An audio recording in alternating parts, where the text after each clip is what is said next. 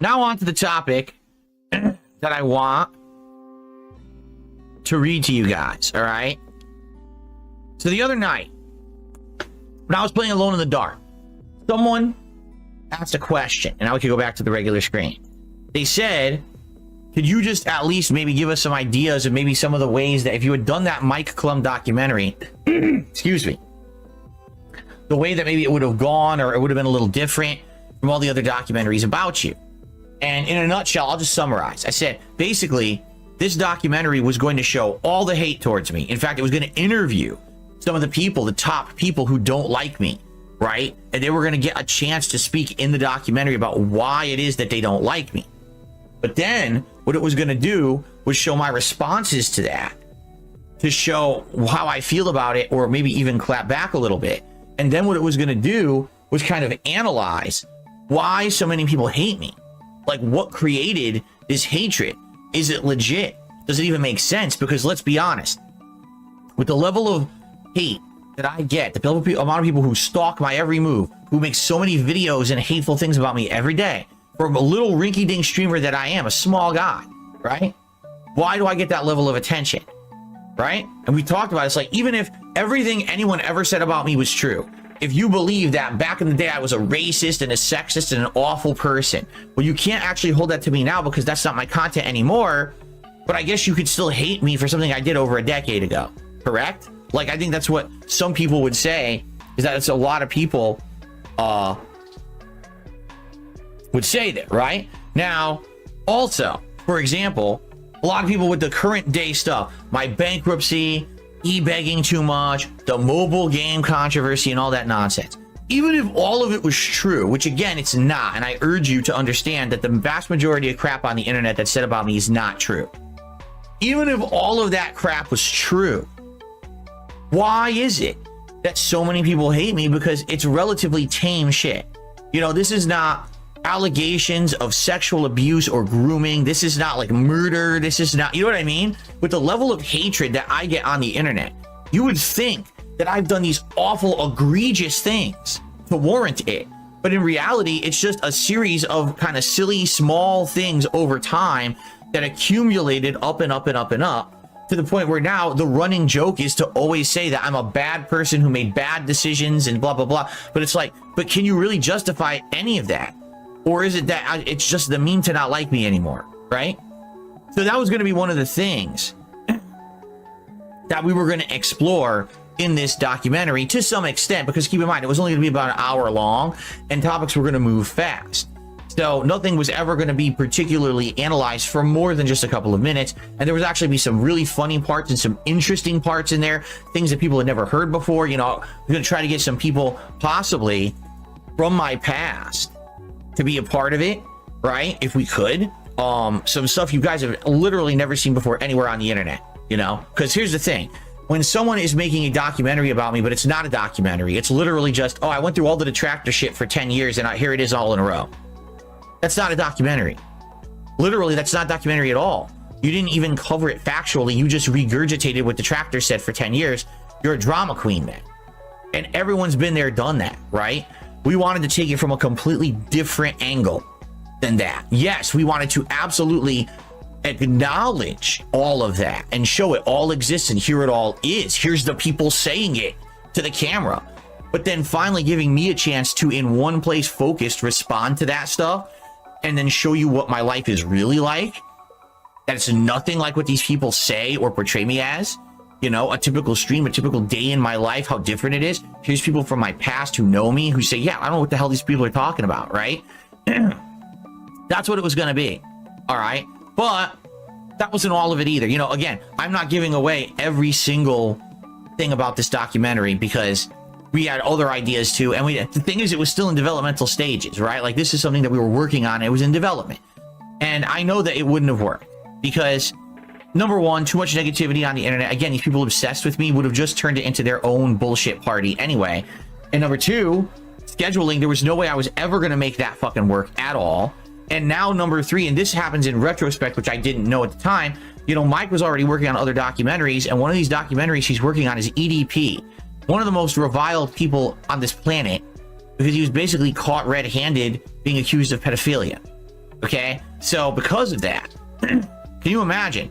Big documentary number 1, Boogie. Big documentary number 2, EDP. The next one, Dark Side Phil. No thanks.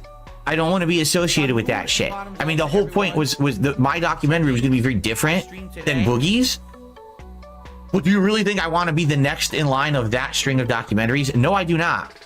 So in retrospect, I think I made the right choice. Okay, I'm not saying that I would never do a documentary. I'm saying that right now it makes no sense. My story continues and is not even ready to be done yet. I feel like my documentary, if I ever do one, should be done further down the line, right? Maybe when it's time to say we're hanging it up, or I'm near the end of my life cycle of doing content, then you make that kind of a documentary. I don't think we're going to do it now. I honestly don't think it would benefit me. I don't think it's going to bring any newcomers to my content at all. Sadly, I think it would be more for everybody else out there. I don't think it's going to help anyone. And as you guys know, you guys outright told me, right?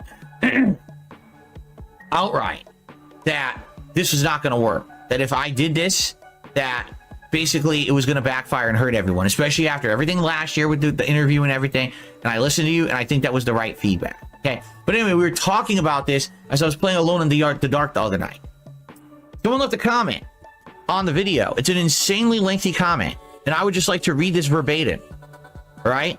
I'm just going to read the comment verbatim, and I'm very curious to hear everyone's thoughts on it. So here's the comment left on my Alone in the Dark video where we were talking about this. Okay? Here it is. The majority of the detractors don't hate you for any real reason. They just monetize their videos. Duty made videos about Wings of Redemption before he ever came to you. And he was bullied out by the other Wings detractors. So he stopped and started making them about you. It's literally just for money for most of these big ones, and YouTube stopped them. If YouTube had stopped them from monetizing this crap, it would go do something else. The majority of the videos are your new content from today, with clips from years and years ago spliced in everywhere to try to create a false narrative. They don't care about anything at this point but making money, and they will fabricate stuff just to keep their money rolling in. Let's continue. The original detractors were actually just a bunch of crazy and obsessed people who were fanboys of Kojima. You kept saying bad stuff about Hideo Kojima while playing Metal Gear Solid, and that made them get really mad. They're all long gone now and probably on heavy medication of some sort at this point. Again, this is a comment on my video. I'm not saying this. This is me reading a comment, okay? It's literally 90% money-based now. They just never really made a career out of it. It would have mostly died out if not for that. Duty and the other spam uploaders make thousands of dollars a month doing this kind of content. More than they ever would have done doing anything else because they're all untalented morons. They treat making content about you like some people upload clips of their family or of the movie Frozen. I don't get that. I guess what they're saying is like obsession. Like, I upload all the content about my family. Oh, I'm the biggest fan of Frozen. Well, I'm the biggest hater of Dark Side Phil. Monetize that shit. I guess that's what he's trying to say. Okay? Let's continue. Most of the detractors are far more racist and sexist and anything else than anything you ever did. It's not valid hate. Now, before I continue, I'm just gonna say something right now. Those people who claim that they hate me because of things that I say and do, the things they say and do are far more vile. You have no idea. Like, no exaggeration, and this is me from my understanding. They call people who are fans of me or supporters of me dense. Okay? Do you know what that means? Do you know where that comes from? They're basically saying that when you were a child, someone dropped you on your head and you have a malformed skull because of it, a dented head, and you have like brain damage. This is a common term they use in their community. They're making fun of brain damaged people, and like, that's fine. That's totally acceptable. Oh, but if Phil says that someone's a mouth drooler because they mash playing a fighting game, that's not acceptable. Correct? But they have a literal term they use in every piece of their content, and that's acceptable, saying people have brain damage. What? No, it's not only hypocritical, it's worse than what I do. Worse. But they're okay doing it because they're making fun of me. Get it? It's not, it's insanely hypocritical. It's 100% fucked up the way that they do it. Yeah, that's true. Oh, this is absolutely true. Dax McGain or Dax again, I don't know how to say your name. They also say people are wheelchairs, meaning they're handicapped. Yes, because we all know that the only people who watch my content must be handicapped. That's why they do it, right? Like, what? And even if they were handicapped, who cares? That's insanely offensive and discriminatory. Who cares? I don't care who you are or where you are in your life. If you're handicapped or not, who cares? You can't watch someone on the internet and like their content? What are you talking about? Do you see how messed up this is? And that's their community. That's how they talk in their community. But that I'm worse somehow. How am I worse than that? That's 10 times worse than what I say. Anyway, let's continue. They just want to pretend that their hate is valid so that it sounds valid.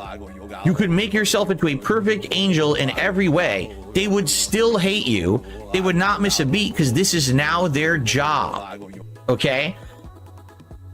As for their viewers, they find it funny to consume this stuff and they have turned it into a daily routine, and the comments are all about money and not being good at games. It's mostly people who are jealous that you make money being a streamer and they can't. Most of the restreamers literally are just failed streamers. They can only get any attention or make any money if they upload your content. They try to make their own content sometimes and they get single-digit views on it.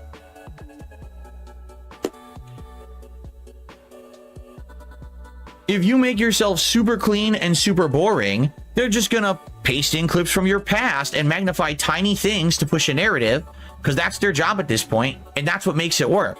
Being super clean and boring is not going to stop them. It will just make your content boring for the people who like you and support it. This is why people say the meme words, because you said something 6 years or so ago, and that's something that's detractors still splice into their videos daily. The thing these guys hate is any possibility of this gravy train that they're on ending. So if they see you do anything that they think might actually improve your public perception, they're going to try to counter it. Okay? If they thought that a documentary would come out that would actually see you in a positive light, and it might change how some people see you on the internet and actually attack the creators of like the detractor stuff, well, they're going to try to get you not to do that and even give you money to try to convince you not to do it. These people are just protecting their careers at this point. They even copyright strike each other and they have their own turf wars, and then they blame you for it because they try to get the competition out of the picture because of their money. They're just a bunch of parasites clawing at each other to try to take money from you. They're like hot dog sellers clamoring around a stadium.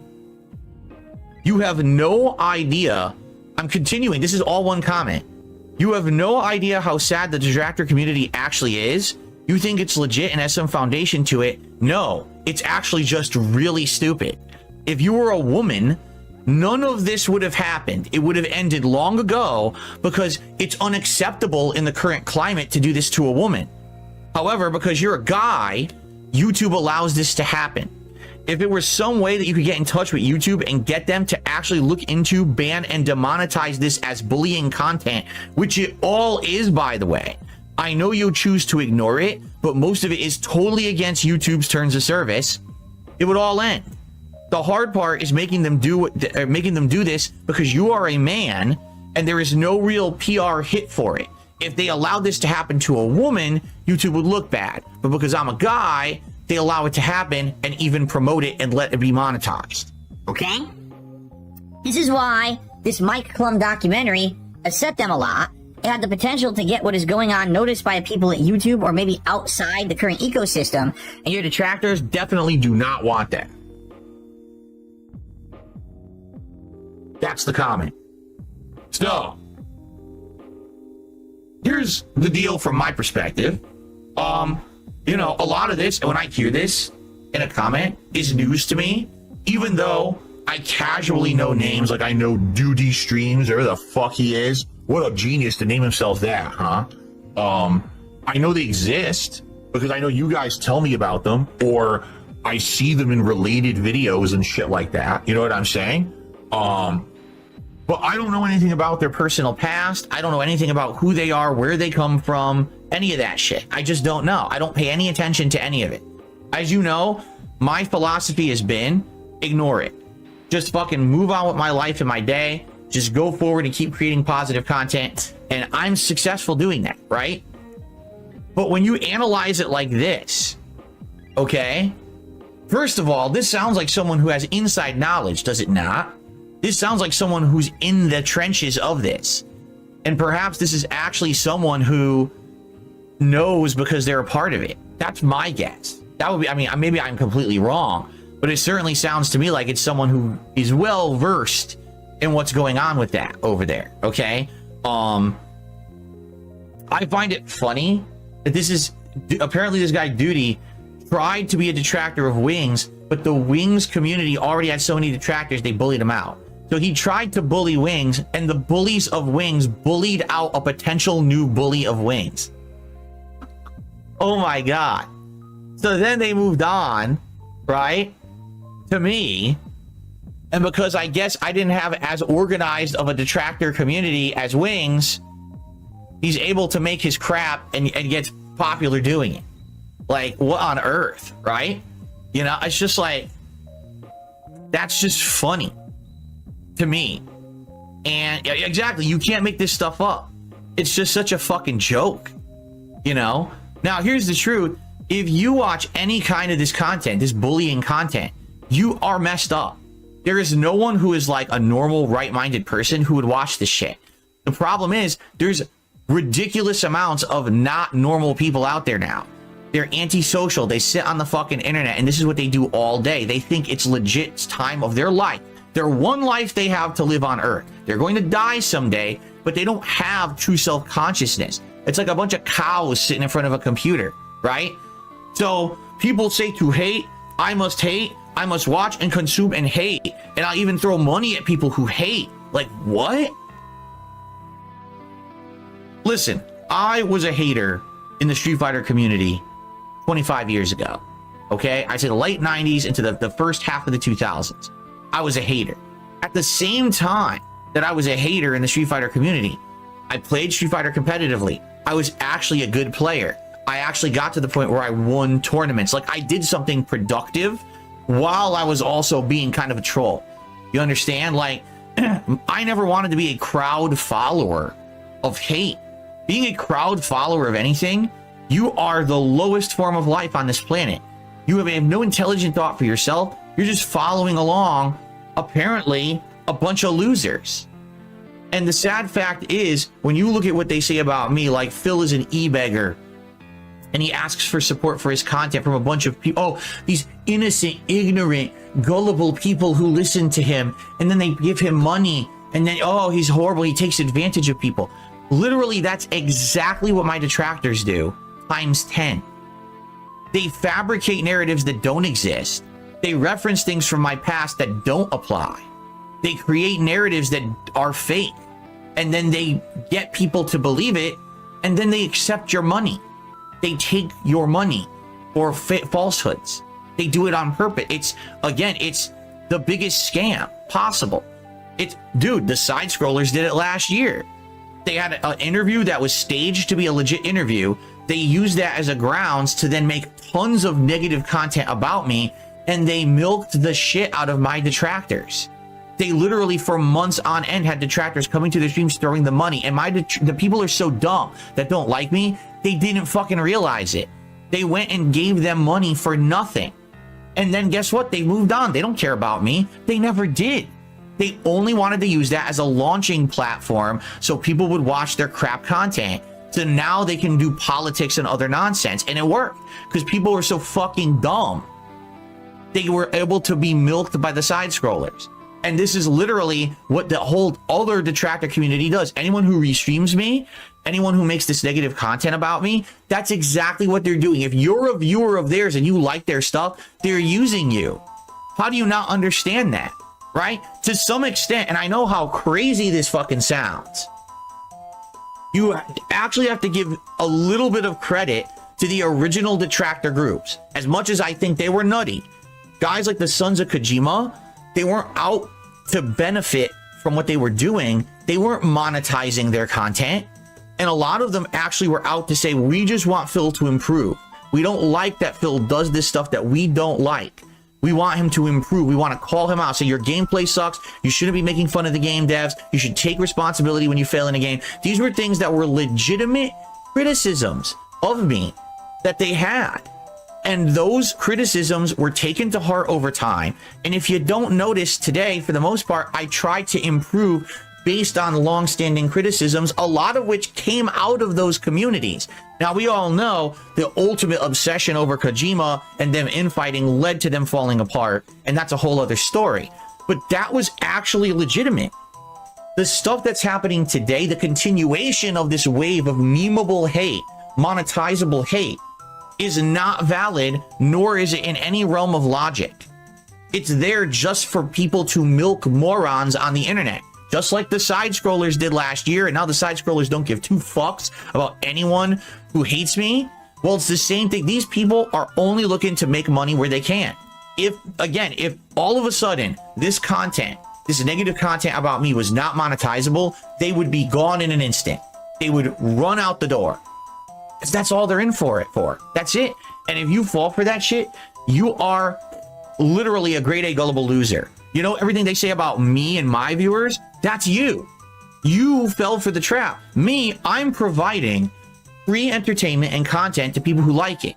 If they then want to support it, they have the option to do so. You understand? But my content is real. My content's not fake. It's not made up. It's not taking things out of reference. It's not creating narratives that don't exist. That's literally what they do on a daily basis just for the money to keep rolling in because people are so fucking stupid. And this is just getting worse and worse. Like, the internet itself is becoming ignorant. We don't care about the truth behind anything. We just want to jump on what's popular, right? What's the new meme today? What's the new thing to run with? I just saw, listen to this. There was a tweet made about a day ago on Twitter, and I didn't even know it existed. And then all of a sudden it showed up in my timeline as I was looking at Fallout stuff. Someone, I don't know who they are, they made a tweet and they were like, so Bethesda undid the lore of Fallout New Vegas for their new show, which, by the way, they didn't. It's obvious the person didn't even watch the fucking show. But they said they undid the lore of Fallout New Vegas for their new show. Yeah, and this is an awful thing they did, but the show's ultra popular. So Bethesda is like the DSP of gaming because they just keep making the worst possible decisions, yet they continue to exist and be successful. Like, this is what this guy tweeted, and his tweet has over 10,000 retweets. Or was it likes? It was either retweets or likes. I'm not shitting you. That was the tweet. And I'm looking at it, I'm like, so this guy is so fucking stupid. He's actually this dumb that he thinks that me, someone who's been around for 16 years, has done nothing but make bad decisions. Now, where did he get that from? From my detractors, from the memes, from the bunk documentaries that come out and say things like 10 years of failure. That's where he gets that. And the internet believes that shit because they're dumb fucks.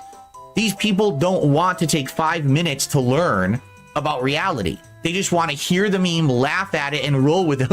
A common consciousness. We all get the meme, right? What's the truth of the meme? What's the funny part of the meme? I don't care. We just laugh. I acknowledge it. DSP is bad, so I laugh now. It's like Barney the dinosaur. That sounds like. I just did a Barney voice. And again, I never have ever said that I was free of faults. You know, I know there's the meme. I did nothing wrong. I did everything correct, right? It's a meme. It's a joke. I'm a flawed human. I make mistakes on a daily basis. I do. Big mistakes.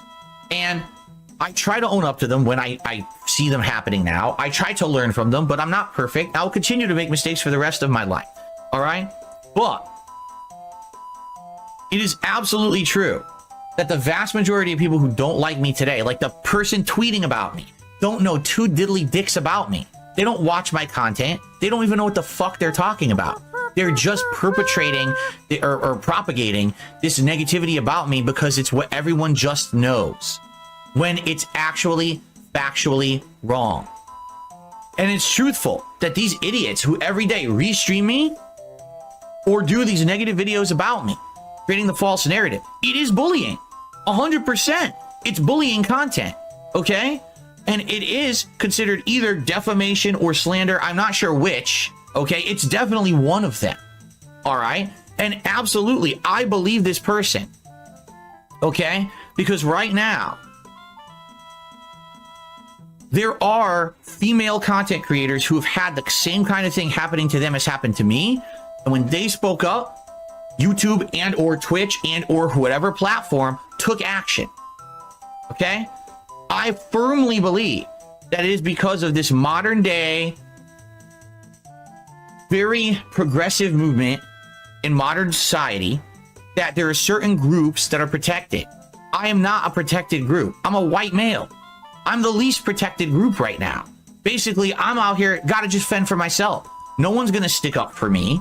No one's gonna say, oh my God, look, there's thousands of fucking awful things being said about Phil, literally invented on a daily basis. Let's shut them down. No one cares. But if I were in one of these groups, then immediately they would take action, right? Because that's the thing. That's the thing in culture right now. You have to be one of these groups, right? And again, I'm not saying that I agree or disagree. What I'm saying, that's just my situation, right? Like right now, if I were to actually go and flag content and say bullying content, YouTube would not give a shit. They would ignore me. Yeah. But if I had a case, you know, that it was discrimination on the case of the gender, race, you know, sexual orientation, if I could say all that, then it would be shut down. But I can't do that because I'm a straight white male. I don't have a case to be in one of these groups that right now everyone feels needs to be protected. So these people can literally sit here on the internet every day bullying me, and I have no recourse besides a lawsuit. Do I think I'm going to be suing anyone with a lawsuit? No. You know what they say here? Again, my philosophy has been just ignore it and move on with my day. Why? Because I've learned in my life, you can't fight fire with fire. Right? You can't. You can't. When everyone attacks each other, everyone dies. Right? There's no winner there. You can't fight fire with fire. It's just not possible. All right? So I just say, I'm not going to fight it. What am I going to do? Sit here and be a litigious asshole on YouTube slapping fucking lawsuits against YouTube channels and shit that benefit from slandering me every day? No. Number one, it's too expensive. Number two, it's too time consuming. Number three, it's not worth it. It's like they say, it's like the Hydra. For every one head you cut off, 10 more come out. Unless YouTube actually becomes a fair place and says, we're really going to enforce our rules instead of selectively enforcing it. Because that's the problem. YouTube has terms of service, but they don't enforce them. They selectively enforce them in cases where it benefits them. So if it makes them look good because they have a protected class who's being harassed and they did the right thing, they'll do it. If it's someone like me who's been harassed for over a decade by literal slander and defamation on a daily basis, bullying, vile things, harassment of myself, my family members, my fans, my moderators, it's all documented and factually proven that it all happened, but YouTube doesn't give a fuck about me right now. And they never will. Unless they change their policy to adhere to everyone equally and actual enforcement across the board. It's just not right. I agree with this person 100%. This should be fair. If someone's going to get the right treatment, everyone gets the right treatment. If you have a bullying policy, fucking enforce the bullying policy now. Not 2 years, 10 years from now, not 3 more generations of content creators down the line. Actually enhance it and do it now. Right? People who sit on their channels all day bullying people should immediately be shut down. And I'm not just talking about my detractors. I'm talking about big fucking YouTubers who do it. People who have entire shows based around drama and gossip and bullying should not exist on YouTube because they break the bullying terms of service. But they do. Why? What's the answer? Will anyone ever hold YouTube accountable? Or let's be honest, it's not just YouTube, it's everywhere. It's all the platforms that allow it. Facebook allows it, Twitch allows it. It shouldn't exist. It should all be gone. It should be wiped off of the fucking site if they actually have a terms of service against it, which they do. But they don't. They don't enforce it. So what are you going to do, right? Again, me, I'm just a guy. All I can do, and I appreciate the comment, and I'm glad that we talked about it a little bit today, and I'm sure this is going to stir up discussion about it, right? Like, wait a minute, why is it that certain people seem to actually get the terms of service to stick up for them and others it's just ignored endlessly? I'm probably the textbook case of someone who's been harassed constantly for a decade, and YouTube does not care. They just allow all of it, and it's destroyed my business, destroyed my popularity, destroyed my reputation. And if you actually look at the content I make today, this is better content than I've ever made before. In comparison, this is better content than a lot of other content creators out there, but they don't have a giant bullying community against them saying they suck. So they actually can get like traction on YouTube. They can get views. They don't get insane downvotes on every piece of content. They don't get people crapping on them constantly. They just get to enjoy having a vibrant community of people who like their content. I'm not allowed to do that, right? It's fucked up. So that's why I am where I am. And I always will be at this level, and that's why I've grown to accept it. Unless I'm going to go stoop to their level, right? Unless I stoop to the level of those that slander me every day, I will not be able to basically get out of where I am. So it's basically, do I become them?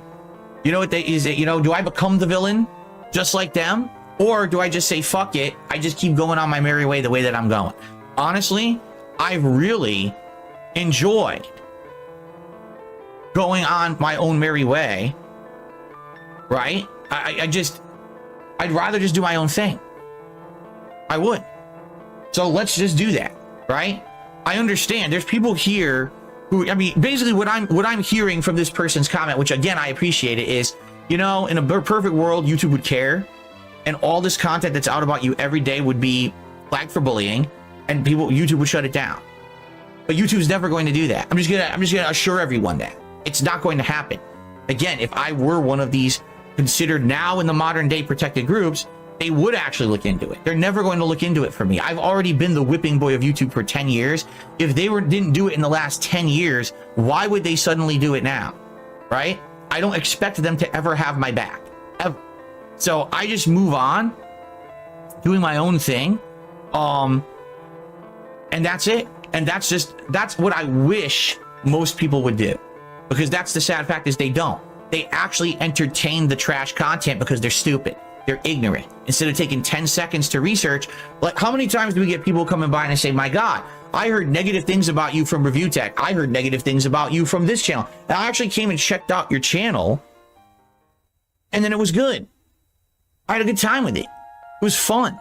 We had a good chill time. We enjoyed the game. We hung out. We had fun conversation. You didn't e-beg all stream. Yeah, you mentioned it a couple times, but you didn't e-beg the whole stream like they claim you do. Well, I don't get it.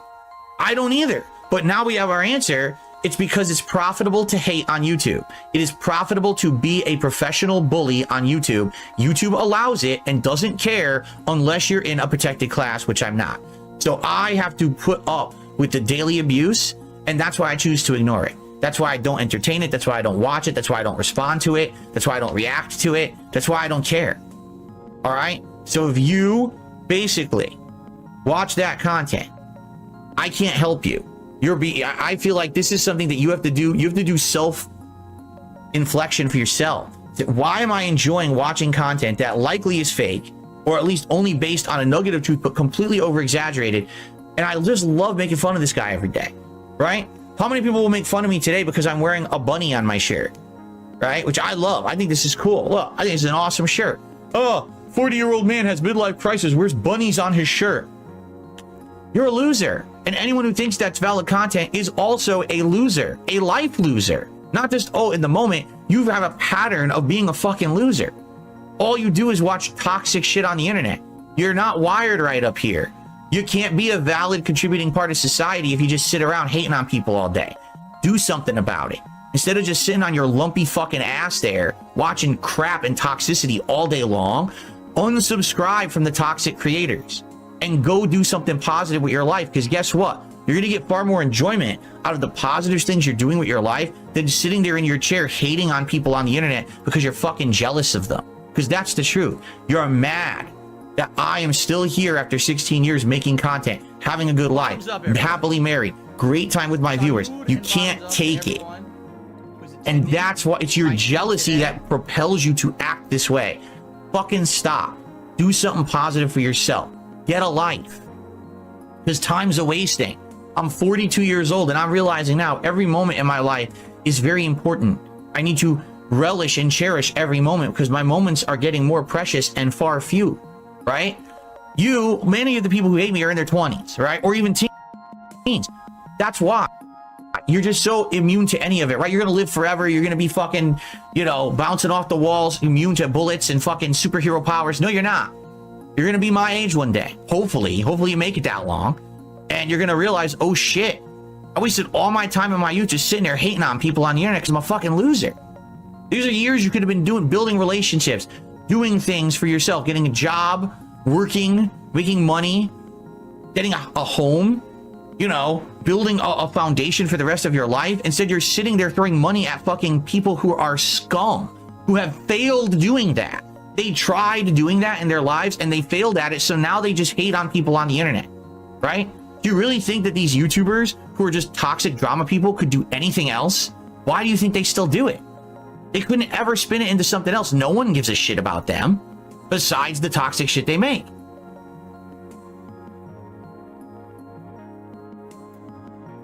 So, if you're someone who watches it, time to look at yourself and move on. Now is a good wake-up call. This comment is eye-opening.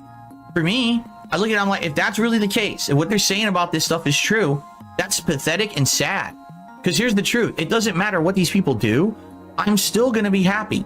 It really doesn't matter whatsoever, right? No matter what they say or do or they make up. I'm going to continue on my way here, making content that's meaningful to me and my audience. And it doesn't matter how much slander they say. If it was going to hurt me, it would have hurt me in the last decade. And yeah, I'm a rinky-dink small guy now, but I still have enough intelligent, positive people around me to understand that it's not true and that people can have fun and have a positive time here on the channel. If anything, it's hilarious because they say I'm such an awful person, yet then I also get criticized because I don't do things like sexual content in the games I play. I skip it. So I'm an awful person, vile, the lowest of the low, but I don't do any adult sexual content. So isn't that kind of contradictory? I don't do the stuff that you could say was over the top and bad in the past, but but again, nothing they say makes any sense. None of their narrative makes sense when you analyze it from an intelligent perspective. It never has. It's all based on a one little thing, extrapolated, exaggerated times million. And that's how they come with their narratives that make money, So anyway, I read the comment, I was like, wow, insightful. Obviously someone who probably has inside information, eye-opening. And, every once in a while, it's good to at least inflect on and talk about it a little bit. But at this point, it's like, for me, as you know, my philosophy is I'm not going to fight fire with fire. I'm not going to go start flagging videos. I'm not going to get a lawyer and start suing people. I'm just going to make my content every day and ignore it all. Again, it's funny because as I was saying this, the only one I brought up was Duty because he was referenced in the comment. As I'm looking at the chat, people are bringing up tons of others. And I'm like, I realize I don't know any of these people. Like the people you're bringing up all this stuff. I'm like, I don't even know who any of these people are at all. I know nothing about it. Right? Like, I don't know. So whatever. I guess there's another generation. I feel like I've been around now 16 years. I've probably had 3 to 4 different generations of haters. Like originally it was the DSP cult leader. Then it was Evil AJ. Then it was the Sons of Kojima. And then This Is How You Don't Play movement. Then it was the Tevin restreamer, right? And now it's like these other YouTubers, Duty streams and all the other shit, right? It's just generation after generation of people with no talent and nothing to add to the planet, yet they're allowed to exist because other people are dumb and throw money at them. Hopefully one day people will wise up. But I can't make people wise up. So I'm just going to stay in my lane and I'm just going to hang out with you guys every day. And that's that. I'm just going to say, move on if you can. If this is the first time you've heard something like this, please move on. I guarantee you, even if you hate me, just move on from hating on me and do something else with your life. You're going to have a better time. I can confirm 100%. And this is from experience. When I was a hater in the Street Fighter community and I took all my time hating on West Coast players and the Cannon brothers who ran SRK and stuff like that, I was miserable. When I stopped being toxic in that community and I focused on being a good player and running tournaments and actually starting to get respect for what I was doing, I had a much better time. And in fact, the only reason I stopped is because I got my back injury. Like, I hurt my back so bad I couldn't travel to play Street Fighter anymore. I was like, shit, it sucks, because if I had been a positive person much earlier in my run was the late 90s to around 2007-ish. If I had been more positive earlier, I probably would have had so many friendships and things. And instead, you know, I got a bunch of rivalries under my belt, but a lot of toxic shit that I did too that I regret. And I know for a fact, like I know for June the King, when his documentary comes out about me, he apparently is going to go very deep into detail about my early days in Street Fighter and how toxic I was. I 1,000,000% fess up to all of that. It's all true. I was a piece of shit in the early Street Fighter community to a lot of people online. Only online. Offline, I was a nice guy, but online, I was a piece of garbage. I know it. And now I look back and I fucking regret that so much. How awful I was to people who didn't deserve it just because I was getting a laugh and other people were laughing at my razzing other people and being a dick to other people. And I look back, I'm like, man, if only I'd been more positive in that time, things could have been so different. You know what I'm saying? And it just sucks that I wasn't. And now I feel like this is going to be a whole generation of people who are doing this on YouTube. And it's not just about me. It's about all these hate communities. Look at the communities against fucking Wings of Redemption and shit, right? Like, these people eventually are going to look at themselves in the mirror and be like, what the fuck did I do in my life? I wasted like 5-10 years of my life on this. And nothing happened for me. It benefited others who were basically people taking advantage of me because I'm stupid. But it didn't benefit. Phil's still here doing what he does, right?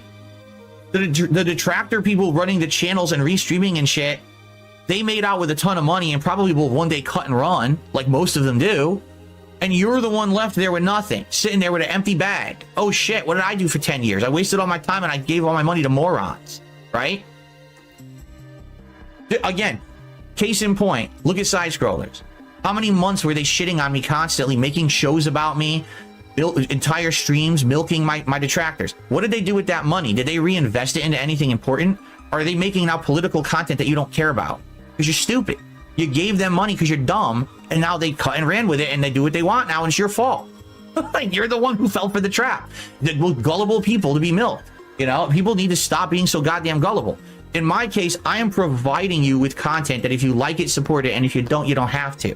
I'm not creating a community of hate around someone that's a flash in the pan now because it's popular, and then I'll move on later.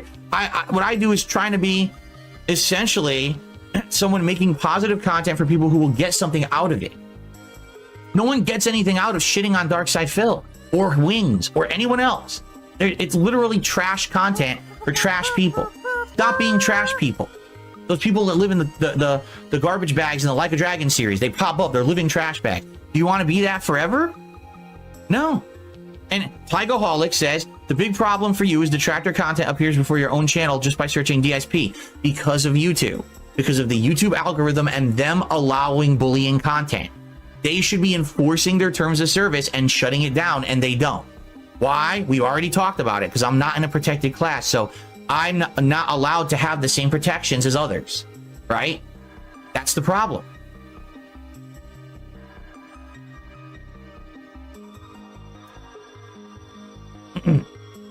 All right. I've said my piece. We got it out of the way. We just discussed it. As I said, I know discussion will probably pop up all over the internet now about this because I brought it up. But that's all I have to say about it. All right? I'm just going to move on now, and I'm just going to make my content and be positive and say whatever. And you know, a million other fucking negative things. That's the thing. It doesn't matter. It's just like this person says. It doesn't matter what I do today. It doesn't matter if my gameplay is good or bad. It doesn't matter if I'm good or bad. It doesn't matter what happens in any of my content. They will literally still say the negative thing no matter what. It will never end. It will always be endless amounts of negative content because it benefits them. If it stopped benefiting them, if YouTube overnight said no more bullying content monetization, anything that's considered like bullying will not be monetized. These people would vanish from the internet tomorrow because these are not the sons of Kojima.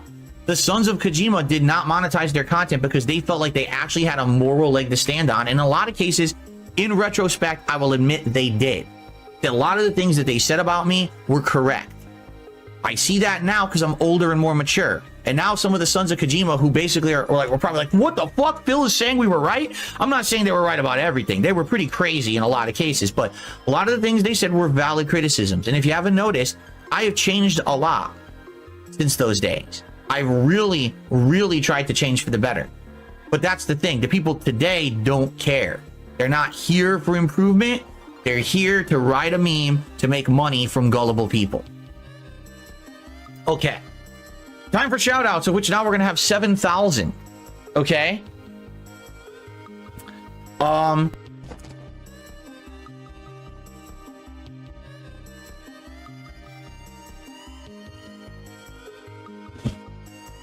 DSP tries it. What's up, everyone? Darkside Phil here, and welcome to another edition of DSP Tries It, the series where I try out different products, food items, all kinds of stuff. The sky's the limit. And today what I'd like to do, this is one that I've wanted to do for a couple weeks now, but I wanted to give it sufficient time to give a fair assessment of how I felt that this product is. And if you don't know what this is, it means you probably missed the video, the special unboxing video that I did a couple weeks back. It was called Custom LaserMods Controller Unboxing. And so let me explain how this came about, okay? There's this company called lasermods.com, and obviously I will put a link in the description of this video so everyone can check this out. But this is a company that makes custom-made, pimped out gamepads. Now, they don't only just do Xbox 360, they also do PS3, just so you know. So you can get it for this the popular hardcore system of your choice. And they contacted me and said, hey, Phil, you know, this is what we do. Would you possibly like us to make you a custom controller, you know, free of charge? And we'll talk a little bit about the designs or whatever. And then you can show it off in your videos. And I said, absolutely. And I'll even do you one better, because I actually do have a series where I try out new products that I've never tried before. And I'd like to give your, you know, gamepad a fair review once I get it and let everyone know what I think about it. So about 2 to 3 weeks ago, I got this in the mail, and I promptly started doing playthroughs with it, okay? I actually did all of my Never Dead playthrough. I did several hours of another playthrough. And the bottom line was I wanted to wait and see how long the batteries lasted, because one of my concerns was, look at all these lights and things that they put on here, and we'll go through them together. But look at all the things that are on here. You would think that maybe this would be a major draw on the battery life, okay? And so what I wanted to do was use this controller for several weeks until I saw when the batteries died, and then I would review it and give everyone the honest opinion, okay? So we'll talk a little bit about that as we get into it. So first of all,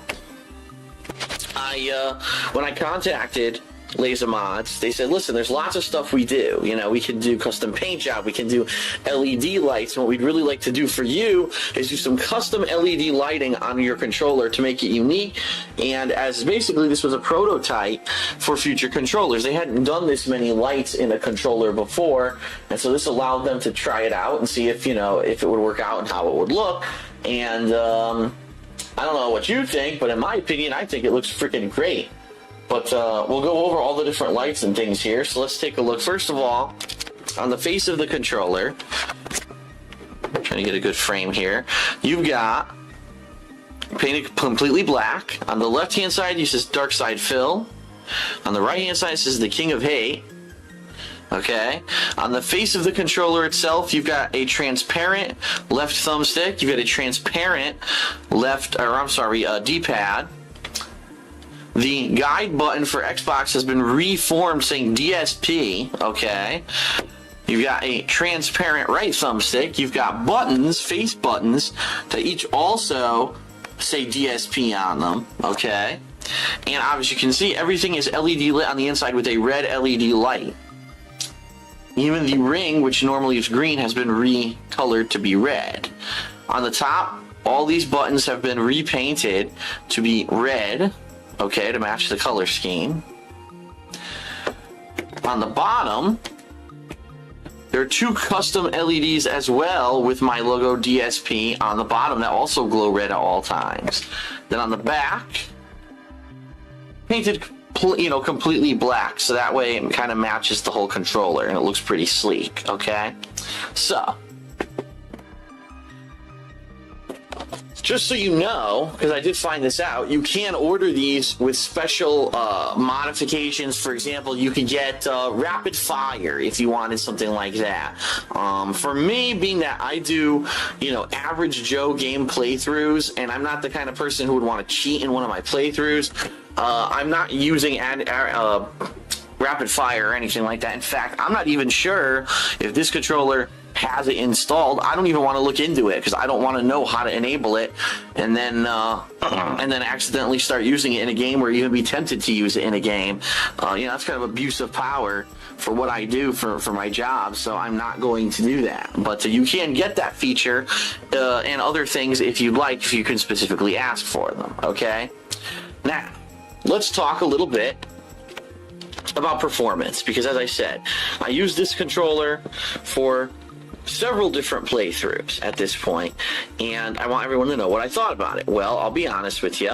Every single button reacted just like a normal button. I had no problems with any of the buttons on here, even though they are custom-made buttons. Nothing stuck, for example. Nothing was non-reactive or non-responsive or anything like that, okay? One thing that I did like about the controller is that, I'll show you something. Watch this. This is a pretty cool feature. So it's off right now, okay? If you just tap the button, the lights go on and off very quickly. Saw that? So if you just want to show your friend the controller and say, hey, look, take a quick look. Look at this. You can show them that it lights up. You don't have to turn it on and then risk of accidentally turning on your Xbox by holding that down. But obviously, yeah, once you sync it with your Xbox and you hold the button down, it will eventually sync to your Xbox, as you saw happened right there, okay? Another thing that I was thinking was that possibly when I was playing, that these lights would bug me, that they'd be distracting, or that they'd be, shining in my face.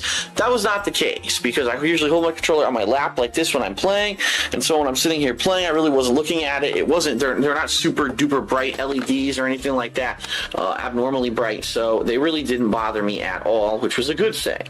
It didn't affect my gameplay in the least, at least I don't feel it did. Battery life on this guy surprisingly does not seem to be affected by the LEDs that are installed. And here's what I mean. Like I said, I played all of Never Dead. I played probably half, if not more than a couple different sessions of co-op with this. I've played over 10 to 12 hours of gameplay at the least on 2 standard AA batteries in this guy, and he's still going strong. The Xbox Live, or Xbox dashboard is not telling me that it's low on battery life. So from what I can see and tell, the LED lights have not whatsoever affected the controller, and so the controller's battery life is not affected by it, and that is a definite plus, especially in this economy. You don't have to keep running out and buying batteries or having to constantly recharge your batteries over and over. You don't seem to have to do that with the Laser Mods custom jobs, okay? Now, there are 2 things that I do want to mention. One is, when I did receive my controller, there was a little bit of paint left over, like residue left over in the well here of this thumbstick. And so when I was playing Never Did, what I noticed is when my thumbstick was at the very extremes of the circle here, sometimes it would feel a little bit on the rough side. But now that I've played for several hours, that paint has finally wore off, and now it's completely smooth. There's no difference between this and the thumbstick on a normal Xbox 360 controller, okay? The other thing, and this is completely my fault, and therefore, I don't want anyone to take it like a negative about Laser Mods controllers, so it's definitely not.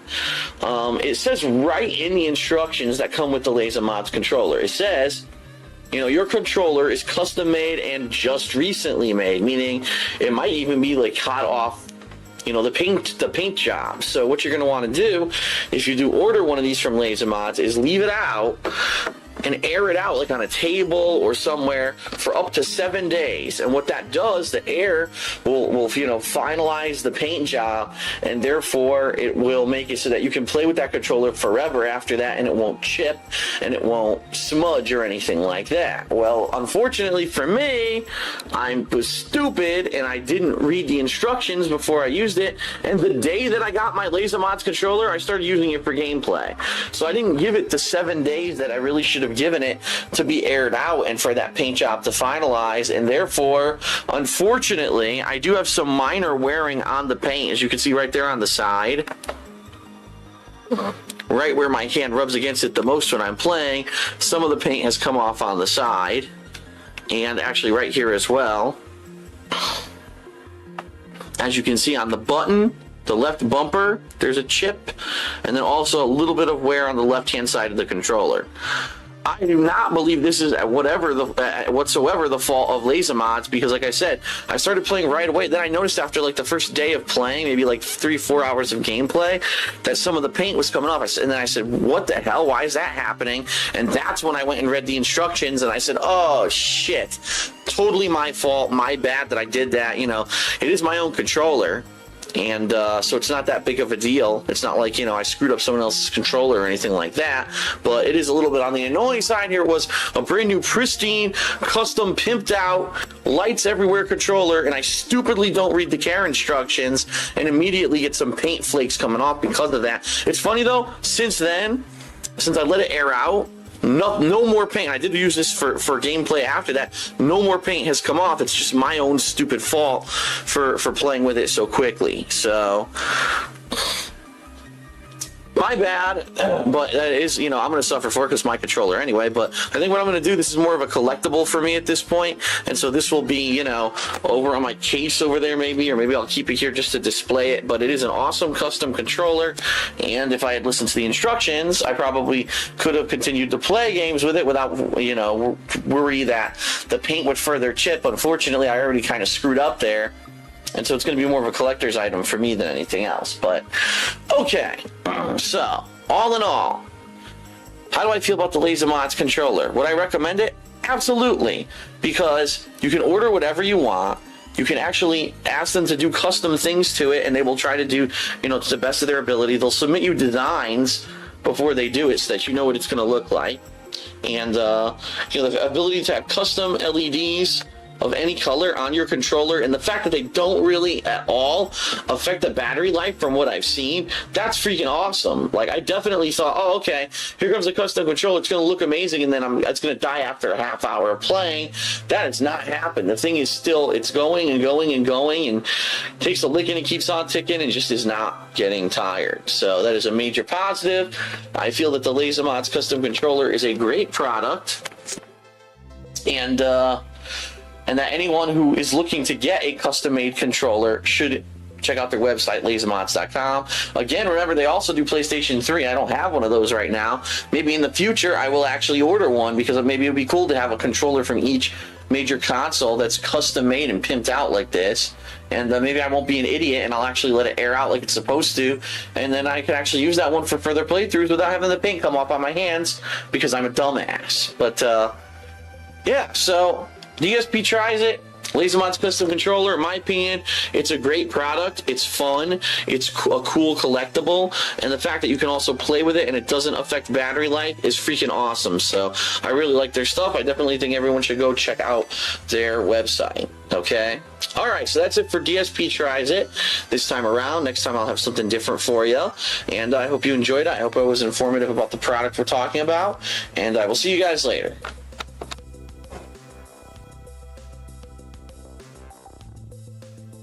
DSP Tries It.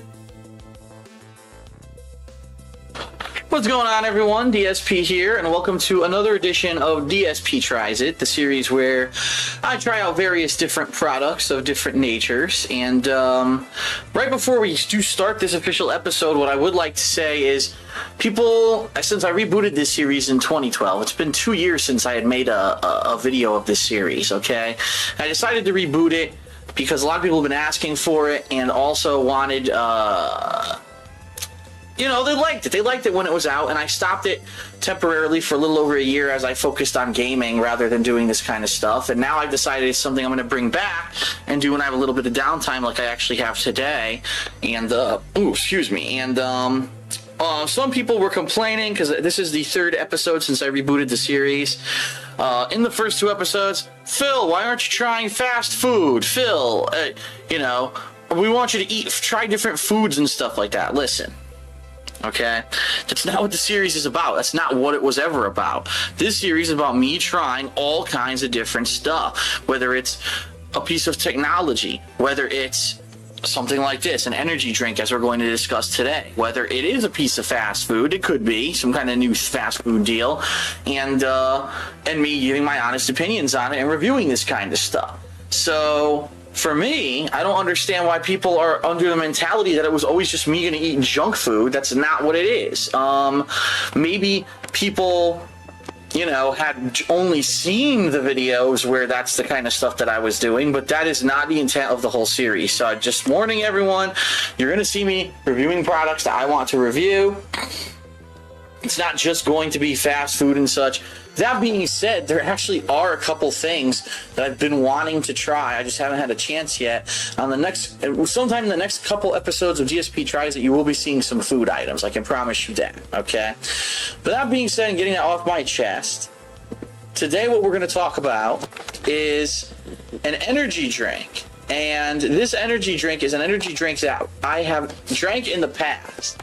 But until very recently, I could not find a place to buy it for a reasonable price, and let me explain. So, obviously the name of the energy drink is Jolt. Now, it used to be called Jolt Cola, but they changed their name to just Jolt because they're not just cola anymore. Now they actually have 4 different flavors, okay? And I first had this several years ago when I was out of state for a Street Fighter tournament, and we had stopped on the highway, and at this rest stop they had it, and actually the cans that they had at the highway weren't these 16-ounce style cans. They were actually gigantic, like seriously, like this big, giant canisters, almost like a bullet with a twist top. A metallic twist top, and it looked really neat. It looked unique, and I was like, wow, that looks really cool, let me try it. And I loved it, and I said, wow, this is really, really good. And then for years I never saw this drink in Connecticut. I swear to this day I cannot find Jolt energy drink anywhere in Connecticut. No stores seem to have it in stock ever. No one carries it. But then here's a funny story, because what I used to do, I used to actually be drinking Ball's energy drink, as you've seen in many of my game playthroughs. And I used to do that for extended playthroughs. That would be what I would drink. And then all of a sudden, the website that I usually buy the Balls from was out of stock. I said, oh, fuck, what am I going to do? Because I actually only had a couple cans left, and I knew there were some pretty lengthy playthroughs coming up pretty soon. And I went online, and all of a sudden, I found this website that had Jolt Cola, and as long as you bought a bunch of them, you could actually get a discounted rate on shipping that was pretty reasonable. So I ended up actually buying 1 case of every flavor of Jolt Cola. And what I'd like to do is explain to everyone the difference between them, which ones I think are the best out of all of them, and then I'll rate them on a scale of probably 1 to 5, I would say. So anyway, starting off, this is the first one here is the classic Jolt Cola, meaning it's power cola, and it's meant to taste like a cola, like Pepsi, Coke, RC Cola, those kinds of drinks. It's that classic cola flavor. Now, what I'd like to show you on these is some of the nutritional facts, if I can get this to focus, which isn't working too well right now, and plus it's metallic, so that's probably poorly planned. But anyway, just so everyone knows, it's roughly 100 calories per serving of these drinks, and each 16-ounce can is 2 servings considered. So you figure 200 calories in a can for a energy drink, okay? And each can, just like most energy drinks, there you go, 170% of your daily vitamin B2. I'm sorry, B6. That's what it is, B6. And what that is, vitamin B6, what it allows you to do is any food that you eat or any sugar or energy that you absorb during the day, vitamin B6 allows your body to process it more efficiently. So it's not like you're getting the energy out of this drink. What technically you're doing is you're allowing your body to get extra energy from the stuff that's already inside of it to more efficiently process things that are already in your body. And then, of course, it is jam-packed full of sugar. It has, let's see here, 26 grams of sugar per serving. So, you know, you're talking 50 grams of sugar in this can. So obviously you are giving your body an additional sugar energy as well, okay? And it's got a massive amount of caffeine. How much? I'm not really sure. And the reason I say that, and this kind of annoys me, none of these drinks seem to be required by law to list the amount of caffeine that they put in them, which I think is kind of weird. But anyway, so that's the classic cola. And let me tell you, it tastes good. The reason that I really like Jolt Cola, and keep in mind, this really is DSP tries it, because until I just received these a couple weeks ago, I had never tried the Orange Burst before, okay? I'd only had Power Cola and Wired Grape, and once I had the Blue Bolt. I'd never even tried the Orange Burst, but the Power Cola tastes like soda, like regular cola soda. If I really wanted to pick a cola that it's probably tastes closest to, I'd say RC Cola. It's definitely tastes different than Coke, and it kind of is sweet like Pepsi, but I think RC Cola is the closest cola that Jolt Cola tastes like. And let me tell you something. Out of all the energy drinks that I've drank in my life, and I've tried Red Bull, I've tried NOS, I've tried, what's that other one that's super popular? It's got like claw marks on it or whatever. Fuck, I can't believe I can't remember the name of it right now because it's so popular. It's the one you see everywhere. Well, that one I've had Balls. I've probably had like 10 different kinds of energy drinks. Jolt Cola, in my opinion, is the best tasting. And the reason I say that, it almost completely tastes like regular soda. You almost don't get any of that weird little bit of taste with the taurine and the guarana and all that stuff that's in it. You don't necessarily taste it that much. It tastes more like you're drinking a regular soda.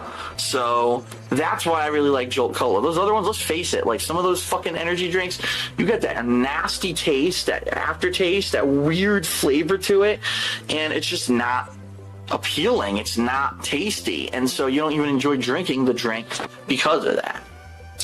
But that's not the case with Jolt Cola. Okay, so you got Power Cola, like I said, tastes kind of like RC Cola. You've got Blue Bolt. Now, Blue Bolt tastes, I want to say it kind of tastes like a blue raspberry drink. It's maybe a little bit sweeter than a standard blue raspberry drink, okay?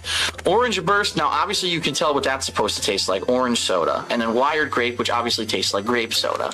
So what's my opinion out of having all of these now? My opinion is, I think my favorite one out of all of them is probably the grape. Okay, it tastes almost exactly like regular grape soda. It really does. You get a little bit of that flavor, a little bit of that, okay, there's some guarana or whatever it is, the taurine, whatever that is, but for the most part it tastes like you're drinking real grape soda. My second favorite is Power Cola, okay, because it tastes like regular RC Cola.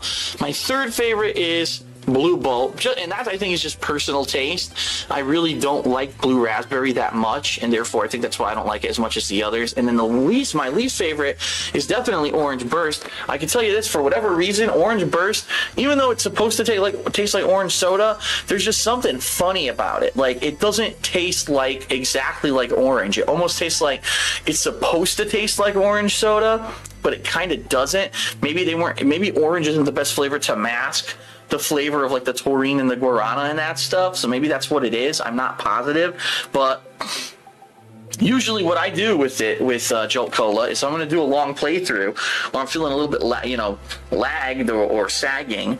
I will grab one of these and drink it over the course of, say, maybe an hour and a half, and then I get a huge burst of energy, and usually I'm good for the rest of the day. I've never really drank more than one of these in one day. One is usually enough to get me through anywhere from 3 to 6, some days even 8 hours of gaming. So they are very potent, and I don't recommend that anyone chug down 2 or 3 of these in one day. I think that would be way too much. So okay, by the way, one more thing people did comment on in the first 2 videos. They were saying, Phil, DSP Tries It is supposed to be you trying the stuff live, and you didn't try the stuff live. Well, it would be kind of hard for me to try a gaming controller live since you're trying to test things like battery life, so that was kind of a silly comment on that one. In this case, here's the thing. I did try this one for the first time very, very recently. Now, the reason that I'm not going to try these live is obviously I've already tasted them all, but this is something that if I had rebooted DSP Tries It earlier, I would have tried these live. You know what I mean? Like when these first arrived, I would have said, oh, okay, let's try Power Cola, let's try Blue Bolt. But I actually didn't reboot DSP Tries It until after I'd already tried all these. So in the future, if there are products that I have not ever tried before, including food products and stuff like that, that people are dying for me to do in this series, I will be doing it live in the video. But in this case, it would be kind of silly. No, I'm not going to sit here and drink 4 fucking energy drinks. Plus, I've already tasted them all anyway, so I know what they're all like. So on a scale of 1 to 5, I'd probably give Wired Grape a 5. Now, keep in mind, I'm not saying that's the perfect energy drink, but just for a product of an energy drink, I think it tastes great. I think it does exactly what it's intended to do. And I think it's the best energy drink. If I could choose any energy drink on the market, it would probably be the Wired Grape, would be what I would buy. The Power Cola, I'd probably give a 4. It does have a little bit of the aftertaste to it. But it's still really good, and it still gives you a really good boost. Blue Bolt, I would also give a 4. I'd say they're probably about, you know, again, I said, even though I rated this one lower than this one in my personal rankings, it's because I don't like Blue Raspberry that much. But it does taste like Blue Raspberry, and I think if you like Blue Raspberry, you'd really like this particular one. Orange Burst, I'm going to give it a 2. And 2 out of 5, you might say, oh man, but that's just for me, for whatever reason, there's something funny about it. It just doesn't taste like orange soda. It tastes like almost imitation orange soda. So it's still good. Still energy-wise, you're going to get all the energy you want, but the flavor, in my opinion, isn't that great. So the best one is Wired Grape. Power Cola and Blue Bolt are great, but not the best in my opinion. Orange Burst is kind of blah for me. It's not horrible. You're not throwing up like some of these. I tell you, Red Bull's probably the worst fucking tasting one out of all of them. I don't know how people could drink that shit. I think the only reason people do is because it was the first one that really hit the mainstream and became like popular with the common person. And then after that, all these other companies jumped on the bandwagon. But Red Bull fucking tastes like shit. I'd probably give it like a 0.5. So, alright, so that's it for Jolt Energy Drink, Jolt Cola, whatever you want to call it. I have not found a way to even buy this online direct from Jolt. I don't think they do. I think they rely on distributors. I actually found these on a website that sells, of all things, PC parts. So I guess they were assuming for people who build PCs and are hardcore into PC gaming, they would love this kind of energy drink, and that's where I bought these. I really don't have a good place that I can recommend to people to buy them. If anyone knows, that would be great if you could comment in the comments of the video and say, hey, I know where to buy Jolt. Go here, and it's reasonable price for shipping and for the drinks. Just to let you know some perspective of what I paid for these. A case of 24 16-ounce cans costs $30. So you're talking maybe about $1.25 a can, which is pretty damn good considering a lot of the times when you go to these vending machines to buy these things, they try to charge you $2 to $3 for a can. You're like, get me the fuck out of here. It's a soda. I'm going to pay $3 for soda. What are you, stupid? So, all right. So anyway, that's it for DSP Tries It for Jolt Energy Drink. I hope you learn something about this product, and hopefully some people will try it out. I really like it, especially the grape, and my favorites are the grape and the Power Cola, and I hope people will try it out and let me know what you think. So thanks a lot, and I'll see you next time for DSP Tries It.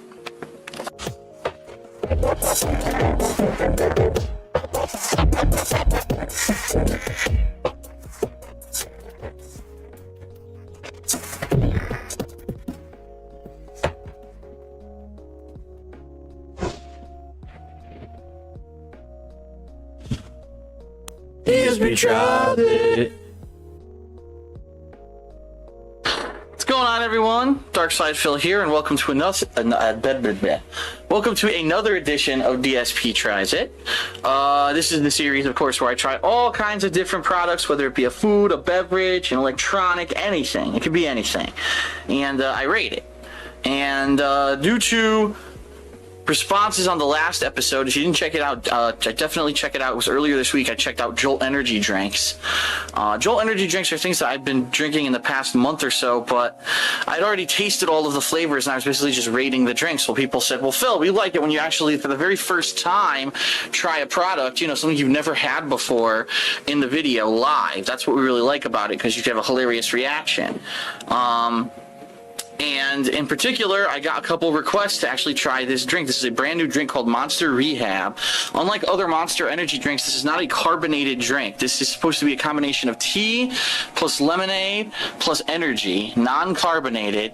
And I guess the whole reasoning behind it is like if you were out last night and you're partying all night, or you were out, maybe doing a 24-hour gaming session trying to beat Mass Effect 3 or whatever it could have been, a wild sex romp, and you need to recharge your batteries, this is what you would try to drink. At least that's how they're marketing it, from what I'm to understand. So I'm a little beat, and I need to get some energy up, since there's only 5% juice in this thing, which is pretty funny. So just taking a quick look before we even drink it. It does say, as typical for energy drinks, has a bunch of different B vitamins, 100% of your daily value of those vitamins, and it's pretty much the usual. Taurine, ginseng, the things that you usually see. Now this has a unique rehab energy blend, it says right there, which they don't explain what that is, but that's supposed to be like their secret ingredients of what supposedly this uses to rejuvenate you. So, alright, so all black top, by the way, which is different from the usual Monster drinks. So let's open this guy up. See exactly what it tastes like. We got that nice carbonated steam coming out of it, which is nice. So let's see. Doesn't smell like anything. It kind of smells like maybe a hint of tea, but not really. All right, so let's get a taste.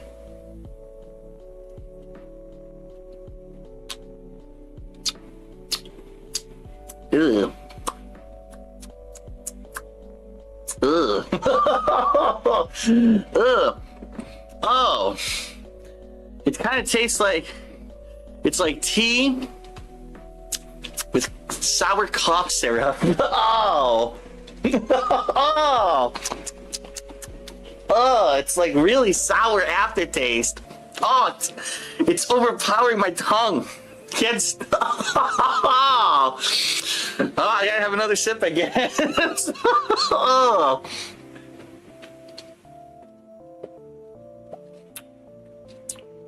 Oh.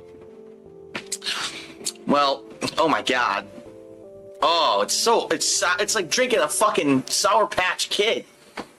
It's so sour. I didn't expect that at all. I thought it would be like tea. It's sour as fuck. Oh. Oh, and it gets worse. It's like, as time passes, it gets worse. Oh. Oh my God. All right, so it's supposed to be tea and lemonade, but when you actually look at the label and you read the ingredients, there's like very little to no lemonade in it. It says, I guess essentially there is some lemon juice from concentrate there. But, oh, it doesn't taste like lemonade, that's for sure. It tastes like a sour tea. It's weird. That is so weird. I'm gonna have to have another sip.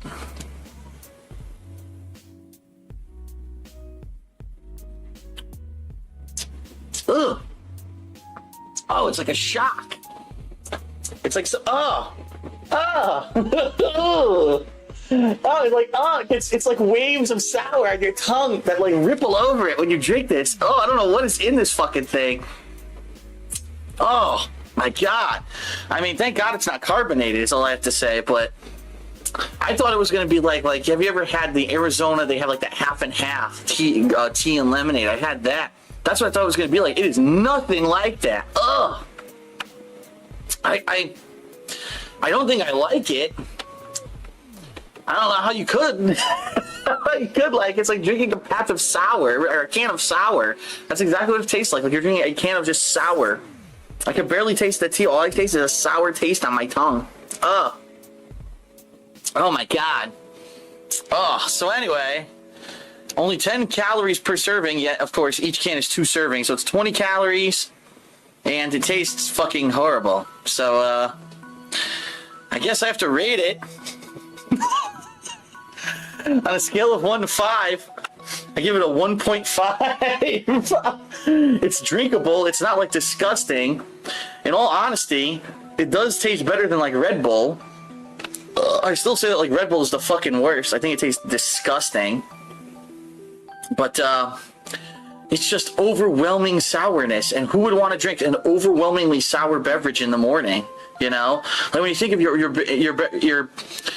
beverages in the morning: coffee, which is bitter; orange juice, which is sweet; grapefruit juice, which is kind of a combination of sweet and bitter. Who would want something that's fucking so sour? I just don't understand what they were thinking, but I guess they thought it tastes like lemonade when really it doesn't taste like lemonade at all. It's awful. Ugh. Okay. So that's it for another episode of DSP Tries It. I hope you enjoyed my pain and suffering. I think I should have another sip.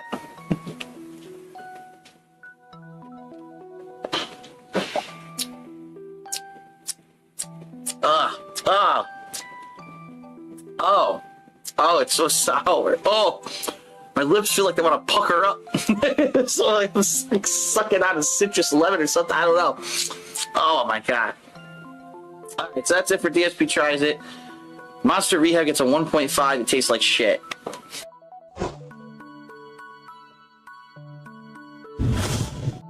DSP Tries It. What's going on, everyone? DSP here, and welcome to another edition of DSP Tries It, the first one in quite a while. I've been waiting to get a couple things that I think were unique that I was interested in trying out and let you know, if they're any good or not. And I finally got a couple things, so let's talk a little bit. Basically, what we have today is called the Extensor Hand Exerciser, extending the life of your hands. And how I came across this is, as you know, I really like the website thinkgeek.com. I get a lot of stuff off of that website, and this is actually advertised on the website as a hand exerciser for gamers. And being that I am a full-time gamer, all I do really much, is play games when you think about it. My hands, being I'm 30 years old, are starting to actually get a little bit sore, get a little bit tense or tight, and I said, you know what, I need to start doing exercises with my hands because I need my hands. They're my most valuable asset. I type with them. I do things on the computer constantly with them. I'm always playing games. I need them to work. And so, like I said, they advertise this on the website as a hand exerciser. So I got it, and I'm going to try it out today, and I'm going to let you know what I think about it. So let's take a look. So first of all, here it is explaining it. This is the one common threat affecting all people regardless of age, gender, job, hobby, or athletic skill is the necessity to grip and squeeze with varying degrees of force for almost every activity. Stretching your fingers open while under tension simultaneously and passively stretches the muscles and tendons in your palms and wrists, and it's the most effective way people who work hard with their hands can maintain healthy, strong hands and fingers for life. And there actually is a video series on how to use this, but I'm actually going to kind of demonstrate because I have read the instructions on how to use it, and I'm going to let you know what I think. So just to show you what it comes with, first of all, this is the actual base unit, the hand exerciser itself, and it's got some padding on the inside. What you do is you insert your hand like so, and then you strap it onto your hand, and you put your fingers in. Your thumb would go into one of the blue side stretchies, and these, okay, are for your standard fingers in your hand, okay. Those actually are these, and there's a bunch of extra ones that you can see. It comes with plenty of extras of various sizes, because I think they understand that not everyone's fingers are the same size. So for me, I took 3 bigger ones for my bigger fingers, and then for my pinky finger, I used this little one.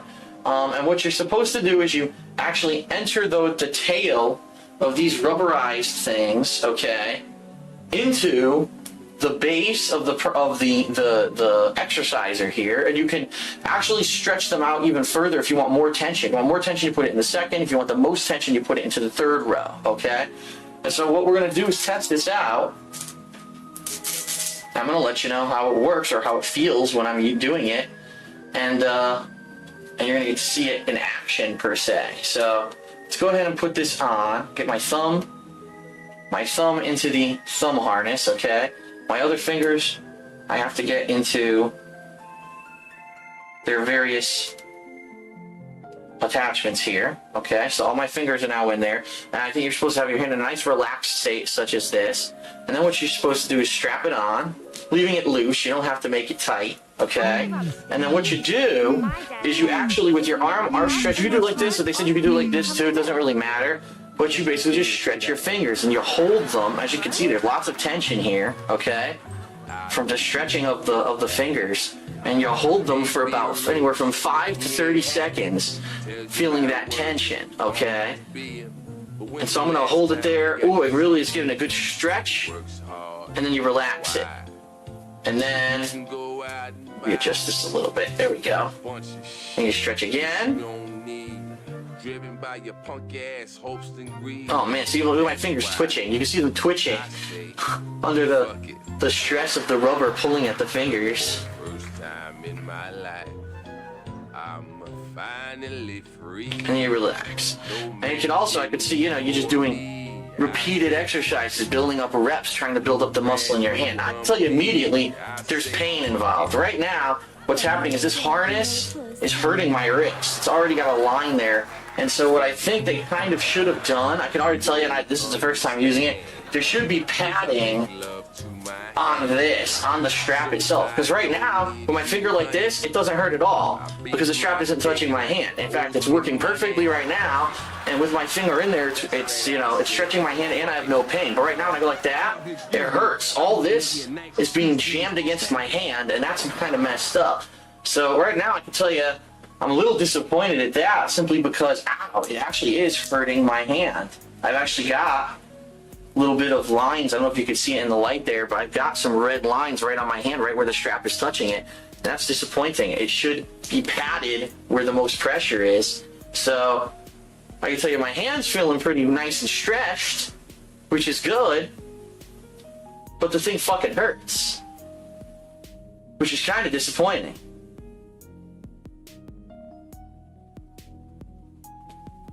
Actually, depending on where I position my hand, it hurts a little less when I hold it like this. Or maybe that's because of gravity. Maybe because gravity is pulling it or holding it in a different direction. So maybe if you hold it like this, you get a little bit more out of it. But pretty interesting. So now, I'll get one more good stretch. There we go. Now take it off. And I'm assuming you should probably do this, you know, a couple times a week, maybe once a day, to get your fingers stretched out and exercised. Oh yeah, look at that. Look at the redness right there on my hand. Big red line on my hand from doing that. So, one thing I can tell you, my number one complaint, the padding here at the top of the hand is fine, but there should be some padding on the strap as well. The strap is a very hard nylon material, and it actually ended up leaving a mark right there on my hand. So if you are to use this product, which I am going to try to use it, I would definitely recommend adding some padding, which I'm probably going to try to. What I'll do is try to wrap the strap maybe in some gauze or something soft so that it doesn't dig into the side of my hand. But the product seems like it would be pretty interesting, and actually my hand feels nice and stretched out right now. It actually feels kind of loose, which I like. It's actually my right hand that's starting to get a little bit more tense in my older age here, doing the kind of stuff that I do all day. And so I'm actually going to be using this more for my right hand than my left, but I want to use my left, but I thought it would be better for the camera, you know, show that than this would be maybe too close to the camera. But anyway, if you're interested in the product, the website is www.theextensor.com, or, like I said, I got it at thinkgeek.com. So overall, what do I think about it? Visually appealing? No. But it doesn't need to be visually appealing. It's for a purpose, you know what I mean? I think that it definitely, after just using it once now, my hand does feel nice and stretched out. I think if I use that a couple times a week, it would definitely help me, especially with the fact that I'm gaming so much. I definitely like the fact that they give you so many extra rubber things. Look at that. There's like 1, 2, 3, 4, 5, 6, 7, 8 extra rubber things. So basically, you can go through 3 sets of these things where they're going to wear out, and you're still going to have enough rubber things, you know, to keep using the product, which is good. You don't have to worry about, the thing's broke, or you know, it's wearing out, because you're going to get 3 sets of them. However, I have to complain about that strap. It actually hurt my hand. I have a big mark on my hand from it, and so I think it should have been better designed. So, as you know, with DSP tries to actually review it on a 1 to 5 scale, I'm going to give this hand exerciser a 2.5 out of 5, simply because it seems like it'll get the job done, but you shouldn't have to put yourself through pain because of a poor design of a product in order to get that job done. And with just adding a little bit of padding to the strap, maybe not making it this hard nylon, making it a softer material, I think that would have solved the problem. And basically, they didn't test it on enough hand sizes. I would guarantee you they probably tested it on someone of a different hand size, where it didn't rub against the hand there. They should have tested it on more people with different hand types to see if that was going to happen or not. So I rate the Extensor Hand Exerciser a 2.5 out of 5. It's an interesting product, but I think it's too new of a product. It's the first time I've ever heard of it. So it's probably so new that, you know, they haven't had a time to extensively test. I guarantee you within a year, they'll probably have a newer model where it doesn't really hurt your wrist like that. So, all right, that's it for DSP Tries It. I know it's been a weird and unique one because you probably weren't expecting to see this, but I got some other things from ThinkGeek as well. Ooh, that I'm actually planning to do videos on over, you know, the next couple of times when I have some downtime or when I unexpectedly finish stuff early, as is what happened today. I was playing a game and the game ended up being shorter than I expected it would be. So be sure to come back and check those out. There are going to be some unique things, some food, some snacks, some drinks, all kinds of the stuff that you like to see me try. So stay tuned.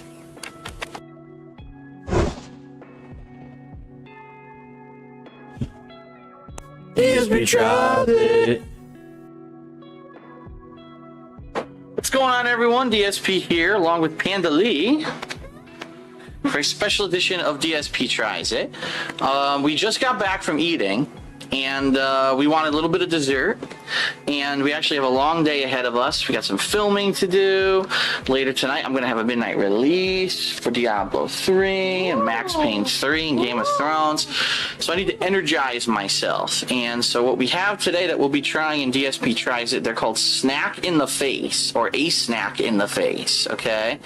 Caffeinated baked treats. And they come in two different versions. There's the cookie version, and then there is the brownie version. And according to the package, they have 200 milligrams, megagrams, I don't know what MG stands for, grams, I guess, of caffeine in each treat, so to speak. Pharmaceutical grade caffeine. Okay, so now I've Good drugstore stuff. I've not opened them at all. I have no idea what these are going to taste like, if they're going to be any good.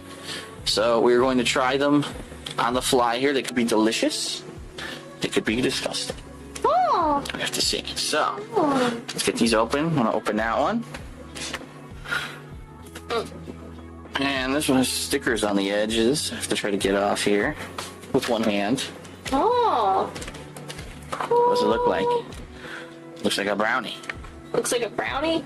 A piece of plastic. Oh. All right, let's see what the cookie looks like. How do we get this open? The cookie? Oh, wow. Oh, I dropped it. Don't drop it. The cookie is quite literally a square cookie. Ah, it's a square cookie. Well, I guess for packaging purposes, it's easier. Okay.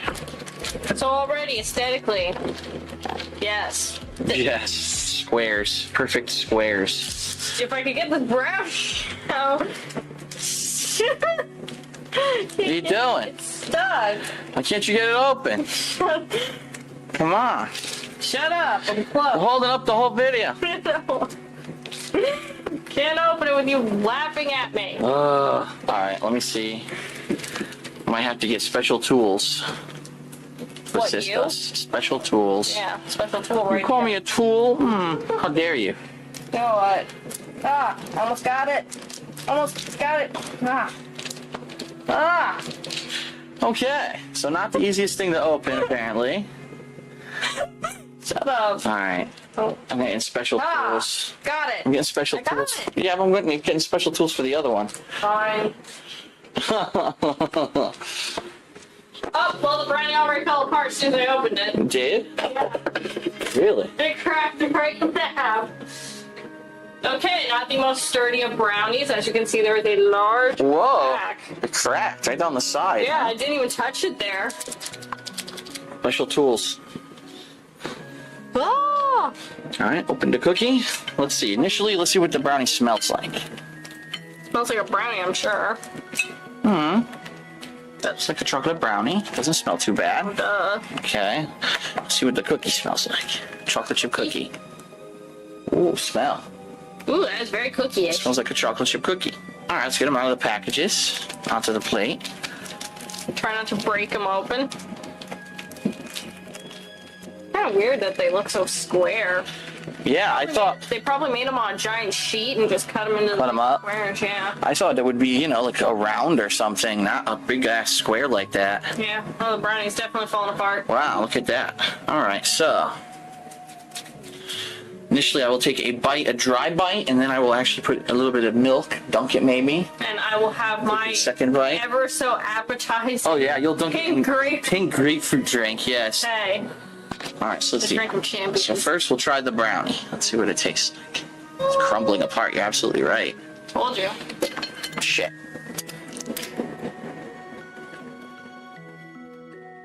Well, Mmm. Very dry. It doesn't really taste like chocolate, to be honest. let me try it.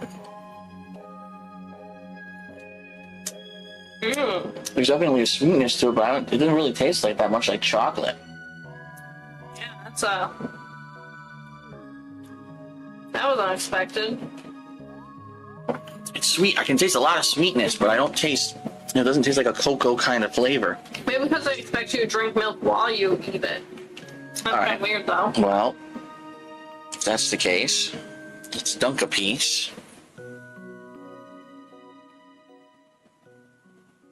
Okay.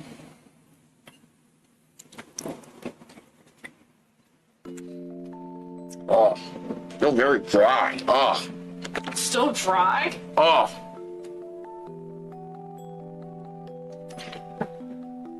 Oh, jeez, I'm afraid to do it now. Try it with pink grapefruit fizzy ice drink. Yeah, it actually wasn't very absorbent when I dumped it in the milk. The milk didn't really even absorb into the product. Believe it or not, it tastes a little better with the fizzy drink because the fizzy probably dissolved it enough. So I'm gonna be honest, that brownie, I don't really like it that much. It's sweet.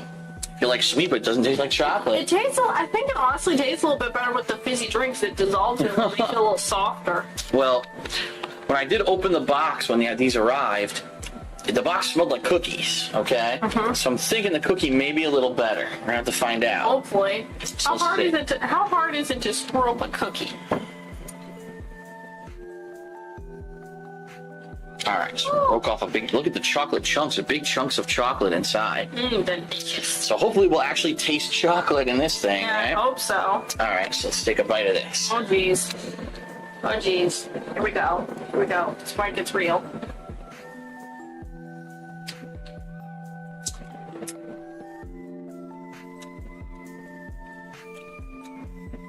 Well. Better. The cookie is definitely better than the brownie. Oh. I can tell you that, because the chocolate chunks are delicious. I got a big piece. It doesn't necessarily taste as like a real chocolate chip cookie, but with those real chocolate chunks in it, it tastes pretty good. We dunked this piece. It's not bad. It's better than the brownie, that's for sure. It is better than the brownie, absolutely. Mmm.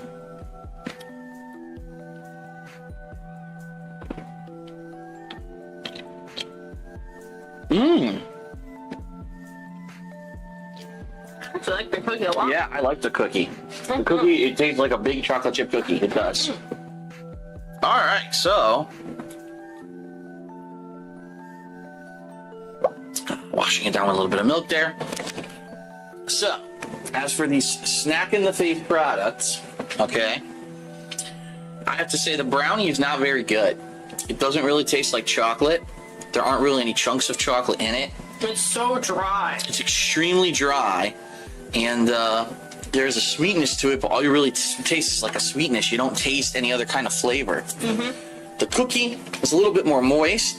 It has big chunks of real chocolate in it, which definitely add to it. I ate my whole piece. It's really good. I think the cookie's delicious. So, obviously it's not as good as a fresh cookie. If you had fresh cookies out of the oven, that's obviously going to be better, you know. But for something that's a caffeinated treat, that's pretty cool. You get 200 milligrams of caffeine per snack, and give you a boost while you have a delicious treat. The funny thing, though, is you read these packages, and they're like, oh yeah, serving size per container, 2. What? How do you eat this in 2 servings? Once you open it, it's open. So, and it is kind of fatty, as you can see. Lots of fat. But another addition, another thing that I want to show you, comparing the two, okay, side by side, the brownie has little to no nutritional value, okay, 0.004% of your iron intake for the day, right? Check out the cookie. The cookie is a little bit more fatty, but each serving has 27% of your iron for the day. I'm taking another piece. So if you eat the whole cookie, you get more than 50% of your iron intake for the day, which actually does have significant nutritional value. So not only are you getting a caffeine boost, you're getting some healthy iron as well. Right. So, all right. So for the snack in the face, caffeinated snacks, I have to say the brownie is pretty poor. On a 1 to 5 scale, how would you rate it? 1.5. 1.5 out of 5. I'm actually going to give the brownie a stinky 1. It's only barely sweet, it's dry, and it's not very appetizing. It looks like a brownie, which is why I gave it the 1, but the 0.5, because I did taste a caffeine kind of aftertaste. Oh, yeah? That's what I got. I got a caffeine aftertaste with my fizzy drink. For the cookie, it tastes like a cookie. It's got delicious chunks of chocolate in it.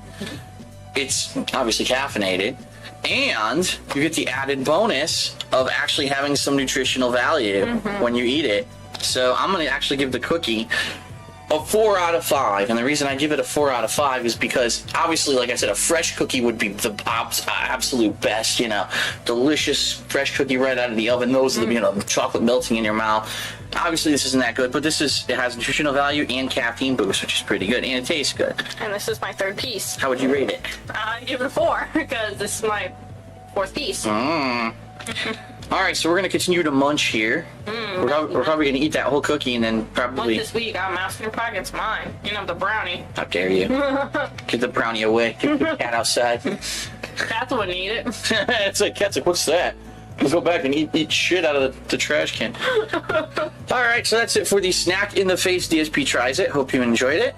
And I actually got these from thinkgeek.com, a website that I go to all the time. However, they do have their own website called blurry and not Snackintheface.com. Snackintheface.com. There you go. A snackintheface.com has an A before it. So you can check that out. All right, that's it. See you later.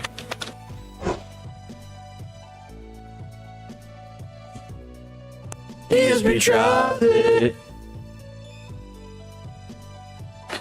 Okay, so today we're going to be trying out something that I've actually seen ads for on television. I've actually saw it on a couple websites that I went to, and I was interested in getting it. And Pandali and I were at the mall yesterday, and we decided to grab it at a store that one of those as seen on TV stores basically had. They have all kinds of products that you can get from things that are advertised on TV, and this is one of them. It's called Slushy Magic. So what we're going to do is we're going to try to make a slushie with this and see if it actually works. Now, according to the instructions, the first thing you're supposed to do is freeze these 3 cube things in your fridge, okay? And then you're supposed to put them in the Slushy Magic, which is just like a generic plastic cup. And then you're supposed to take any liquid. It could be, you know, literally anything. Fruit juice, soda, drink. We're going to actually put in some Snapple. Lemon flavor. And where's the fill line? You have to make sure that we do it only to the fill line. There's a fill line on the glass here somewhere. There it is. Okay, good.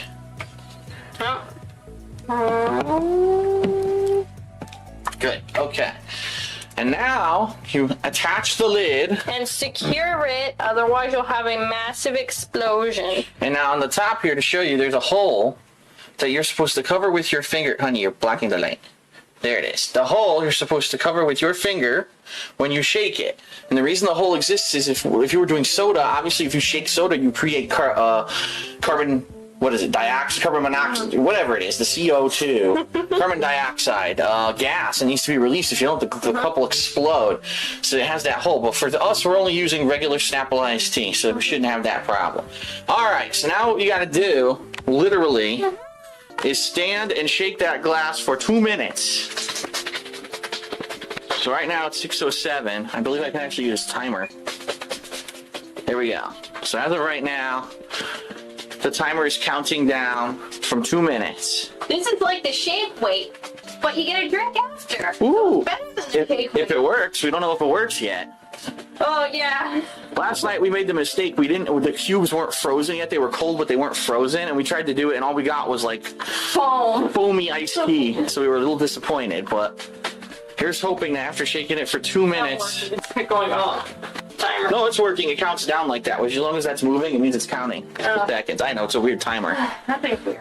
So, very exciting to see someone shake the slushy magic for 2 minutes. Yes.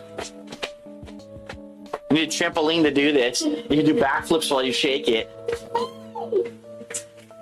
Alright, so we're almost approaching a minute at this point. Oh yeah, no, not yet. Any second it'll actually go to a minute and you'll see it'll start counting down. There it is. 58 seconds to go. Keep shaking. In the second half. Keep shaking. Keep shaking. Yes. Bouncy, bouncy. Mirror the drink. Hey, I offered to shake it. No, you didn't. Yes, I did. Oh, well, I didn't hear it then. And then you decided to shake instead. I can't even tell if it looks slushy. Alright, 30 seconds left. 30 seconds. Keep shaking. Don't stop. If you stop, the whole process fails. Keep shaking. Damn. This is a lot more intense than it. 15 seconds. Keep going. Alright. 10, 9, 8, 7, 6, 5, 4, 3, 2, 1. Happy slushy! I think it works. It might have worked. Let's see what happens. Oh my god. Firehouse really. Alright, let's investigate. Let's put it down over here. Open the top. I think it worked. I don't know. Partially slushy. Almost slushy. Damn it. It's kind of slushy. I'm shaking it a little more. What? I want slushy, not half slushy. Well, I think what you gotta do is take the cubes out, and then you'll have a whole slushy. Slushy, you little bastard. Oh my god, just imagine you're getting this for your kids. You have to do this shit all the Well, time. you're supposed to have the kids do it. Yeah, fuck that. The kids will be fucking, they'll just spray it like this. Alright, so what you should do, I think, take the cubes out and put them in the sink, and we'll see if the rest is slushy or not. So just watch, it's like 1% slushy.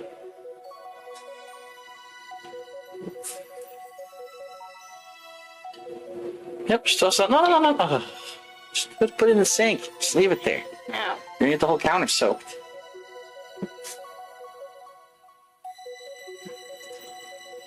Even in the sink.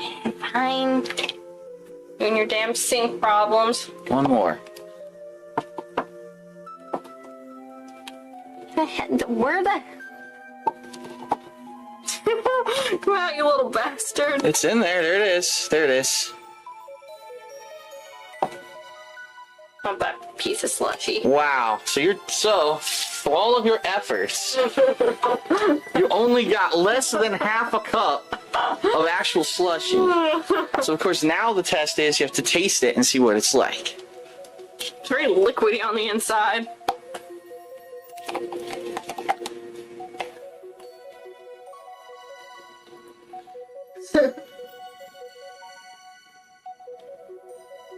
It's like Snapple. Well, no kidding. What do you think it's made of? It tastes like Snapple.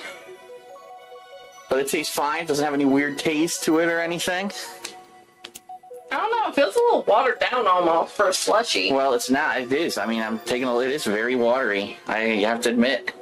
Now, what they say in the instructions is the colder the drink you use, that it'll be easier, it'll come out better. Now, we've had this in the fridge all day. So, we literally just took it out of the fridge. The ice cubes were in the freezer, and we did it So, what do you think? Is it a bust or is it a Well, success? considering 2 minutes of shake waiting for only this much. Not even okay, half a cup of slush. You know what would be fine for a kid? Look at that in the guide. Look how much they show. That's impossible unless they left the cubes in the cup. They probably did. What a bunch of fast food. But it comes with a magic recipe book. And look, you can use grenadine syrup and make a Shirley Temple slush. That'd be great for the kids. And some vanilla pink. You can use yogurt and chocolate milk. And seltzer and sports drinks and. Alright, so slushy magic, I don't know. For me, it seems like it's more of a fun thing for activity for a kid rather than if you actually want to make a slushie. Not when the mom has to do it. Hell no. I'd be like, go screw yourself, kid. And you don't really get a lot. And look, it's already melting. Look, it's already becoming liquid very quickly. And I think this one's a bust. On my DSP Tries It scale, I'm probably going to give it like a 1.5 out of 5. It makes slush, technically, yes, but the slush melts super fast. It doesn't make a lot, and it's a lot of work. Alright, so that's it for DSP Tries It for Slushy Magic. That's my rating. Oh, what's It's your a rating? 1. A 1 out of 5. Because that was a lot of effort. My arms are killing me. For this much. Alright. Look at this. I could Nothing. probably chug this. It's more liquid than anything else. False advertising. Yeah, look at that. Ooh. Yep. Alright, so that's it for DSP Tries It for Slushy Magic. Again, it seems like something that would be fun for a little kid to do as a little thing, Don't but waste good Snapple on it. don't expect anything amazing out of it.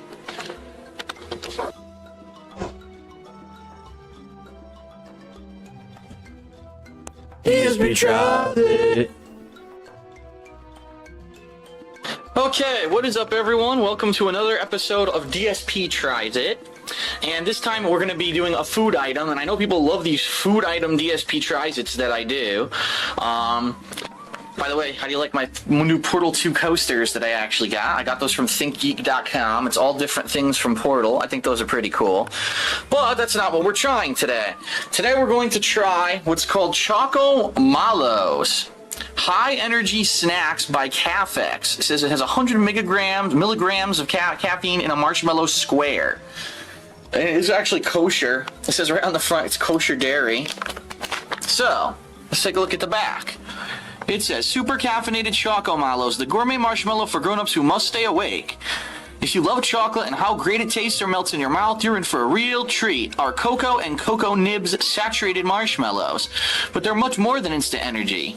No, they're much more than that. Instant energy delivered in one luxurious sensation of chocolatey sweetness. They'll brighten your mood and keep you going all at once. Choco Mallows are easy, quick, and most of all, delicious. And if you actually look here at the ingredients, it's actually some pretty, natural ingredients. Sugar, water, cocoa nibs, gelatin, potato starch, egg whites, caramel, milk powder, caffeine, vanilla, and cinnamon. No monohydroglutamate sodium-passionate or whatever. But it does say not for minors and pregnant women because obviously they don't want to get a caffeine high. So I'm actually going to try one of these and I'm going to let everyone know how it tastes, if it's good or not. So I'll put the camera down for a second to open the bag.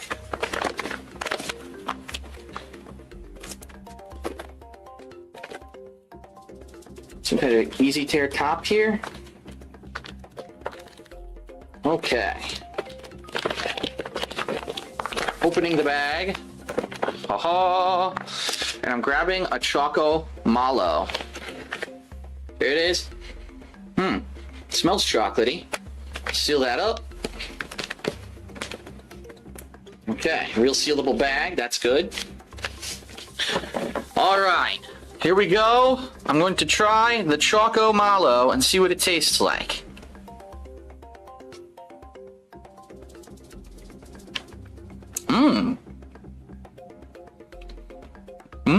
It is not bad. It's actually quite good. It is delicious. Ooh, you can really taste the cocoa. Because you know how when you have chocolate, sometimes you have the chocolates that's just pure sugar and you really can't taste the cocoa? You can really taste the cocoa in this. It's delicious.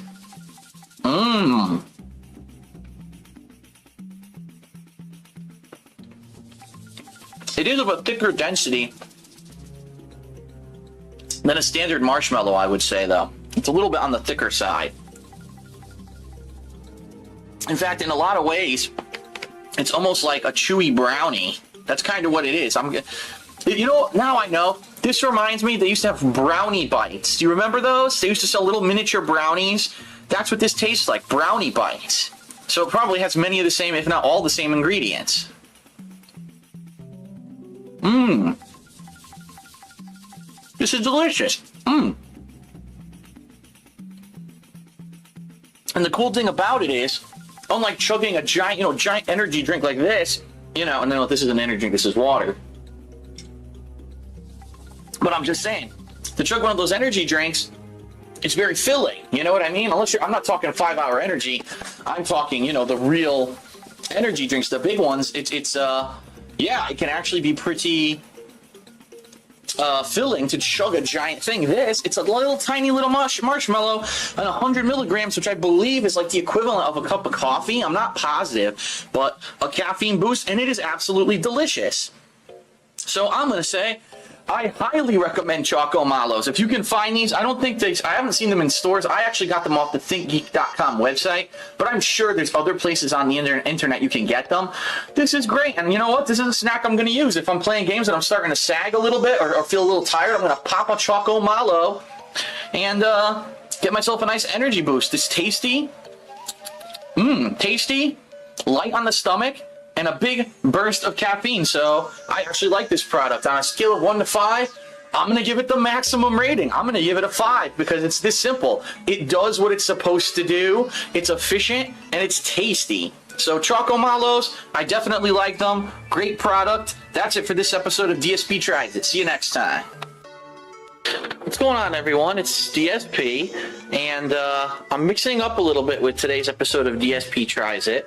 As you can see, a lot of people have been saying, you're getting unhealthy stuff, you're always buying burgers and such, so I decided to go by my local Wendy's and to try out one of their new salads. I actually saw on TV they're having a promotion. You can get a salad and one other item for $4.99. So I said, okay, let's try this out. So I went by my local Wendy's, and they had it all laid out there. So I got the Baja salad, as you can see. Whoops, which just went right on the floor there. Piece of lettuce. So right off the bat, I can tell you, my number one criticism, the bowl is too small because it's full to the brim. So when I go to eat this salad, it's going to go all outside of the bowl. I can tell you that right now. So what do you get in this Baja? You get both iceberg and romaine lettuce mixed together. It looks like you get 2 different kinds of cheeses. Some kind of a pico de gallo, which is made of onions, tomatoes, different spices and herbs there. You get a little bit of guacamole in that salad. It also comes with seasoned tortilla chips, which we'll try, and creamy red jalapeno dressing.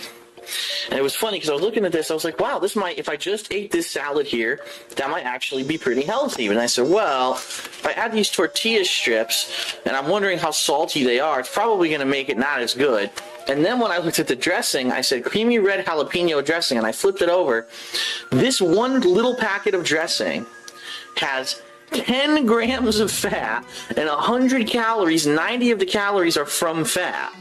I said, holy shit. 270 milligrams of sodium, 10 milligrams of cholesterol, just in this packet.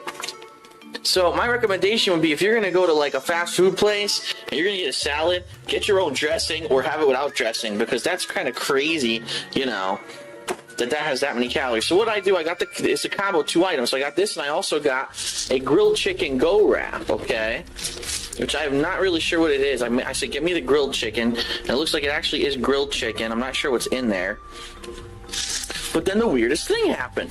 The guy keeps handing me bags. I'm like, what is this bag? He goes, oh, you ordered the Baja salad, right? I said, yeah. And he said, well, that Baja salad doesn't come with chicken. I guess all of their other salads come with chicken. So to account for the fact that that salad doesn't come with chicken, wait till you see this. Look what they give you.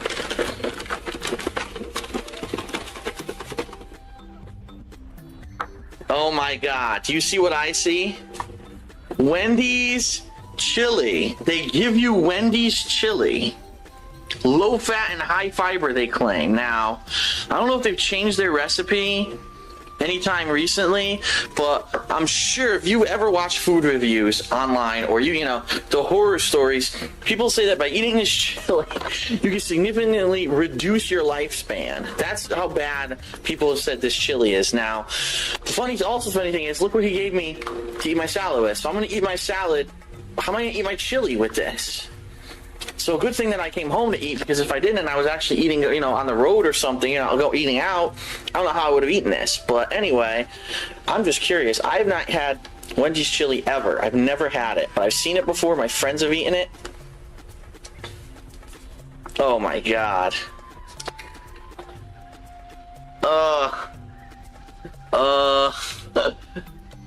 Now, I don't know if any of you are fans of Spoonie. He's at the SpoonieExperiment.com, but he recently did a video where he actually played the Wendy's training videos, the ones that they actually show Wendy's employees when they're new. The meat in Wendy's chili is the fucked up hamburger meat. So if they're cooking a burger and they overcook it, or they smash it into a million pieces, or it's too greasy, this is the meat they use for the chili. So just imagine how healthy that could possibly be for you, or what that tastes like. I'm going to be honest with you. I'm going to take one, before I even start the salad, I'm going to use a spoon. I'm going to take a tiny teaspoon, a little tiny bit. I have to taste it. I have to taste this chili. Oh God. And at least give an opinion. So give me 1 second here. I need a little bit of a spoonful. I'm going to get over the sink just in case I fucking vomit all over the place after I eat this.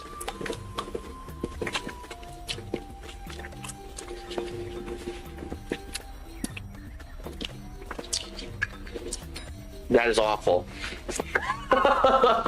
The meat is completely flavorless.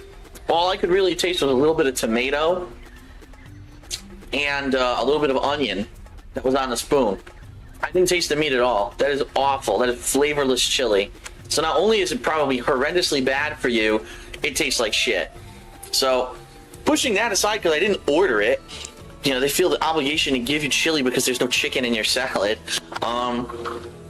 You got your Baja salad. I'm sorry, guys, but I'm not going to put this on there because this is going to be, it's going to ruin the salad, really. Something that's that fatty. I want to taste a little bit of their pico de gallo. A couple pieces of lettuce, if I can get them on my fork here. Mmm.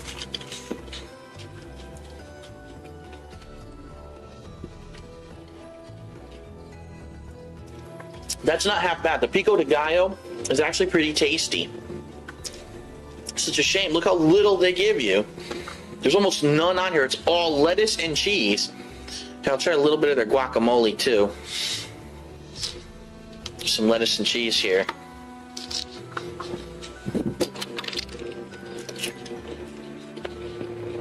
Mmm. The guacamole is tasty. I really like the guacamole. It's actually very flavorful. I could taste the avocado. That's really good guacamole. So what I'm gonna do, I am gonna eat this, but I'm gonna get a bowl. I'm gonna put it in a bowl so I can actually, you know, eat it and not have it fall out of this container. So I'm just curious if I were to try one of these seasoned strips, what this is like. So let me open this for 1 second. We'll put this down. And of course, there's no tear strip or anything. You have to just rip it open with your bare hands. So here we go.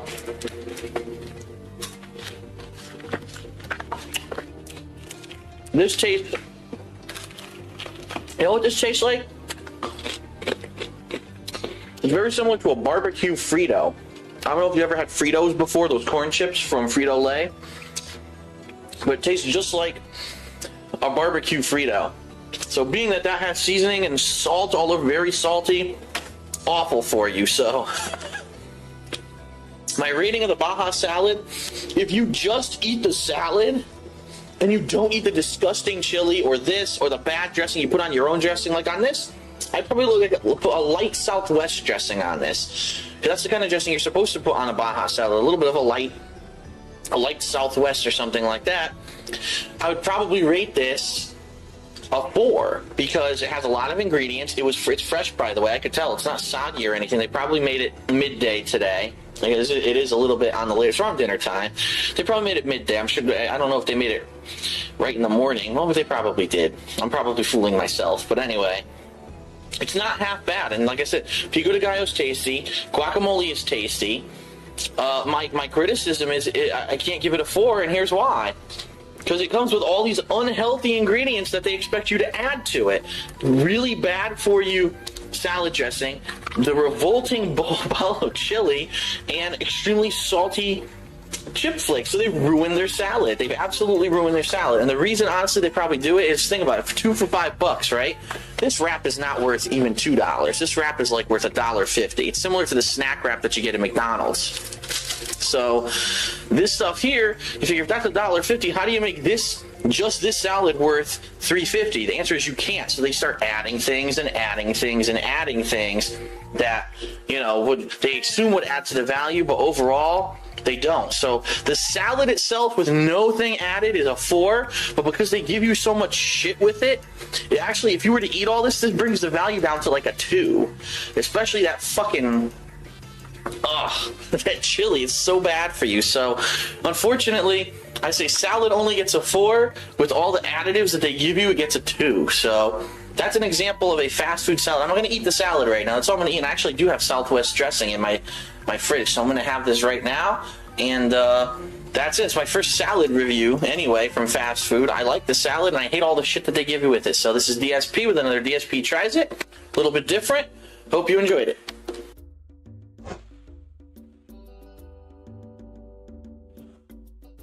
DSP Tries It.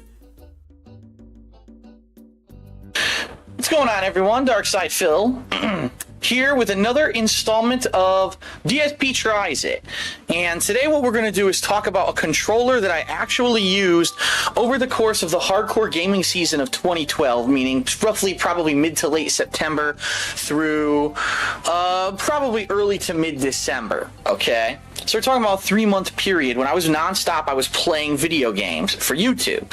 And unfortunately, unlike some other things like products that I try out, a game controller is a little different simply because you really do need to use it over time in order to get a fair assessment of the quality of the controller. You know, if I just open this up out of the box brand new, oh, the buttons feel good, but I didn't have hands-on experience, it kind of doesn't mean anything. So I wanted to actually wait out a certain amount of time before I did a DSP Tries It video for this controller because I wanted to give you a fair assessment of it, okay? Now, as you can see, this is the Razer Onza Tournament Edition controller for the Xbox 360. And it features actually a couple cool functional things that other controllers don't have. It actually has a extra long cord, which you're going to see when we actually open this sucker up. In fact, I'm trying to see right here. It's 15 feet, a 15-foot long cord. It's got some different style buttons than what's on a standard Xbox controller. It's actually got a different D-pad on the shoulders. It actually has double shoulder buttons. I'm going to show you all this and show you how it actually works. It also has adjustable tightness on your thumbsticks. So what I'm going to do is I'm going to take this guy out of the box. I'm going to show you the features, and then I'm going to show you, well, probably show you and explain to you what I discovered about this controller. Now, this controller you can get at any retail store. I've seen it at GameStop. I've seen it at Best Buy. I actually bought this one at Best Buy. And the retail price is $39.99. Okay, so $40 for a wired controller. It is wired. Okay, so I'm taking it out of the packaging here just so everyone knows what I'm doing. Okay. Alright, so the first thing I want to show you about this controller. The cable. This by far is the longest cable I've ever seen for a wired controller. 15 flippin' feet. And the controller actually is made of that nylon material, so you don't have to worry about, oops, it got cut, or, you know, your dog comes and nibbles on it a little bit and the thing falls apart. This is the durable material. And also what you don't have to worry about is by folding up the cord like this, the cord's not going to get damaged. A lot of other controllers that don't have the nylon style cord, the cord actually eventually cracks and breaks after, you know, folding it up like this. This cord is not going to do that, okay? It also features the standard breakaway failsafe for the Xbox 360, and what I mean by that is on Xbox 360 controllers, they actually have this feature where if you accidentally pull on it too much, it disconnects rather than pulling the entire cable out of your console and therefore possibly yanking your console across the floor and or off a shelf and damaging it, okay? So the controller itself, and I know people are going to already having questions looking at this from something that's apparent, but we're going to talk about that in a little bit. The controller itself has a nice design. It's sleek. It actually is made of that coating. I don't know exactly what it's called, but it's not like a standard Xbox 360 controller. Let me show you what I mean. Standard Xbox 360 controller is just plain plastic. It can get greasy after using it for extended periods of time. This controller has a coating on it that is a special coating that's like an anti-stick coating. Now, it's not perfect. If you are playing it for extended periods of time, you probably will still have, you know, a little bit of sweaty greasiness to it, but it is a nice feature. It has this nice razor design on the front. You got your start and your back buttons. Your D-pad is actually 4 triangular shaped buttons, as you can see there, okay? Your face buttons are actually, I have to say, probably the best feature that I liked about this controller were the face buttons, because take a listen. You hear that? It's a very small button, it's flat, and it's a very easy click. And so in a game where you have to tap the button really fast multiple times, you could do it really well. Compare that to a standard Xbox 360 controller. The button is actually thicker, it's a deeper push. It needs more of a push to actually function. This doesn't need as much effort. So the face button's a vast improvement over the standard Xbox 360 controller, in my opinion. The thumbsticks are made of a special kind of rubber and or plastic. I'm not exactly sure what it's made of, okay? But it's different from the standard Xbox 360 controller, which is just a standard hard gray rubber. It's more of a softer rubber, and I think what it is, they wanted you to have ease of use using your thumbstick. And again, speaking of that, the thumbstick, as you can see with the regular Xbox 360 controller, wide circulation, and this one, not as wide, so it's actually more responsive to your inputs. In addition, these thumbsticks actually have, I'll show you, an adjustment that if I turn it, all right, it's already turned all the way, here we go.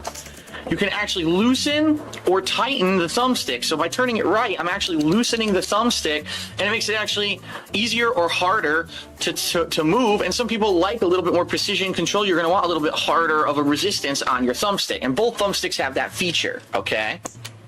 Turn it back now. So now let's look at the back of the controller, because this is interesting. The back of the controller, I'm sorry, because I'm trying to focus in here. There we go. Features a couple cool things. First of all, just to show you the buttons, 2 shoulder buttons, not one. I know they call them bumpers or whatever. 2 of them plus a trigger. Now, you might be saying, oh, does that mean you get an extra button? Well, I'm going to explain in a second. The answer is actually no. But 2 shoulder buttons and a trigger that's much different, as you can see, than triggers on the standard Xbox 360 controller. The standard controller is just a trigger, okay, a rounded trigger. This actually has an extended finger rest. See that? So for precision aiming and precision firing, it's a little bit more quick on the job than the standard Xbox 360 controller due to the design of those.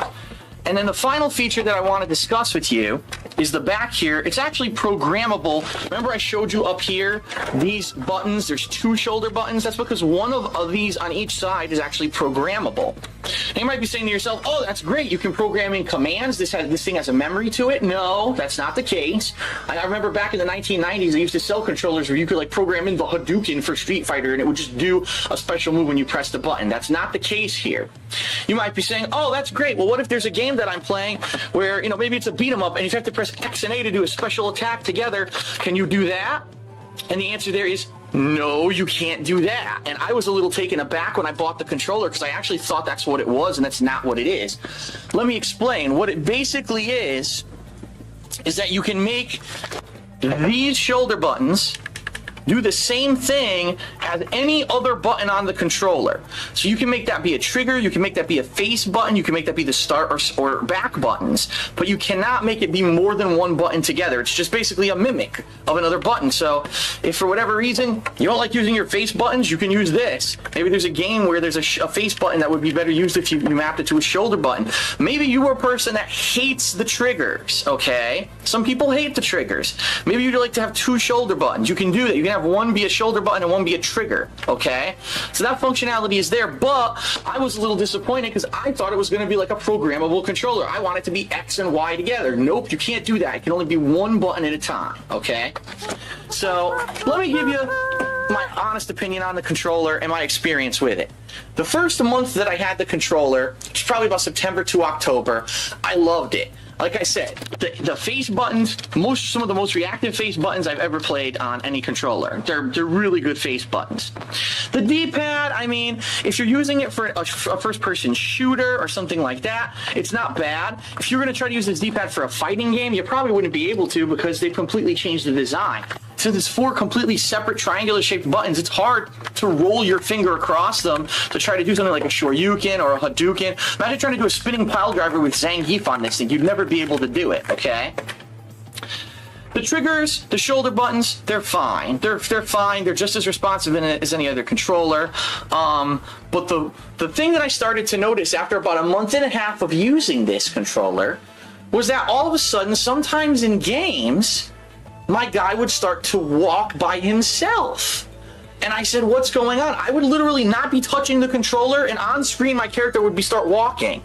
And what I came to find out is this adjustment feature that they have on these thumbsticks actually apparently is faulty, because after you use it for a couple months, the thumbsticks actually become stuck in certain directions. They don't ever return properly to neutral. So after only about a month and a half to 2 months, I discovered that this was a problem. This is a major problem, okay? You need your thumbstick to be able to snap back to neutral. It's unacceptable. But then, in addition to that, take a look at what happened after a few months of use. And I'll try to zoom in here to show you what I mean. Do you see what happened to the rubber? The rubber that they used for this controller for the thumbsticks literally absorbs your sweat and your oils of your thumbs, and after a few months it actually becomes soft. Okay, look, you can even see my thumbnail. It's coming apart. It becomes porous, meaning there holes appear in it, and it actually starts to fall apart. And this thumbstick, of course, this is the thumbstick you use the most because you use it for motion in every game. Literally, the thing fell off. Look at that. It's destroyed. And there's no way to fix that. Not only is there no way to fix it, there's no way to replace it. These aren't replaceable. So, for a controller that's a $40 wired controller that the box says is a tournament edition controller. I mean, this is a controller that you would take to tournaments with you. You'd constantly be using it. If you're a tournament player, it means you play more than normal people. This controller is a miserable failure. It's got critical design flaws, thumbsticks that don't return to neutral after just a few months, rubber that absorbs the grease and sweat from your body and falls apart after a few months, and a D-pad that you can't really use for motion. It's just for single button inputs. So 3 critical flaws in this controller, and I'll be honest with you, I loved it after the first month. I was kind of a little bit getting pissed off after that second month when it started walking on its own. And then after these thumbsticks started falling apart, I hate this controller. This is a controller for a casual player. This is for someone who's not going to be playing games every day. Because it's obvious if you actually do use it to play games every day, the damn thing falls apart. So I don't know what Razer was thinking. I'll be honest, I have a lot of Razer products. I've actually got under my table here, there's a Razer gaming keyboard. Over on my computer, I've got a Razer gaming mouse. I own Razer products, and I was very disappointed to find that now that they're delving into the console market, that this controller sucks ass. So I'm sorry, Razer, I've got to be honest. I'm going to, give a score based off of my personal experiences. Your controller was great while it worked, but it only worked for about 2 months before I started having major malfunctions, and then the thing fell apart on me. So unfortunately, on a DSP Tries is on a 1 to 5 basis. I have to give the Razer Unza controller a 1 out of 5 stars. It's great for when you have it, and then it starts falling apart, and it's a hot mess basically. And that's unfortunate. The only reason it gets the 1 star is because when it's new out of the box for about a month and a half, you're going to get a great experience. So if you're the kind of person that doesn't game all the time, maybe you only game an hour to a day, a couple days a week, this might be a controller you're interested in because it's not going to wear out. But for everyone else who actually does game, pretty decently, I can't recommend the controller. I think that they fucked up with the design, and I don't know what happened here, but it's a miserable failure. And just to give you some perspective, okay? and I don't know if I actually have it out here, but I want to give you some perspective on this. I actually I still have my original Xbox 360 controller from when I got my original Xbox 360 100 years ago. There it is. And I want to show you something. Sure, the thumbstick is worn. You can obviously see that my thumb is going against it a lot. There's no bump here where there used to be a bump, but it's still fucking in one piece. Like, what? How did they manage to design a thumbstick made of a kind of rubber that falls apart? You know what that really tells me? Whoever designed the Razer Onza Xbox 360 controller never thoroughly tested it. All they did is they had a new one that they gave to some people to use. The new people played on the new one, and they never had an extended product test for a few months. Anyone with a brain would know that if you use this for a few months, look, the rubber's falling apart in my finger. It's pathetic. So, Razer Onza, a big disappointment. I want to let everyone know because on the onset, the controller actually works and looks great, and this is kind of like a cautionary tale for anyone. You know, I'm glad that I'm making this review because I hope this helps people to know. Don't buy this controller. This controller only works for people who don't play a lot. If you play a lot, it's going to fall apart, and that's not fair for a controller that's called a tournament edition controller that's supposed to be used a lot, that this happens to it, okay? All right. So that's it for this episode of DSP Tries It. Hope you enjoyed it. I'll be back hopefully soon, reviewing another product and or food item and or who knows what. I actually have a couple things up my sleeve that I will be checking out. So thanks for tuning in, and I'll see you next time.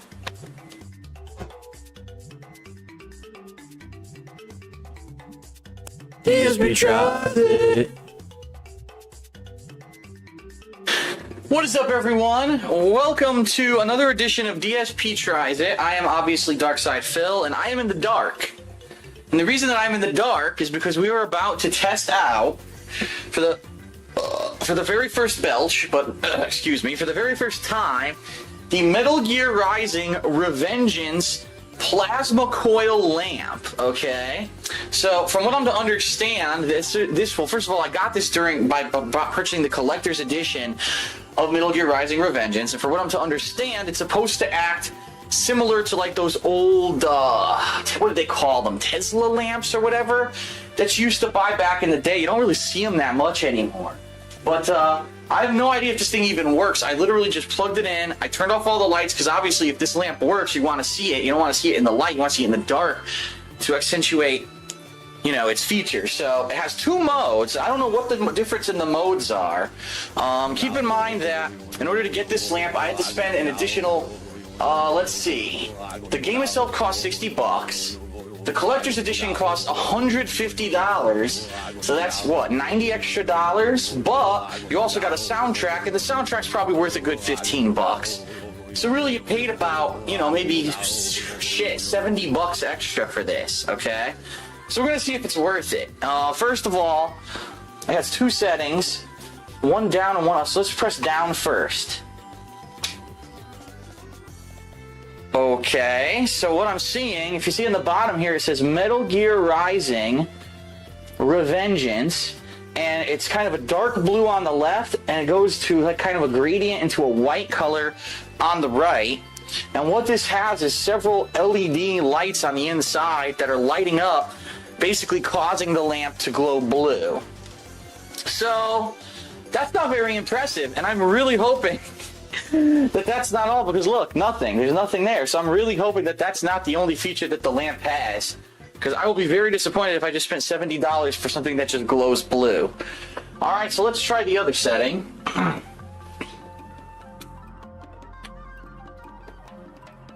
Ooh, okay. So I was right. This is actually very similar to what they used to call them, like Tesla coil or Tesla lamps. I used to see them back in the 1980s, and actually when I was a teenager in the 1990s, when I used to go to the mall a lot, I would go to like Spencer's Gifts, and they would sell these at the store, okay? Now I remember them actually being pretty pricey, like hundreds of dollars, and they would be really weird shapes. You get them in different shapes, like giant globes, or they would be shaped as certain objects and stuff. And I remember one of the coolest features about it is that if you touch it, the electricity actually forms to your fingers. Look at that. It'll follow your fingertips. If you have 2 fingers, look at that. It'll dance around your 2 fingers. If you put all 5 fingers, now it goes kind of zany, and it actually will follow along with your fingertips. So that's pretty neat. Now what if we do 2-handed? Now you got electricity shooting from all over, from all the different sides of the lamp. So that's pretty neat. It's pretty much exactly what I expected it to be. As I said, I've seen these things go for anywhere from little ones, like I've seen ones less than half this size, okay? Maybe this high. So for like $50. I've seen gigantic globes go for like 200 or more. So for this one being about $70 for what it is, I don't think that's too bad.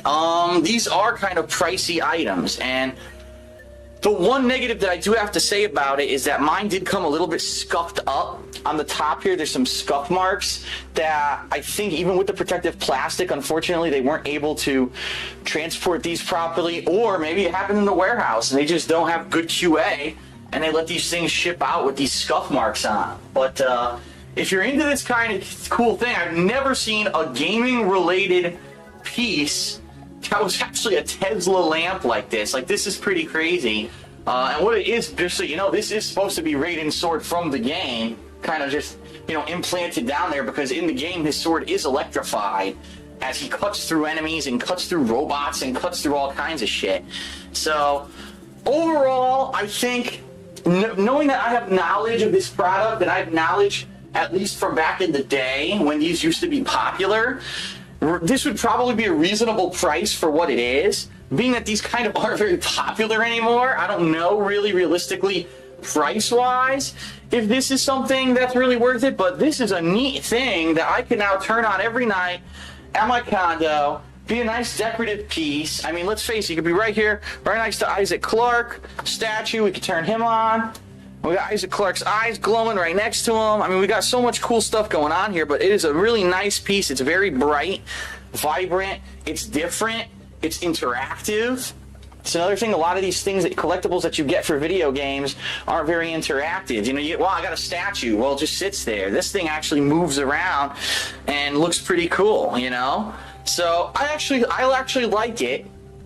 My one negative about it, like I said, is that unfortunately it was kind of scuffed up at the top here. And I guess the other negative I would say is it would have been nice if it was more than one color. Like, they could have implanted more lights down there and had it different modes. Maybe it could be glow red, glow blue, because, you know, there is a mode in Metal Gear Rising: Revengeance called Ripper mode, and it's actually, you max out on like rage and you just go crazy, and your whole body and your sword turns red. And you go crazy, instant killing everything. If that was actually a mode here, I think that would be cool too, to have a blue, you know, version, a blue and red option to switch between the colors. But for what it is, for $70, I actually am pretty pleased. This is a cool piece. This is something that, even if 20 years from now no one knows what the fuck Metal Gear Rising: Revengeance is, I could still have it on display somewhere and turn it on and fuck around with it, and, you know, who knows how much longer these things are even going to be made. So, you know, show the kiddies in 20 years, oh, look, a Tesla lamp. They're like, what the fuck's that, Daddy? You know, we have fucking floating cars, and, you know, we have self-brushing teeth and toilets that fucking wipe our ass for us, and you're talking about a stupid Tesla lamp? We're like, well, shut up, son. Take a look at this and shut your face. Okay, so that's it for this episode of DSP Tries It. I'm going to give the Metal Gear Rising: Revengeance Collector's Edition Plasma Lamp a 4 out of 5, because the price-wise actually is pretty much dead on for what you would pay for one of this size. But the only reason it gets a 4 out of 5 is because, number one, it's only one color, and number two, because it does have some scuffs and things on the top here that I am a little disappointed about. I really wish I could have got one that was in pristine condition, but I guess it is what it is, you know. You have to understand that they ship this thing across the country. It goes to a game store, sits in the back, then it gets bumped around, you know, so. All right, that's it for this episode of DSP Tries It. Hope you enjoyed it, and I will see you next time.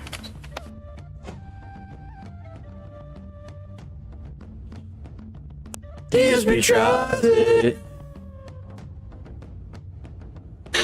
What's going going on, everyone? DSP here with another episode of DSP Tries It, and this one is going to be a throwback. And the reason that I say that is because, as you can see, we're doing fast food today. It's in Connecticut. Well, obviously I live in Connecticut. We're in Connecticut today, and it's about to start snowing outside. And I said, well, rather than have to go out and grab food, let me order in.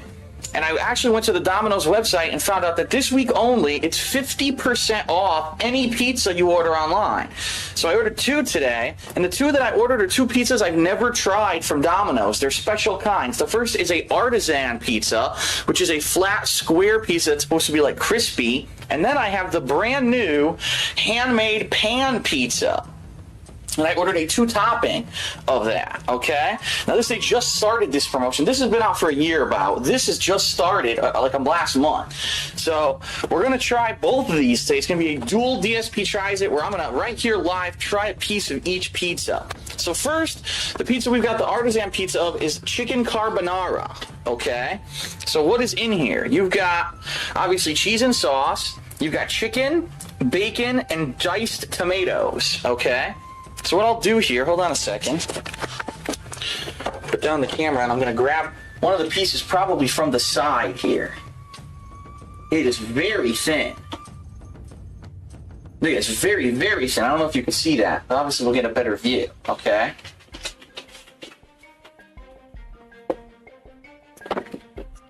Okay, so that's a piece of the chicken carbonara pizza. It's definitely not traditional pizza. It's the kind of ones that you would get at a fancy restaurant, flat, okay, with the toppings piled on top. So I'm going to take a bite of this and we'll see what it's like. Well, the tomatoes are fresh and tasty. The chicken is warm. The pizza is quite tasty. Look at that. I'm going to eat the whole thing.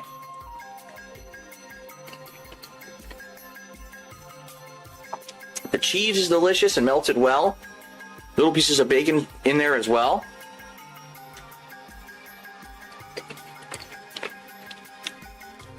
It's basically a thin gourmet pizza.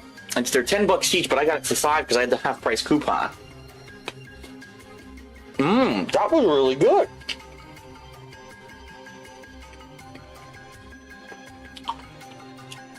Now, keep in mind, that was the chicken carbonara, and it's delicious.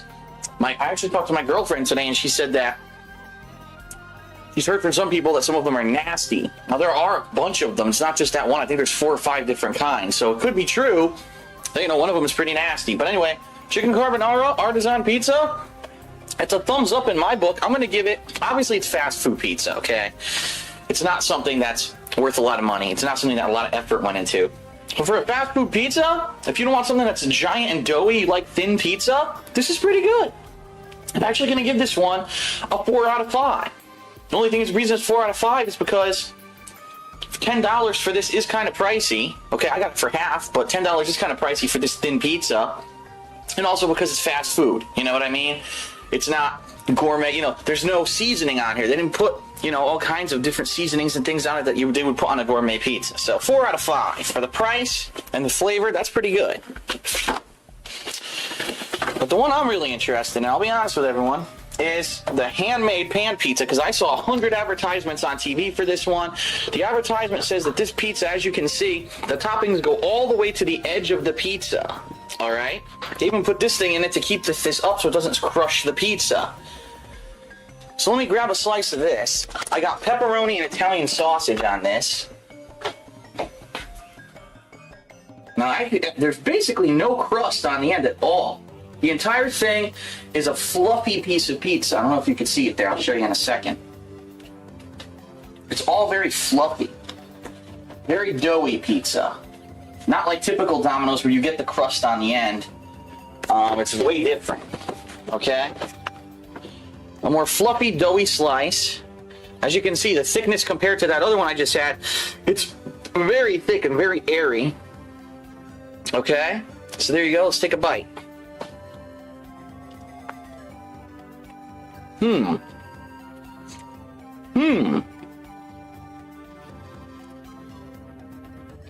Okay, so the dough is not typical dough either. It's not the same dough that they make the other Domino's pizza with, because it's very sweet, but also very buttery. So it is very different than what I was expecting, to be honest. Is it blowing me away? Not really. I'm gonna take another bite.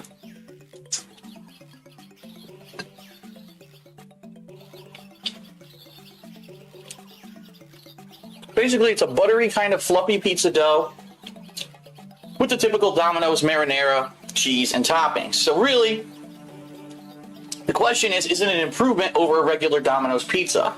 My answer is yes. It is actually an improvement over a regular Domino's pizza. Then again, I think that regular Domino's pizza is probably the lowest common denominator for pizza. It is the worst, okay, when it comes to delivery pizzas and fast food pizzas.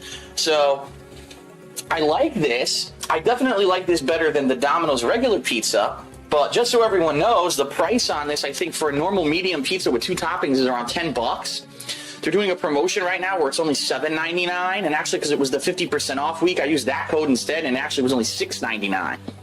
So for the price that I paid, I think it's worth it. For a regular price, I don't know if this is worth, you know, $10 for the size of that pizza. I actually, between the two, between this and the Artisan, I actually think I like the Artisan a little better, but this is a pretty good, if you like the more chunky, fluffy pizza, you'll probably like this as well. It's definitely a step up from regular Domino's pizza. So for my first tasting of their handmade pan pizza, I'm going to give it a 3.5 out of 5. Only thing is being I think it's a little bit too pricey, and it could be a little bit better. Like I said, I really don't like the typical Domino's sauce and stuff. I think it needs more seasoning and more flavoring to it, and they don't do a lot to it. But for what it is, it's pretty good, and I'm actually impressed at the 2 new pizzas that I tried today. And I'll be honest, I'm a very, vocal critic of Domino's, and I always said I hate Domino's, but now they're seeming to have some products that actually I'm enjoying and that I may actually start, eating, not on a regular basis, because obviously you don't want to eat pizza all the time, but if I do order out for pizza, might want to get something like this. So, all right, that's it for this episode of DSP Tries It, the Domino's Artisan Chicken Carbonara and the handmade pan pepperoni and Italian sausage pizzas. I like them both. The Artisan gets a 4 out of 5. The hand toss gets a 3.5 out of 5. See you next time on DSP Tried It.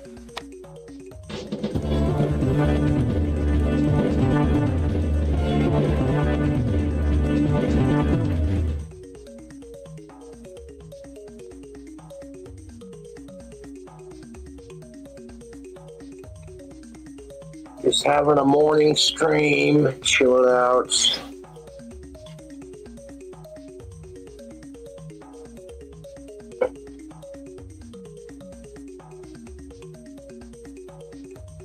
I'll go live when I fucking feel like it. What is up, YouTube? It is April Fool's Day, and the only fools I see are the YouTube trolls. Just chilling out like a rock star villain.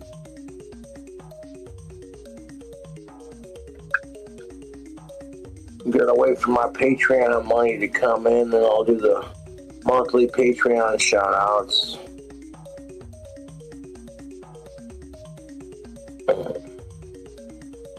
You're not gonna see when I pack up or move, or when I have to get out. That's none of your damn business. Oof. Do I use the bathroom? Hold on.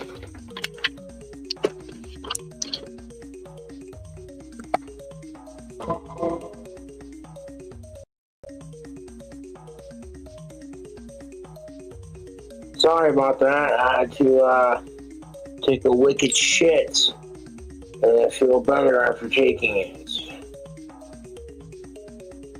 And I also won the lottery.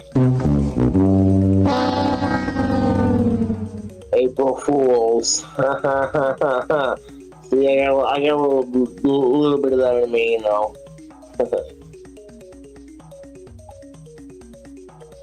I do hope I find Puff, so I can get some closure on this. Aussie rules, goddamn right. What was that? you can get banned from my channel. If you're gonna talk shit on Ozzy Osbourne, you're gonna get banned from my fucking channel. I'm not playing around. Ozzy Osbourne is like my John Lennon, you know what I'm saying? So you don't fucking say that crap. Drinking already? Why not? It's April Fool's, and I feel like tying one on.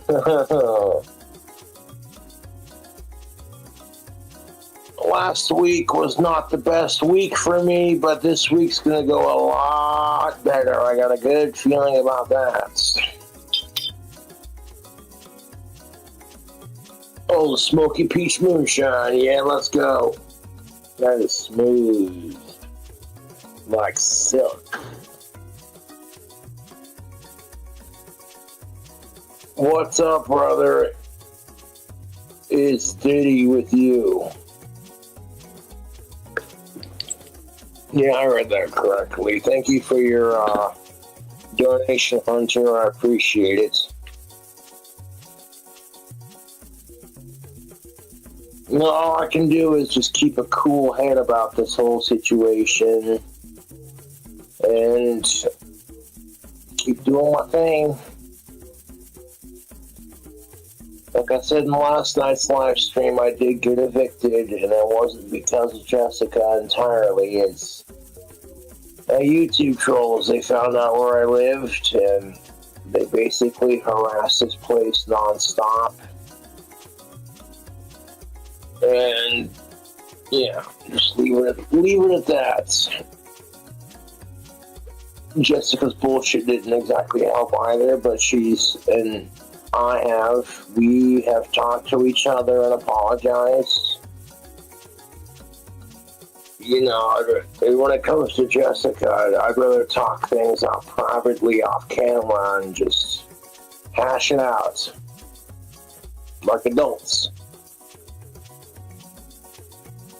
Like, as soon as people found out I had a girlfriend, they immediately started harassing Jessica. As soon as they find out where I live, I get harassed at the apartments that I live at.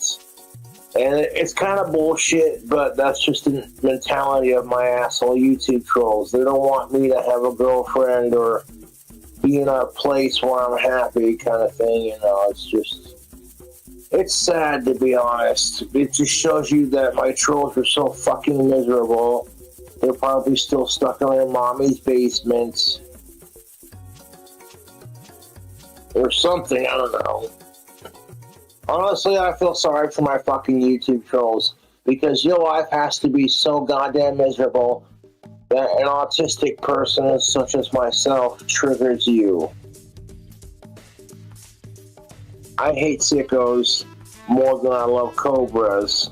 And I get bullied for it. And quite frankly, I'm sick of that too. Like, who the fuck bullies somebody for hating sickos? Like, the level of... It's just become a thing now where it's like, oh, bully Cobra, ha ha ha ha. And the only assholes that are laughing at are the assholes doing it. No one else thinks it's funny. They're like, wow, dude, what's your fucking problem? But I will get into a better place. It just sucks that I have to leave the conquistadors, as I do thoroughly enjoy this apartment complex. I didn't mean to name drop like that, but I'm getting kicked out, so it doesn't matter.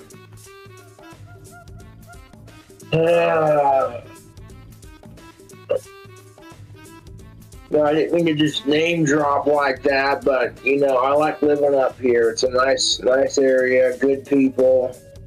I've never had any problems with my neighbors. I've always paid my rent on time, you know. So the only fucking issue, of course, would be my YouTube trolls pretending to be my neighbors, submitting customer complaints when there was none to be had in the first place. And there's nothing you can do about it. There is nothing you can do about it. You know, I appreciate everything that Daniel has done for me as a landlord. He's one of the best landlords I've ever had. But, you can only put up with so much, dude. And it's not fair to him, it's certainly not fair to me. So, what do you do? But when exactly am I kicked out of the conquistadors? When am I moving out? That's none of your damn business. It really is none of your damn business. The new owners of the conquistadors basically saw all the crap my trolls are pulling, and they were so mortified that they kicked me out. No one ever bothered to contact Daniel and be like, so what's the deal with all these one-star reviews and all these, oh, that's just our residential autistic being fucked with by the internet because these people are losers. It just shows you that I win and I rule my trolls' sad lives. Otherwise, they wouldn't care. If I have a girlfriend or if I got an apartment, you know what I'm saying? I've been up here for 5 years, never once received a complaint from my neighbors. But the second I get a girlfriend and bring her over, you know, it's not her fault. It's mostly my trolls' faults. So they can't handle the fact that, oh my god, we got Cobra kicked out of his last apartment, so we're gonna bully him until he gets kicked out of his second one. But like, what are you gonna do when I get my own house? You know, what are you gonna do when I get my own house and me and my family are the owners? You know, you're not gonna be able to do shit, is what that's about. And that's a possibility, you know. We'll keep the options. I'll find another house, another apartment, whatever. You know, I've been looking nonstop. I've seen the options of which I can afford. And we'll make it happen and do what I can. Literally, every time they've gotten me fired from a job or kicked out of an apartment, I've always gotten a better situation. You know? So the trolls lose. 100% do they lose. Because every time they fuck me over, I get into a better situation. And it just makes them look like assholes for trying. So at this point, I'm just like, well, based off my track record, I'm going to get into something better that the trolls can't fuck with. And then on top of it, they're just going to look like dumbasses for trying. And then as soon as I do get into a new spawn, everyone's going to be like, oh my god, what's your new address? None of your fucking business. Or I say, what if? It's like, hey, what if I get into a bigger place? Then what the fuck are my trolls going to do? Sit there and quiet about it because they don't know my new address. So all I gotta say to my YouTube fans is, give my trolls hell. Give them hell. You want to become a spitter spy, fucking fuck with my trolls, then go for it. You don't have to if you don't want to. Most people don't have the time or the energy to deal with that kind of crap. But I think it'd be hilarious if my trolls got a taste of their own goddamn medicine. Like, to a degree where they're like, okay, you know what? I'm done fucking with Cobra. This week is going to be a good week for Cobra. It's going to be an amazing week for Cobra. Last week didn't go so hot, but this week is going to be a lot better. I got a good feeling about it.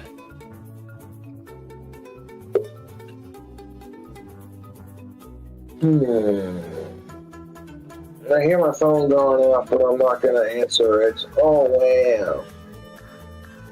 It's a number I do not recognize.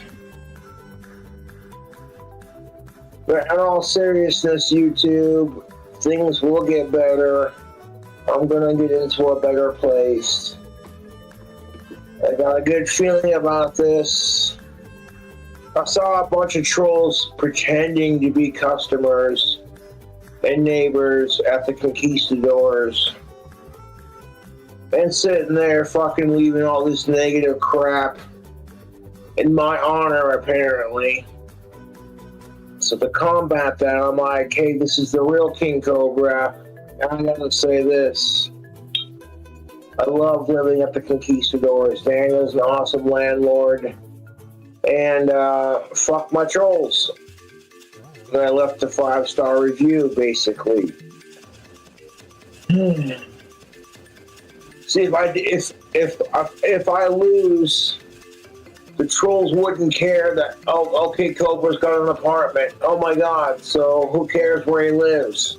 He doesn't go out of his way to fuck with where we live, but we're gonna do it to him because our obsession with Cobra is really unhealthy. I don't know what issues Jessica has, and I'm not going to properly diagnose her because I cannot legally make those claims. Jessica did not do anything. She's trying to love me, and she's got some problems, and so do I. So that's why I don't judge her for it. My trolls are the reasons why I got evicted. I mean, did Jessica help with that situation? No. Did I help with that situation? By fighting with her? No, I did not. But the main reason I got evicted is because of my YouTube trolls. No, let's just be real about this. The trolls are the reasons why I got kicked out of my apartment. They literally did anything they could to fuck with the conquistadors, pretending to be neighbors, submitting complaints non-stop. And the new owners were just sick of it. They're like, you know what? No. No one bothered to be like, oh, hey, this dude's autistic. He doesn't cause trouble with his neighbors or anyone. He just does this thing, and people can't handle it.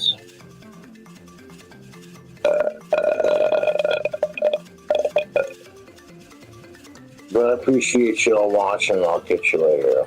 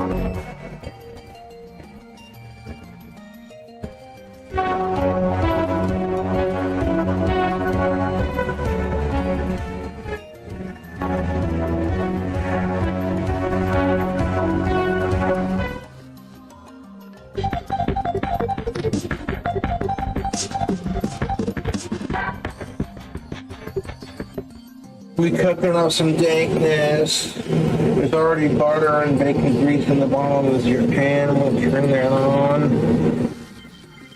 We got some bratwursts from Jeffree Star's Meat and Makeup. These are the yak bratwursts. I want to cook them up with some dankness. I'm gonna add stuff to that pan while that grease is heating up. Jessica really wanted to see Jeffree Star's makeup store, meat store, so I took her there. Ordered some bratwursts, so she didn't get a chance to try it. Grab that butter, put it in there.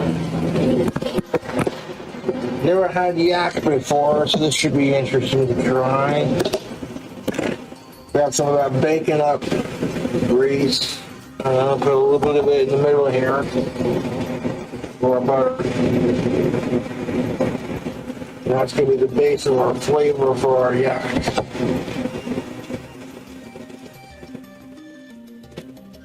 Doing all that greasy goodness. There's our yak meats. Now we're going to take this delicious looking bratwurst from Jeffree Star's Makeup and Meats. These are the cheddar beer bratwursts. The nice lady at the store said that they're really popular.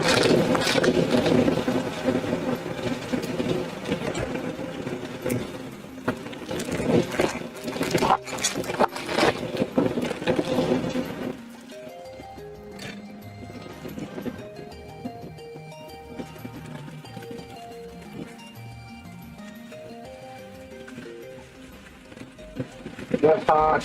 It's hot. You'd have some beer to that. Now the Saddlebrock beer from Black Tooth. Saddlebrock Black Tooth.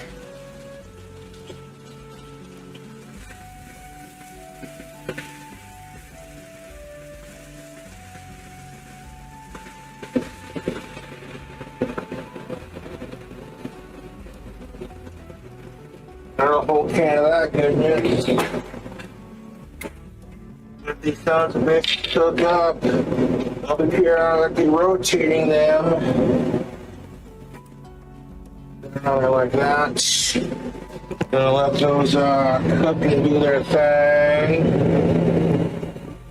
In about like 3 minutes, I'm gonna flip them over.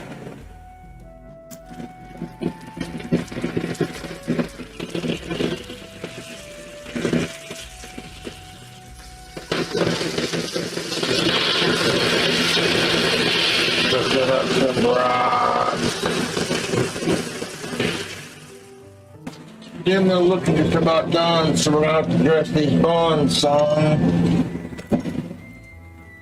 Sauce is going on last. Pepper jack cheese from Sargento. Got the jalapeno and the habanero in it. Each hot dog bun's gonna get a little bit of that cheese.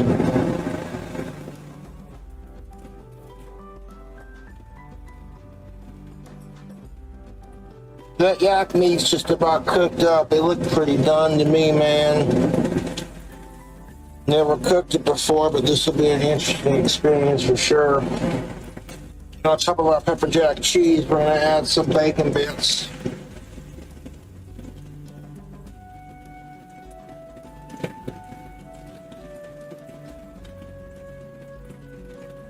YouTube, these hot dogs is gonna be interesting for sure. I need my damn chef's toothpicks. The process going done and looking done, son. We're gonna add our what's this called? The bacon horseradish cheese. Yeah, I think we should add some of that to our dogs. Yes, please. These should be done. I'm going to very carefully transfer them to each hot dog bun and put a toothpick in each one so it all stands up nice purdy like. Then we're going to add some more cheese to it. Here goes nothing. Look at the texture of these. Beautiful.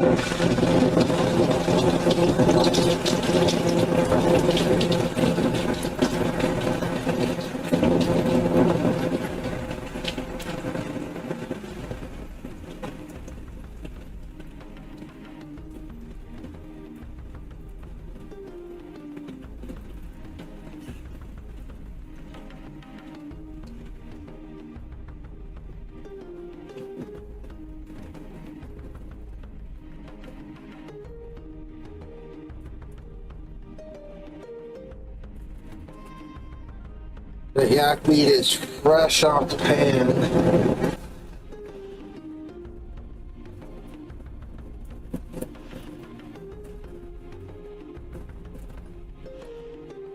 hot dog buns falling apart.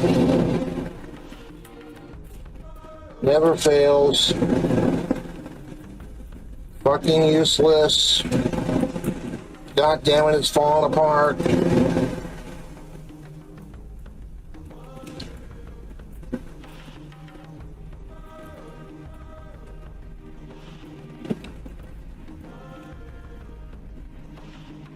Son of a bitch. Never had yak before, so this should be interesting. Should be interesting, tubes.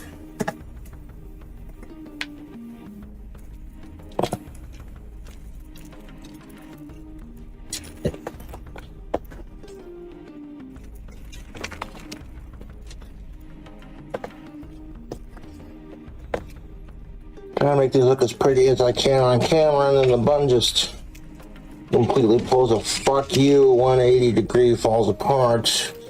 It is so typical of my luck. Let's try to make this work. So I use toothpicks to like hold it together, so be it. Smells good. Never really can honestly say I've never had it before. And Jeffree Star is not a sponsor of the channel, but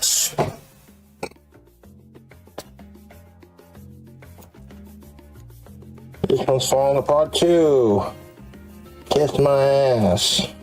I don't think we got any more room for more cheese. Typical. It never goes the way you wanted to, but that's alright. So ignore the shittiness of these attempted this food hack. I'm gonna put cheese on top of it, melt it on top in the oven. Get it heated up to 350. One hot dog too much to the uprights. They're kind of just on their sides. Now we got some Mexican style fucking cheese. Never had yak before, so this should be interesting to say the least. And then my girlfriend Jessica is a huge Jeffree Star fan, and she wanted to try these. She didn't get a chance to, and I don't want the food going to waste, so I want to try them. Stick these in the fucking oven, and get this shit rolling, dude.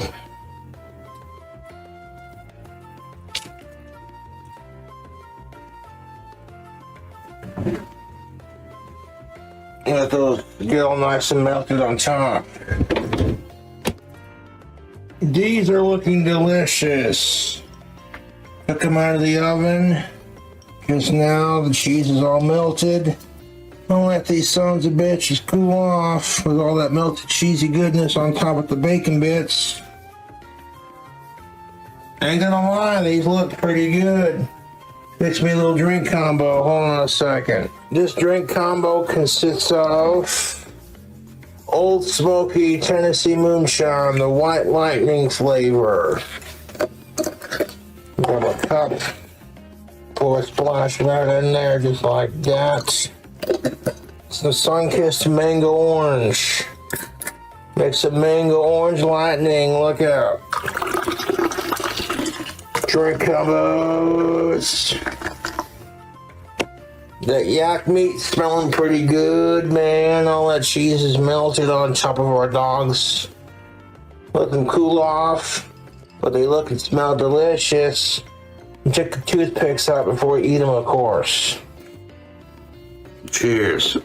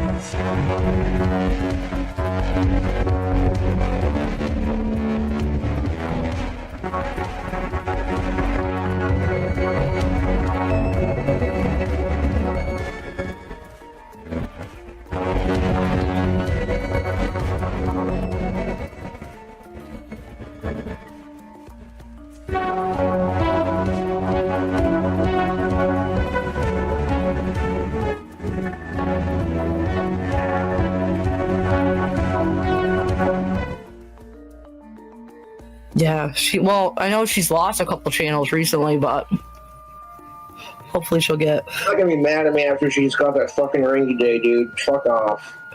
Is she? Do you ever have intentions of her like living with you or moving with you? Not living with me at the moment, no, but she does want to move to Casper. Really? She wants to get her own place and move to Casper so she can be closer. Jessica absolutely adores Casper, Wyoming. She does? Good. She's like, it's a really pretty town. And I'm like, she sees what I see, you know. Yeah. Did you guys go out places and shit? Oh, fuck yeah, we did. Josh, all right. I'm not sure how she's going to do that, but she's just going to have to figure it out. Does she, what does she do? Does she, like, work, or does she have, like, hobbies or shit like that? She does reselling. At the moment, she doesn't have a job. Reselling's an income, though, for sure. You guys are fucking crazy. So, Josh, like, all during this, like, shit with Jessica and shit, I've gotten so many people that, like, tag me or message me, and they just say fucked up shit. And I'm like, dude, I just want Josh to be happy. That's all. That's all I care about. And I'm not a fucking, you know, like, dude, you can make your own choices in life and shit like that. You fucking dig this girl. You love this girl. You bought her a ring. Y'all need to fucking chill out, dude. Just, it is what it is, man. Like, that's it. Like, and yeah, comments like you, Micah, Mayhem. Her trolls and my trolls have all been trying to break us apart. I think so. All I can do is just keep trying. Yeah, I think so, dude. Whoop. I'm clicking on you. Would you end Ozzy to end sickos, dude? I would. And I love Ozzy Osbourne to death. I would take a bullet for that man. I'm going to tell you that I think fucking Ozzy would probably respect that, dude. For sure. Kids are more precious than rock and roll, to be honest. I've always said that. It's the truth. Now wants to move into Cobb's house. I'm sorry, guys. That, like, shot out of this fucking chat. I couldn't click on it. I doubt she fucking said that. She literally said she wants to get her own place. Jessica's flipping out about, fuck about this stream right now. No, she's not. You stop it right now. She's fucking not. Okay, good. He's giving her full attention. Oh, good. That's fucking great. Good. Just what I need to read. Has she ever come on a panel with with you? She's welcome to come up here, Josh, if she wants to. Yeah, send her the link on the Facebook. Is she on the Facebooks?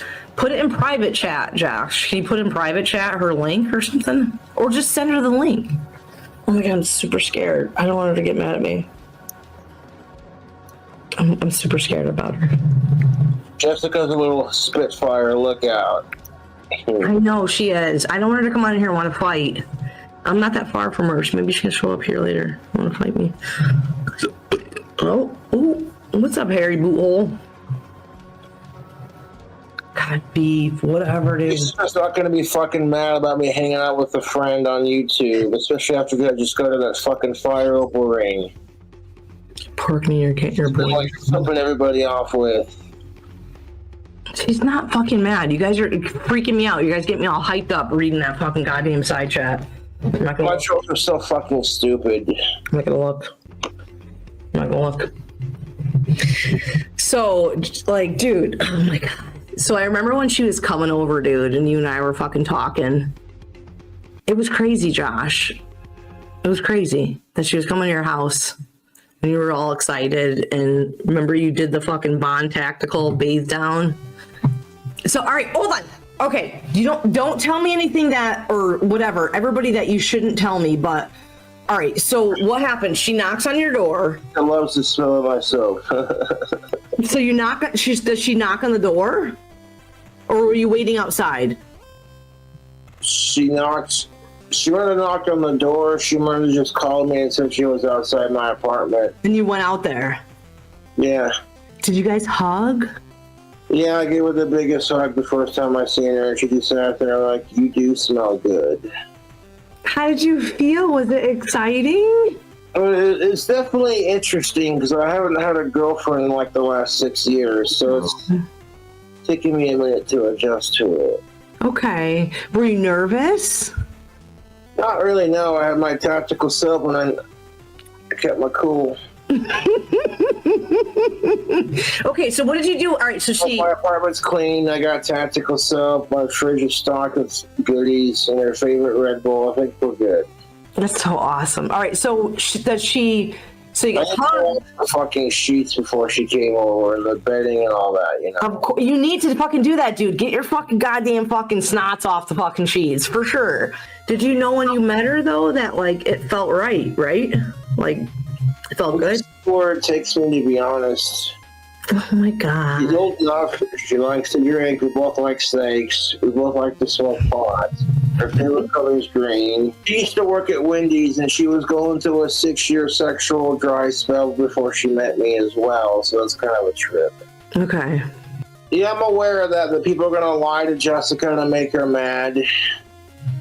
And she takes it way too seriously, and I'm working with her on that. And that's not a bad thing, because I used to be just like Jessica in that respect. I get way too fucking, like...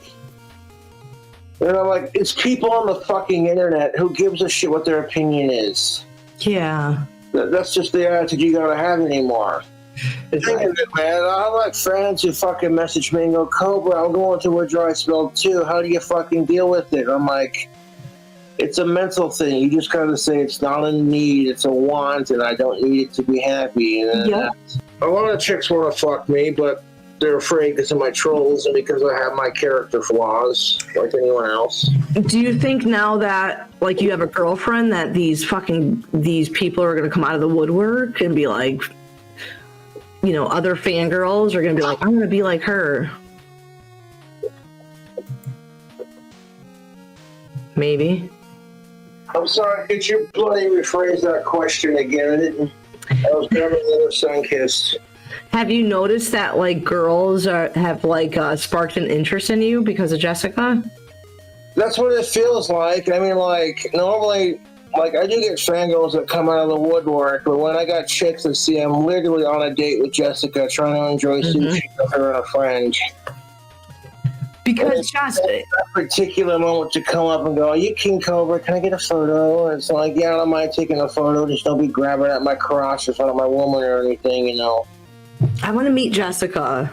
So do you think... I'll mention her to you, and, like, you know, she's scared.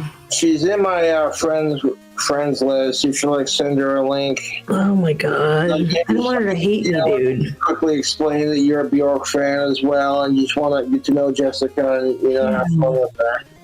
I don't want to really have that many friends in life, and she could use more, so that would be really sweet. I was gonna say, like, obviously, you know, does she have like a good close circle of friends? Or no, from what she's told me, Jessica doesn't really have any friends. That's why she goes on the internet, because she's seeking companionship beyond just a boyfriend and her parents. You know, I get that. Yeah.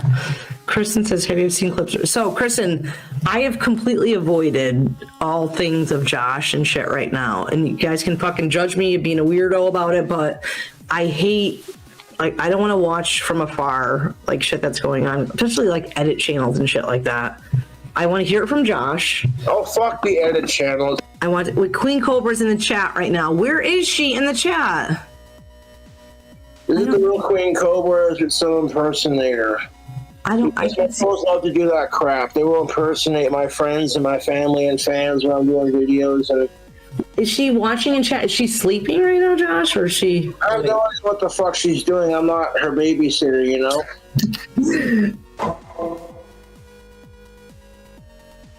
What's up, low battery?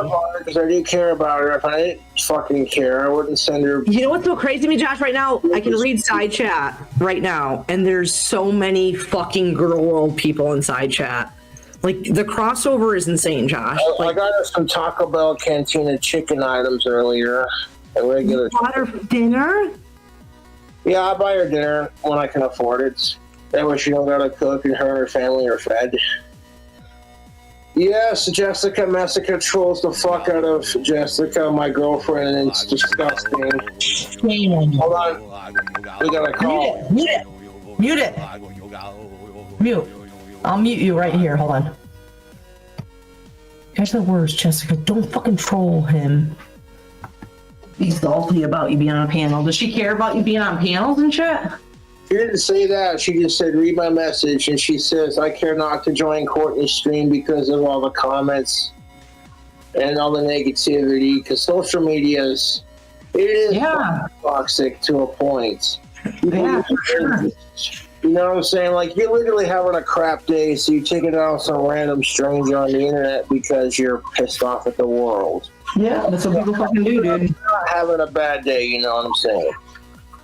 That's what they fucking do, dude. Josh, what happened with some footage about a cat? I don't know anything about it, but I guarantee you it's all overly projected bullshit. I know Jessica loves her cats, and I think people are just gonna like take whatever they see and like try to like oversell it, you know, like, oh, did you see what Jessica did? And it's like, shut up. Yeah, well, did anybody clip it, or are they trying to fucking project that it's something that didn't happen that way? They clipped it and they're like trying to overly project it kind of thing, yeah. All right. Well, Jessica Messica, you can post that link. Like Jessica Messica is literally fucking obsessed with my girlfriend, and it's ridiculous. Yeah, well, she's watched her prior to you too. Yeah. It is not healthy, dude. That's one thing I like about dating my girlfriend is she totally gets trolling and how people are fucking assholes. Most women wouldn't know how to put up with it because most women haven't experienced it. Because Jessica likes to fucking scream, you know. So, have you talked to Jessica Messica ever? Have you interacted with her? No, I haven't. And no, she's not a fucking sicko. Fuck sickos. Fucking... Maybe it's the fake Jessica Messica. Might be real. I don't know. Problems, but that's because she's been like mentally abused her entire life. By who? Like her family or parents? Like, people can only take so much before their mind starts doing things. Have you, like, Jessica, does she have a good relationship with her family and her parents and stuff? I would hope she has an amazing relationship with her parents. You know, I don't want to speak on that because it's none of my business. Yeah, for sure. Jessica, if you're watching this, Courtney's a Bjork fan like you are. You two get along. For sure, dude. For sure. If you bloody see Courtney's like blue cat, it looks just like the one you miss. Does Jessica Messica want to come on here? Do you want to talk to this girl? Not really, because I don't want to deal with the other half getting mad about it. I'm not going to talk to her arch enemy about it, dude. That's between those two. I don't want to get involved. Jessica, me and you. We'll be all fucking gas. We'll just breathe heavy, Jessica. Listen, we'll just breathe heavy. It'll just be like me and you just tussling in the fucking street together. I'll like... I'm like, Jessica, I just gotta take a break. I need to get a Newport. Look, if you want to talk to her when I'm not on camera with you, that's your choice. But, like, I'd rather not have her on panel with me right now. Yeah.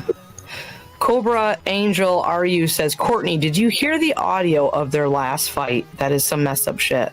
There's audio of your last fight? Because one of my fucking fans called me and Jessica answered my phone and she was drunk.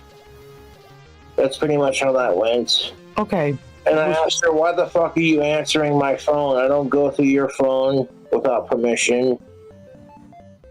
Like, I'm trying to be a solid boyfriend to her. Okay. And she's so used to, like, being abused and treated like shit that, like, and that's the thing of it, I've come to realize is that the people you date create your dating behavior patterns to a point. And that's nothing against Jessica by any stretch of the imagination. But, like, when you're used to being treated like shit on a dating scene, you're going to act a certain way because, like, mentally you feel like you don't deserve it. Okay, but I just want her to be a good girl to you. Like, she's good to you? Like, she's good? I'm not complaining. Like, okay, so I got kicked out of my apartment. That wasn't her fault. That was my troll's fault. Okay, why was it your troll's fault? Because they called and they were in the apartment complex I've lived at for the last 6 years, non-fucking stop, leaving shitty reviews on Google Review.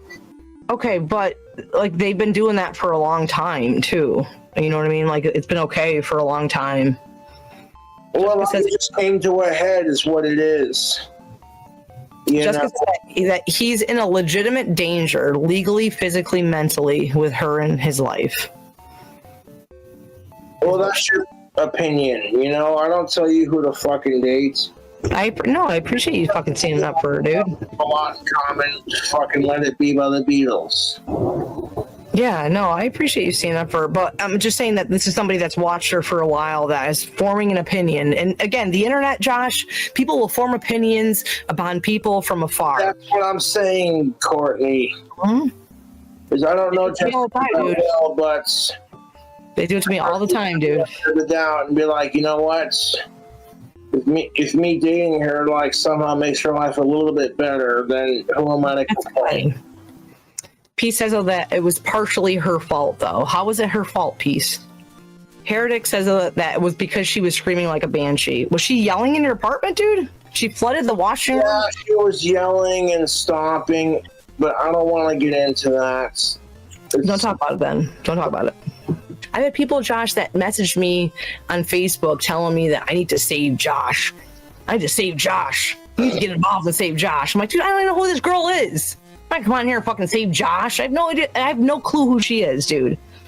So remember Chaz, dude? That's like, it's like Chaz times 1,000, where people are like, this is a bad person. She can't talk to him. She's a bad influence, dude. You're a grown man. People form their own fucking opinions about Jessica based off of what everyone else has fucking said, and that's what's so toxic about the internet. Is you don't want to get to know the person, you know what I'm saying? Granny, have her send it. Can she send it to you? You guys are fucking nuts. Jessica threatened Josh with a machete. Did she threaten you with a machete? No, she did not. She was threatening someone else.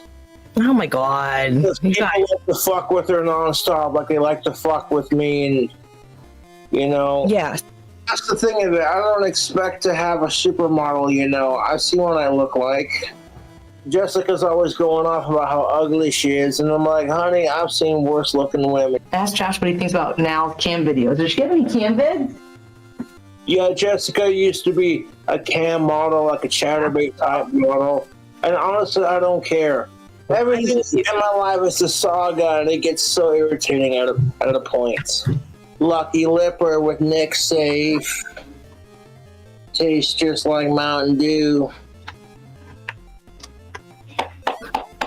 Jessica loves gray cats, Josh. Not a sponsor. Jessica would be beating Josh if she's in a cat. Why do you guys keep saying that? Is she aggressive, Josh? No, she's not aggressive. Why do they keep saying that? I have no idea, because when she was drunk, she was like pushing me and smacking me with the... Did you get into a fight, like physical? This thing right here, the puff toy. No, we didn't get into a fight. We resolved it like mature adults. Okay. She's not aggressive. Okay. Like, what are you gonna call how are you gonna define aggressive? Like this versus, you know what I'm saying? No. People don't know the whole story. They don't need to know the whole story. Does Jessica smoke butts? Does she smoke cigarettes? No, she doesn't, but when she gets drunk enough and she's in the mood, I watched her smoke a cigarette with me before. She did? Yeah, but she's not. She'll smoke closed cigarettes on occasion. Which that doesn't bother me in the slightest. Alright, hold on. Jessica Messica. Hold on, I saw Jessica Messica. Courtney, check your most recent email. Okay. I'm on myself. I never painted Jessica Messica as somebody who just dumps fucking like lies on the internet and shit like that. And I feel like that she has like a bit of a gauge to be like, she's not like the normal girl world person. I don't want you, Josh, to take offense towards these ladies that are worried about you. They could be ladies that appreciate that everyone cares about me. Yeah, that's what I'm saying. Like, these are like ladies that have either watched you or recently came into the community and they're like, you know what? I don't fucking feel so good about this and whatever. They had that's the thing of it. They had 6 years to make their move. Jessica was the one that made the move. I know, but I'm saying it's not even like to make him real. Like maybe it's like Jessica Messica. I don't know. She's just looking out for you. I don't know. I don't think she has bad between Jessica Messica and my girlfriend Jessica. So, like, I don't want to get into it. I know. I don't want you for that. No, for sure. My life. For sure. But what I'm saying though is that too, Josh, maybe Jessica, because I'm dating her. That's just how it is. Maybe you could get Jessica Messica and your Jessica to like talk and like maybe she could. That's probably not gonna happen, and I don't want to like force that or you should. I know. Jessica feeling comfortable or like gets her out of her comfort zone, then it's just not gonna happen.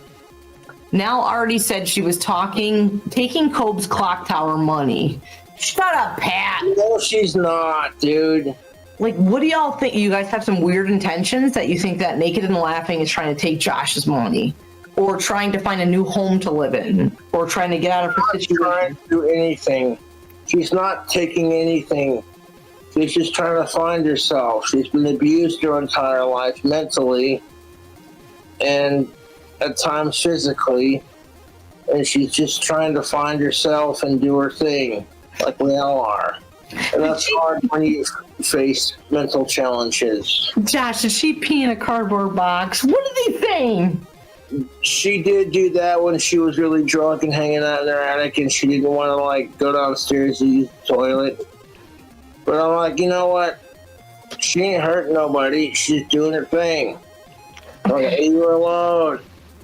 You know, like they're looking out for you, and they're. Yeah, I appreciate that people are overly protective of me, to be honest. It shows that I got people in my life who give a shit. Yeah. Unlike my YouTube trolls who have nobody and their life sucks. And then on top of that, the person they hate has all the things they wish they had. Yep. And that's why they attack me for it. Gia says that, does Cobra want to have a child with Jessica? You paused! You paused! I paused? Yeah. What the fuck? I didn't... Did you hear what I said? Yes, I did. Joshua Face Wonders. Do you want to have babies? No, I don't want to have babies.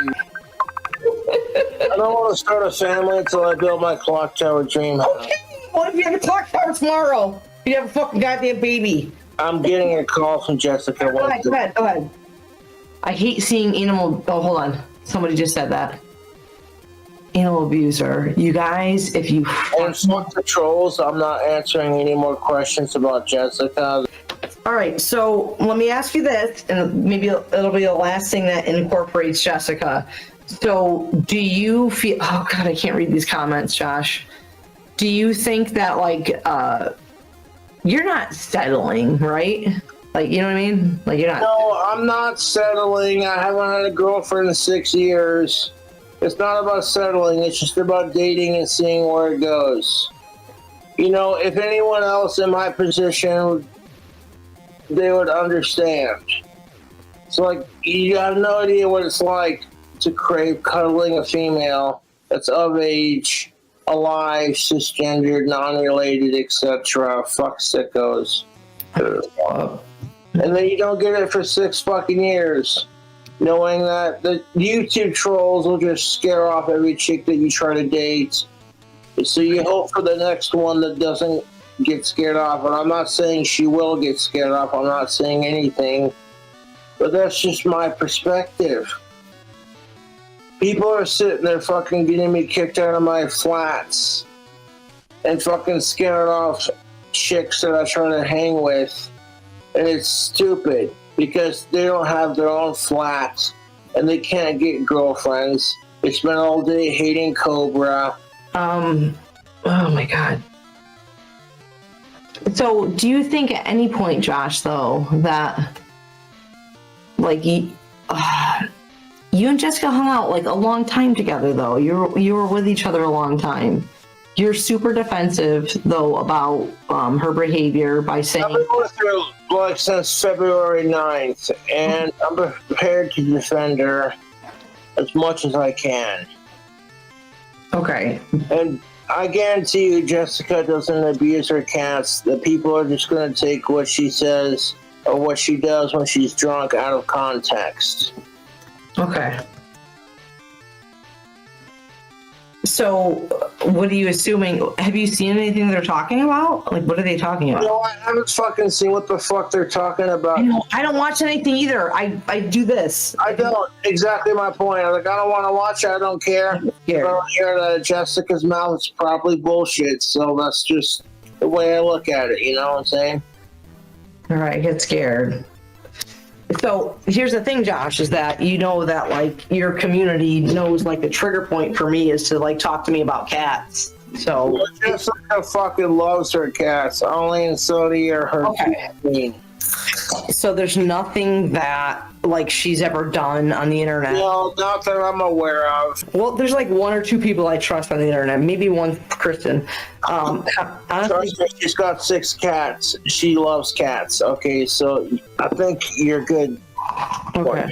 Okay. And my troll sitting there saying, and that's the thing of it. My YouTube troll said the ring I got her was an engagement ring, and that she said it. And as soon as I went to her community page, it didn't say anything about engagement kind of thing. So that's what she said. She was like, "Hey." Yeah, pretty much. You know, my boyfriend gave me a ring. My ring. She never said that. Okay. The one asshole who said it was an engagement ring was just trying to fucking troll her. Yeah. Maybe that's Fire Opal.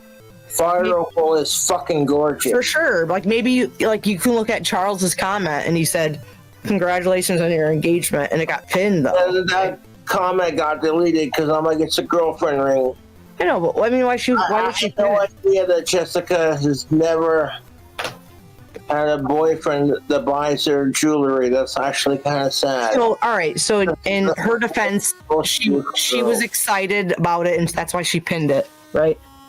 That's why she showed it off. She never said it was an engagement ring. Okay. She just said it was a ring that her boyfriend bought her.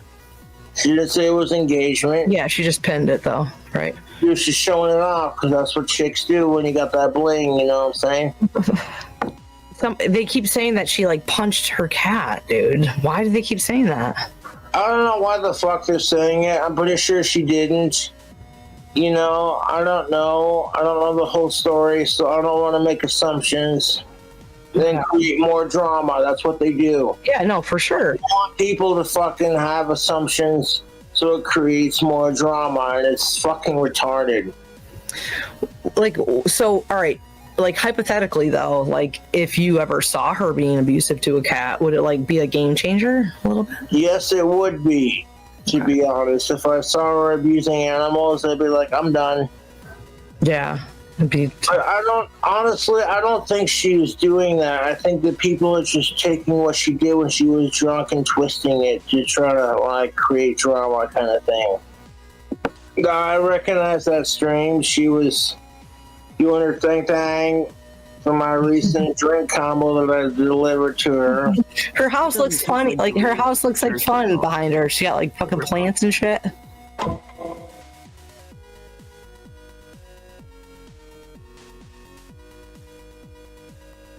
You see it, Courtney, she got cats like you do. You two would get along just like two people. Good. Awesome.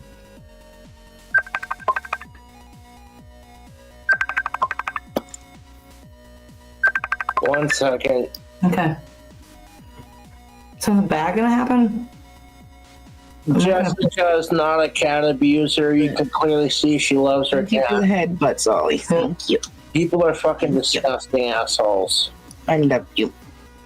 He just wiped snot on my... He just rubbed me right here and bit me on the red. Ollie. What else do they do? They mark you. Why? Oh, yes, you don't like that. You don't like. Everyone keeps saying it, like 124.30. She does something. Please, your fucking claws. Here, let's get the blankie on the back of your was. She's not doing anything, dude. Cats are fucking assholes. You're fine. I guarantee you nothing happened. People are just trying to fucking like make it into a bigger deal than it is. Yeah, they said like 124.30. So she does something. Y'all said that she punched this cat, dude. Like y'all said that she punched a cat. I don't think she would punch a cat, to be honest. I don't see it. All right, 145 now. Y'all are fucking killing me right now, dude. Y'all are full of shit. She never punched no cat. Otherwise, Jessica's mom loves the ring All right, gun. 144.50. Eat shit. Let's go. Eat shit. Exactly. I trust you, Jessica Mesca. Let's do it. We're here. We're at the fucking point. I love it. Fuck Jessica Mesca. Where's the proof? Y'all are saying that there's some fucking shit that's gonna happen right now. I've watched so much of this broad. She just fucking sits in her room, dude. I was just petting you.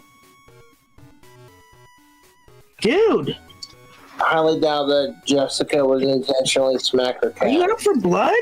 Look, you watch What's me. wrong with me? I don't want you near me. I think Oh! I don't want you near me.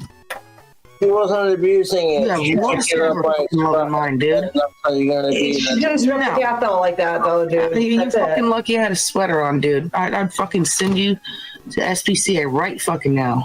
She wasn't abusing the cat. She was picking it up by its scruff and going, okay, that's how you're going to be. Well, then you can get off of me. And she didn't throw it off aggressively. She didn't punch it or like, oh, you should punch me, blah, blah. You know what I'm saying? Like, people are stupid. He's an older cat though, Josh, too. Well, the difference is though with Josh is that the fact that I am invading in which they are an animal and how they feel and how they I'm showing you this right now. Jessica would never abuse her cats. She fucking loves animals. A opossum almost crawled into her goddamn kitchen, and she was trying to like pet it because this thing was fatter than the biggest cats I've seen her possess. Shit you not. And all these assholes who want to sit there and be like, oh, Jessica did this. Jessica did that. Please, No, Joshy, I don't care. That's what you, Joshy, don't get upset. I'm not getting upset. Baby, I know you're We're not. not playing crap like this. Joshy, What's up? What's up? Hey, What is it? I know you're not. I don't care what it is. Let's not play it. If it's involving me and Jessica having a verbal argument, I don't want to play it on YouTube. I Is she don't aggressive to you, want though? to like, draw attention to it. Is she aggressive to you though? What's that? Is she aggressive to you though, like that? Yes, she's attractive to me, and she's Aggressive. to me.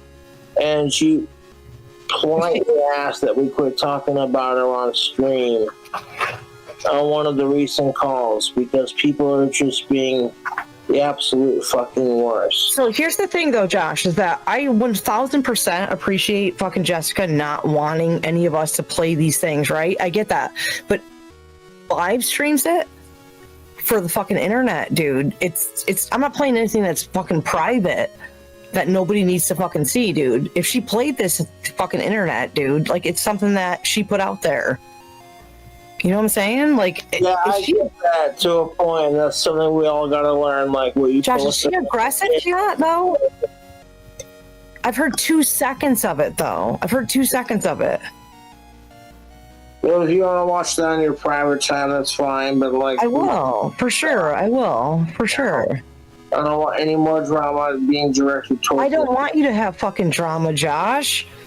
But this is something that like is on the internet though. How'd that happen? Why is that online? Were you Because streaming? Jessica recorded a stream. Or was she streaming? Was privated, and she deleted the stream, and the shit got. Okay, so she was streaming it, not you, right? No, I was not streaming it. Because you're respectful and you wouldn't stream that shit to the internet. But did she? She kept her live up? Being respectful to the internet. It's the thing of Jessica was streaming on her channel, and I wanted to. When you were drunk and passed out, though, too, right? Well, I wasn't drunk and passed out. Okay, let me explain, please. Go ahead. Okay, Jessica doesn't have that many subscribers. I don't want to make it about, oh, the King Cobra's here, you know? So I try to, like, stream with her on her channel. And the trolls were fucking with her super hard. And we were both a little bit tipsy. Okay. And that led to an argument. And I'm like, Jessica, I've been doing this for a long time, this thing on YouTube. You have to just learn to say fuck your colors, because they're not You're experiencing this, for sure. You're experienced. You know what the fuck you're talking about, dude, for sure. It's not an insult on her. It's just me giving her friendly advice. Mm-hmm. It's not saying I know this or that. You know, it's not about superiority. It's just about giving her solid advice. Like, if you want to be a YouTuber like King Cobra, and you want to be like, oh, I'm going to make all these videos and do all this content, you have to learn to filter that shit out. If I didn't care, you wouldn't be getting the fast food in the ring and the fucking money for your green smoke. But we're not going to get into that. And as far as whatever happened between me and Jessica over her last day, that's none of y'all's business. I don't care if she's used to do cam shit. People need to get help. These people need serious fucking help. Josh, is she abusive to you though about like the way? No, she's not. Okay. She's not abusive. She doesn't. No, she's not. She's not abusive. To be honest, the trolls fucking love to start shit, and that makes anyone angry. Because anyone who's had to deal with internet trolls. Josh, listen, dude. I've had crazy people call every employee that I work with and shit on me. I get that. I understand. Jessica is not abusive. You should answer that. Go ahead and answer it. Okay.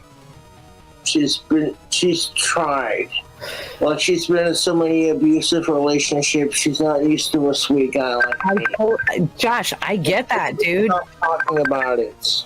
I totally get that, dude. Is that I understand that, but it's not an excuse though if she's being fresh to you. She's not being fresh. You should answer that. All right, I'll mute you. Go ahead. No, it's good. You should. God. You should answer it, dude. I don't want any fucking drama. That's all. I'll mute it. Go ahead. Go ahead.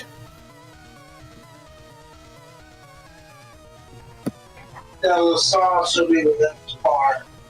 But, I gotta hate you guys for this. part one was filmed. Stop playing Jessica shit. Just stop. Stop talking about it on your fucking channel, please. Just stop. Okay. It's giving her anxiety, and I don't want to fucking deal with the fucking repercussions. Okay. Stop! Fucking assholes! The oven. Courtney! I'm stopping it right now. Go on. Stop it right now. No, I'm serious. It's giving fucking Jessica anxiety. People are fucking giving her... They're trolling her nonstop because of this crap. Just stop. I don't want him trolling her. I don't want him fucking with her. I don't want him fucking with her, dude. I don't. I don't want people fucking with Jessica just because she chooses to look past my faults and fuck me. Josh, don't say that though. You just said right there that she can look. It's the fucking truth. She can look beyond your fault. Jessica, they wouldn't fuck with us in the first place. You just said though that she looks beyond your faults. And there's nothing wrong with that. I'm going bald. I got a beer gut. Those are assholes. Those are my faults. She looks past my faults, and I appreciate that. That's not okay, though. That's her own. It's something we connect on. It's not a bad thing. It's not a bad thing, Courtney. I don't know why you're getting upset about it. Because, Josh, I want good for you, dude. I want you to be happy. I appreciate that you want good for me, Courtney. I really do. Oh my god, I'm fucking ending this. 666 viewers were goodbye. Good night. Good night. Good night.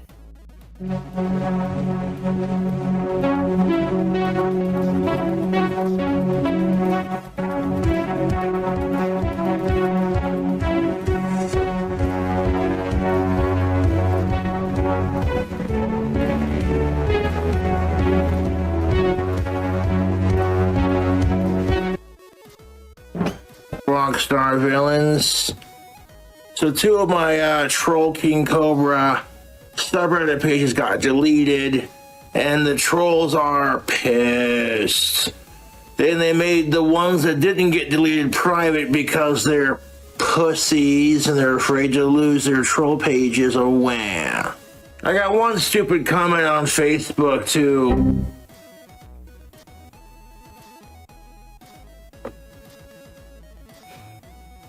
Why should we watch your content? Because if all you're gonna do is get your fan pages deleted. And it's like, first of all, the majority of that crap was not fan related. These people are organized trolling me, and they do anything they can to make my life miserable, and I say fuck them, and I keep making videos. My trolls have now gotten me kicked out of 2 apartments. Granted, certain circumstances didn't help that situation, but we're not going to get into that. You are overreacting. I said you could do whatever you fucking want. And I appreciate that. I don't know why you're getting mad. I really do. Because you keep talking shit. I'm not talking shit about you. I'm not talking shit about you. You keep asking me what. I don't give a fuck. You what you want. I give a fuck, but you please stop. I said I wish I would shut the fuck up too. How about you listen? Thank you. I'm not screaming, leave me the fuck alone. Just like I got like 1 hour of sleep yesterday, I'm trying to get to sleep, and how you bust in fucking wake me up. So If anyone's a bitch, it's you. did I say bitch? You need to listen. Nobody said that. I said you need to listen.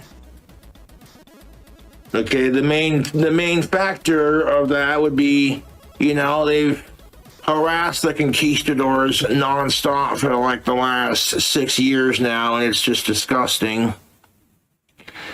And I honestly want to say I'm sorry for that, because the management here doesn't deserve that, maintenance doesn't deserve it. And the new owners were just like, nope.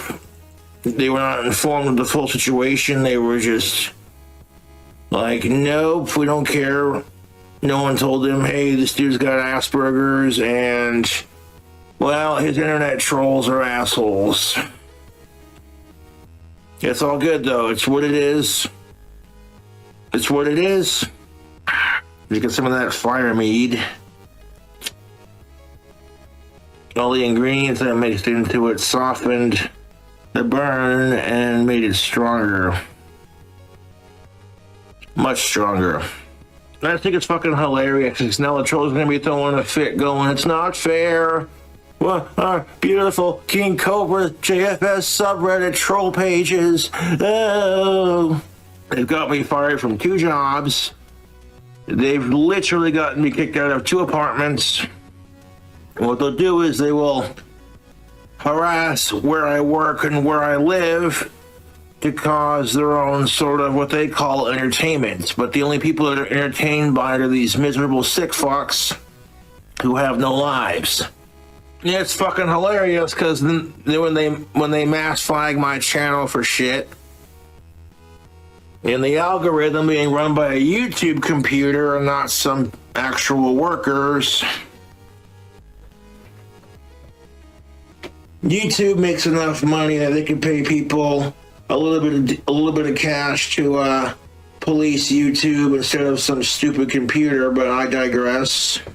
But now it's funny because my YouTube trolls will sit there and mass flag my videos and get me YouTube strikes. They abuse the system constantly. And when I go to flag their channel once,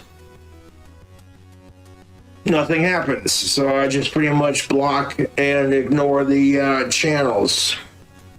Because now if you go to Google King Cobra JFS subreddit and click on it, it says this page has been banned.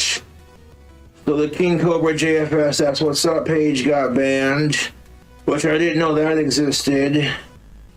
So, but the main King Cobra JFS subreddit page was just, ugh. That's where the whole thing started. And then it branched off into a bunch of other fucking nasty subreddit pages that are literally dedicated to bullying me, finding out my new addresses, and trying to get me fired from my jobs and shit like that. It's just, wow. I choose not to engage with my trolls outside the internet, which means I'm already won and I'm inside their fucking head, otherwise they wouldn't get so dedicated to harassing me in the first place. Here's the best part of it, YouTube. I don't go out of my way to get my trolls kicked out of their shit, you know what I'm saying? Because the majority of my trolls probably live in their mom's basements. And that's why they try to get me kicked out of my apartments. You know what I'm saying? That's what it is, YouTube. As soon as they found out Jessica was coming to Casper, they tried to get the second half of her flight canceled so she couldn't get home. But that got resolved real quickly. These people are fucking assholes. That's identity fraud, by the way. Trying to get a refund on the second half of that flight to a certain credit card. Does she have Jessica's comp number for her flights? That's fucked up. That is fucked up.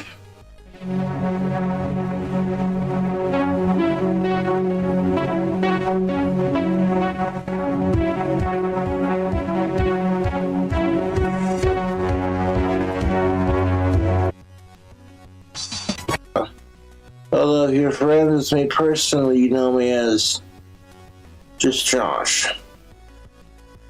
So I got a 2-week ban from posting videos on YouTube because of a video I made roasting my YouTube trolls, which I think is kind of fucking ironic because a lot of my fans are getting sick and tired of the lameoid trolls making these lame-ass YouTube, whatever, Reddit pages that are designed to troll the fuck out of me, and they're sick of it. And like the King Cobra JFS subreddit got banned because people are, like I said, if you follow me on YouTube, you know what's up. And I was just talking mad shit on my trolls earlier because they know I'm right. And they know I'm right, otherwise they wouldn't have mass flagged this video. And what video did they flag? It was me using the Talking Tom app to roast my trolls. Gonna pack me a little bit of outlaw Lucky Lipper. I'm not gonna quit tobacco by any means, but as far as a tobacco substitute, this stuff with the Nick Safe and the Fat Cut gets the job done. They do come in pouches if you don't want to be messy with it. Tastes just like Mountain Dew. Now, YouTube does allow certain things on their platform, but I've seen some pretty sexual shit on YouTube, Facebook. I have. I've seen some pretty raunchy shit on YouTube that nobody seems to care. So I'll give you an example. If YouTube sees Jessica giving me a kiss on one of my videos, my trolls mass flag the video and say sexual content, then they give me a strike. Then when the strike's lifted, you know what I'm saying, and Jessica comes back to see me, they manage to get her airplane ticket number to try to cancel the second half of her flight, committing identity fraud to fuck with her. And when that doesn't work and she gets home safely, the next thing that they do is, oh, I know, let's get Cobra kicked out of his apartments. My YouTube trolls have been harassing the apartment I live in non-stop for the last 6 years. You know, and that doesn't work.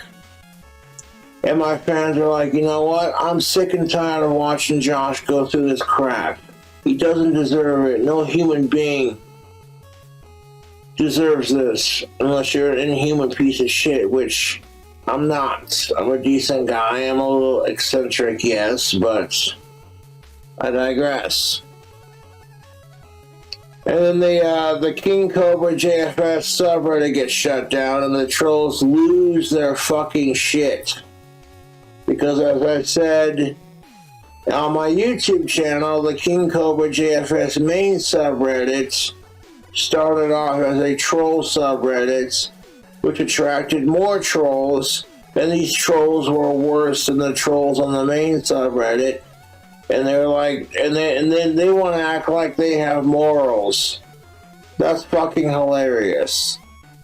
But then the worst trolls got banned, so they banned together the worst trolls to create an even more disgusting subreddit than the King Cobra JFS one, which got banned. And the main one got banned, and that's why they're all scared shitless, and they've made all the other King Cobra ones that didn't get banned privated. And they're mad as hell that their main troll subreddit got banned. And I don't go out of my way to fucking harass my trolls or try to get them kicked out of the apartments they live in or scare off chicks that they're talking to, because I don't care. I don't fucking care. I'd rather make my wine and make my wands. And just do my thing. So it's not enough that the trolls gotta get me kicked out of my apartment with the non-stop harassment. They're trying to break me and Jessica, which is bullshit. And then on top of that, they see one of the Talking Tom videos that I've made roasting these assholes who've bullied me non-stop for 10 plus years. And they flag it for sexual content and or nudity. And what does YouTube do? YouTube gave me a 2-week strike because of a Talking Tom video. You know the app I'm talking about. I just think it's fucking funny how, and then this is the thing of it, my trolls are gonna bitch because they go 2 weeks without content. They're gonna throw a huge fucking fit and go, well, it's not fair. It's not fair. We don't have anything to make fun of Cobra for 2 weeks. And you think that fucking irks you? My YouTube fans are not going to be too happy that I gotta go 2 weeks without posting videos, because it's not enough you gotta harass my girlfriend, you gotta get me kicked out of my apartment, and then when your little subreddit page gets taken down, you throw a little bitch fit, and then oh, so to get even, you fucking mass flag my YouTube channel, and that Talking Tom video gets flagged for sexual content. I rule my troll sad fucking lives, dude. Holy shit. My YouTube fans are sending me screenshots of these fuckers freaking out on social media because they're not getting their way. Wham. What could have been so bad that got the trolls so riled up? Because it's not enough that they're trying to get Jessica to break up with me, which, you know, it is what it is. Hopefully it doesn't happen. They got me kicked out of my apartment by harassing the conquistadors non-stop. And honestly, I just want to say thank you to the staff and the management here. You shouldn't have to put up with it. And to the new owners, you inherited a beautiful apartment complex. And I'm sorry you have to put up with this. It's not your fault. And I want to make this goddamn video public on Facebook. And fuck what anybody has to say about it, dude. All of them band together and mass flag my YouTube channel. Now my YouTube channel, because of a Talking Tom video says I can't post videos for 2 weeks. That doesn't affect me, dude. All that does is make people pissed off at the situation even more. All my fans are going, oh fuck no, I don't want to go 2 weeks without a Cobra video. Nope. All my trolls might be laughing at this video right now like, ha ha ha ha.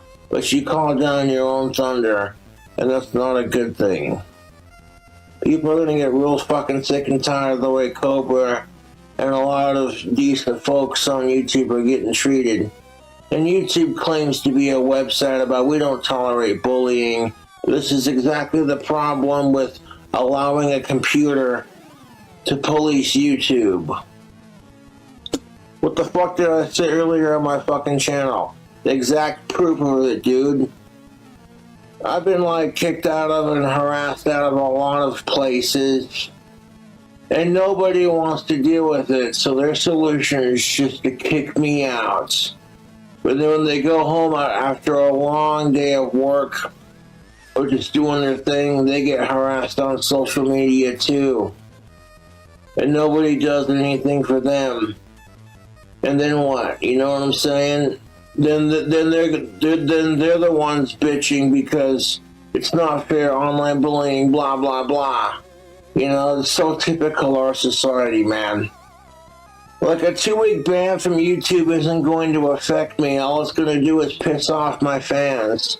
My trolls are fucking stupid. You would think after the main subreddit got deleted that these people would wake the fuck up and go, fuck with the King Cobra, get the fangs. Oh hey, this subreddit we've had for like several fucking goddamn years just got deleted. That maybe we should back off of Cobra. What we're doing should be super illegal. Nope. So yes, as of now, I have a 2-week ban. For what, you may ask? Like I said, using the Talking Tom cell phone app to make fun of my YouTube trolls, the same assholes who scare off every girl I try to talk to, or who harass me at my jobs till I get fired, and they harass apartment complexes that I frequent or live at because they want to get me kicked out. These people are fucking assholes. And the only thing that pisses off my trolls more than anything is the fact that I just continue to make videos. I continue to make videos. I don't gotta fucking bully them out of the chicks that they like, or harass them at their job or their family, or get them kicked out of their apartment to fuck with them, you know what I'm saying? And like literally, the trolls will sit there and bully me out of the apartment complexes I live in, and all I gotta do to piss them off is use a cell phone app with a cat that like copies everything that you say, so like you can record yourself making Talking Tom talk the most biggest amounts of shit, and it's hilarious. And there's nothing you can do about it. That's just the nature of the game, Facebook. But I'll catch you later.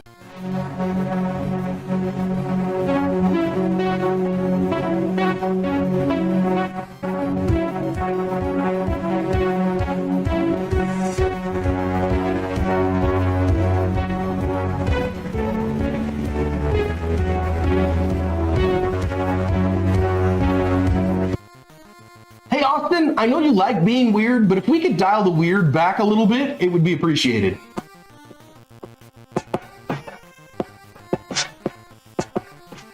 The name's Andrew Santa Maria. I work here at Kick. If you have any questions, please ask me. Miller Latte. What a great effing handle. I have a tough question for you, sir. Can Bossman Jag get his Kick check in crack instead of USD? Miller Latte. Can we pay out in crack? We cannot. Not yet. Right now, the only way we can get paid out is Stripe, and depending on the region of the world you live in, that's the currency we work with. We were kicking around crypto very early on. If you got anyone who's been here for a long time remembers that we had a wallet at one point. But I do appreciate the joke, Miller Latte. I see promise in you. You have an amazing handle. I love that handle. I think your delivery could be a little better on the crack. But you got to workshop these things. But no, we don't pay out on crack yet. Oh shit! Come on, man. Right here. You better win this. Yeah! Oh my god, dude. Oh shit. Right here. No! Oh my god. Come on. Yeah!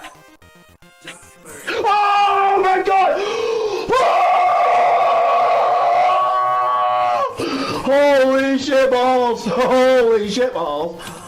Shitty titties. Shitty tit balls. Oh, fuck, I would miss that. Yeah! Oh my god, oh my god. I could have had so much money right now. I didn't even do a $10 bet. Oh, good thing. Oh my god. Fuck, I'm gonna do 500. No! Oh my god! Oh my god. Dude, are you fucking kidding me? Yeah! Oh my god, I needed that! Do it again, do it again! No!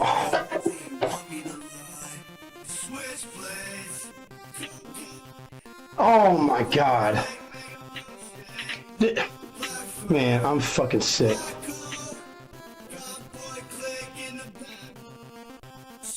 Yeah! Oh my god! Woo! That was a comeback. I hit it 3 times. Oh my god, let's go. No! That would have been huge! Man.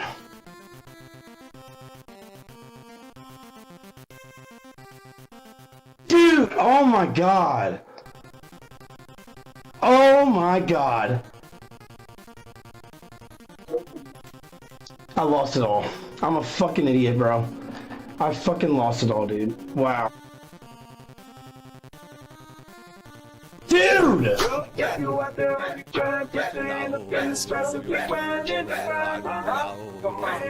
I can't even go down this bad. Nice cash out. What the fuck are you laughing about? You know you're banned, right? You can't sit there and laugh at me. You must be higher than a dog. Fuck you. You can't sit there and laugh at me, bro. Fuck you. The gang goes. Come on, man. Please, mines. Dude, give me a fucking break. There's no way. Dude! Dude! I've never seen something so bad. There's no way. It's just 4 mines. Dude! This is impossible! Impossible! There's no way!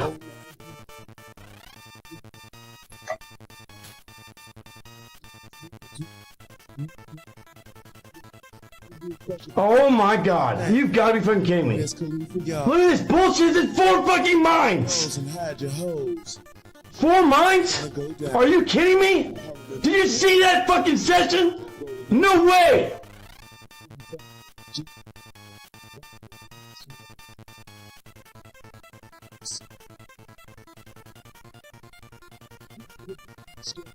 This is not my money. I deposited this. Shut the fuck up. Oh my god, that's so fucking rigged, dude. That's so rigged. I'm sorry. That is rigged. That is fucking rigged. Oh my god. Ladies and gentlemen, my name's Wiz Khalifa. And I'm so damn good. Fucking bullshit, dude. I cannot believe that this happened to me.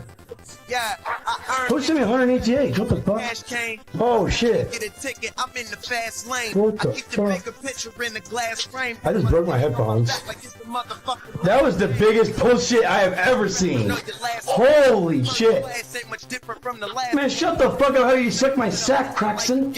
You hear me, Craxton? Would you like that? Shut the fuck up. Shut the fuck up. Shut the fuck up. That was the most rigged shit I've ever seen in my life. I don't care if they pay me or not. That was not. It's been like that the last 4 times. I've done 4 months. Don't mean to sound not appreciative, but it's obvious the game ain't what you think it is. Yellow diamond speaks Spanish on my neck and wrist. Don't even check the list. They expecting us. See, I'm not ready to go. That was super fucked. Big moves. Who the fuck are you laughing at? You know I'm about to ban you, right? I don't give a fuck who you are. I don't give a fuck if you're a 1-year sub. You don't fucking laugh at me when I fucking lose. What's wrong with you? You got a little tic tac in your pants? You can laugh at that? Shut the fuck up. Shut the fuck up. Look at this fucking pussy. He's laughing at his little tic tac he pulled out. He's so fat, man. You a rat. So are you, WizKid. Get the fuck out of here. I saw your Reddit post, bitch. Shut the fuck up. Bunch of fucking pussies. See you later, Mooks. Look, it's fucking... Man, you're lucky I can't say that on Kick. See you later, Mooks. Oh, and guess what, Mooks? Before you're a failed streamer, dog. You are a failure of a streamer. I'm not. Get good. Get good. Get good. Get good, bitch. You get 10 viewers. You get 30 viewers. Whatever you get. You're a failure. You don't know shit. You suck at streaming. You come here and take it out on someone that's successful at it. And I'ma put this thing on cruise control. You know what I'm saying? Fuck you. Fuck you, bunch of pussies.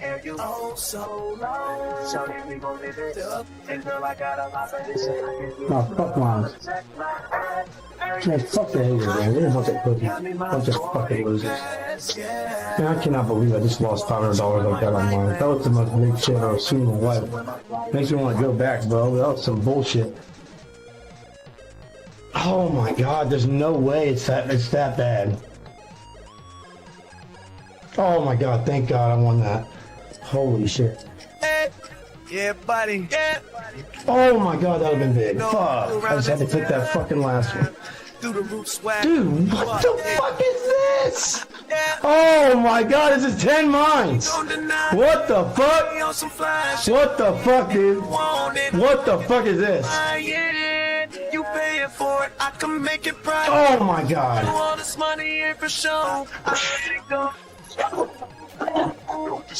let it go. I let it go.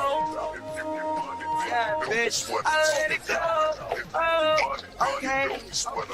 Hey, I got a bad bitch. Her that you don't need to know. You can take her off of me.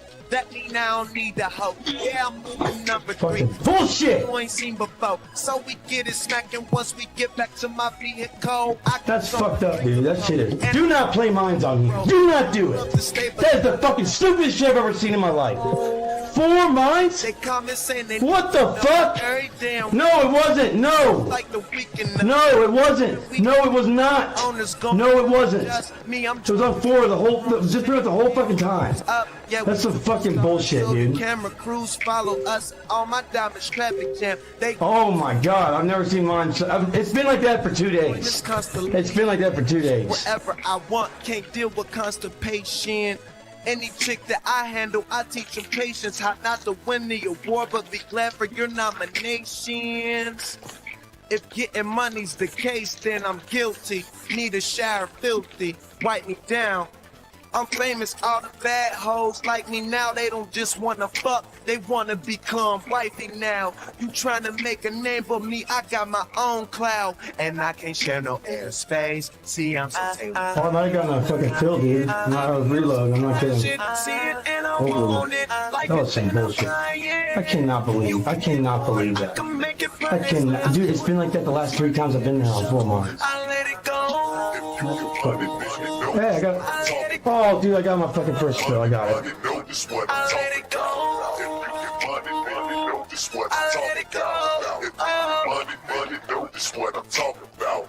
Yeah, all this money got me feeling buff.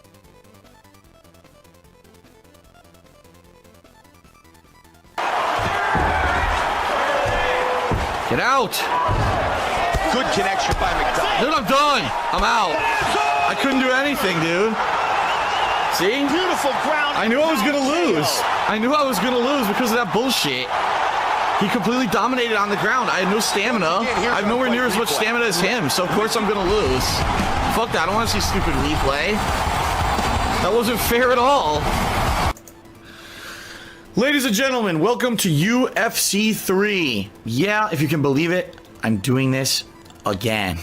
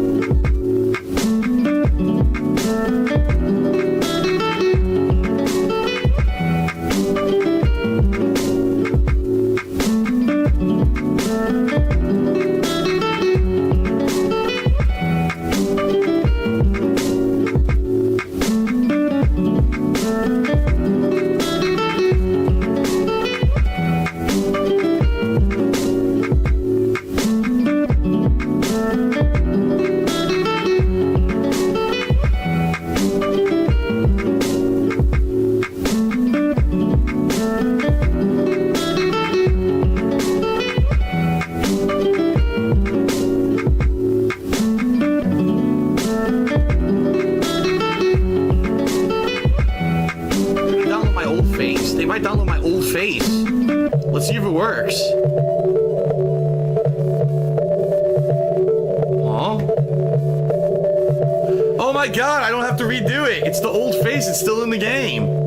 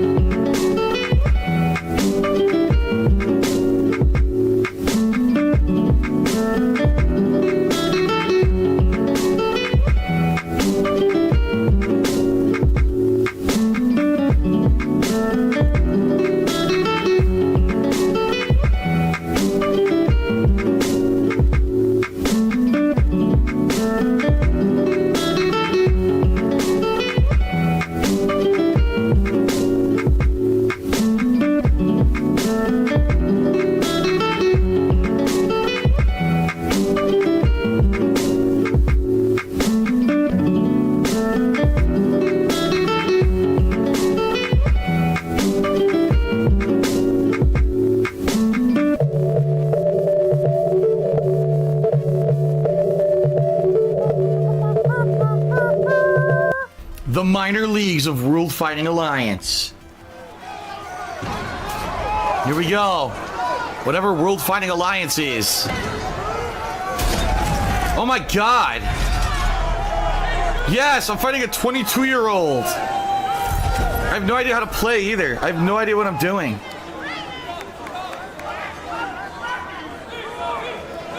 They didn't explain anything. How do I play? I don't remember. How do you fucking play? Oh god! No!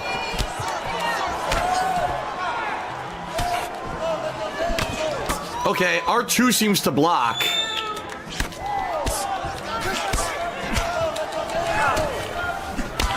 Oh fuck, I got rocked. I caught his foot, but I didn't know what to do. Ooh, big roundhouse. Oh! Nice! I don't know how to get on top of him. I have no idea. I'm gay, I'm gay, I'm gay. What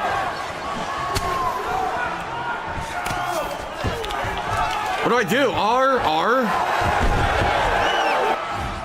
Oh boy. Posture up, half guard, half guard. And then perform a transition. Okay. Deny a transition by also hold R2 and push R in the direction the fighter is moving to deny it.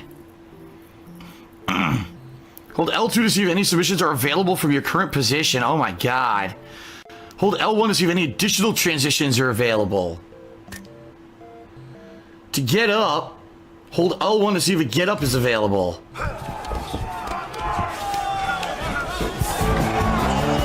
I'm gay, I'm gay, I'm gay. What the fuck's going on?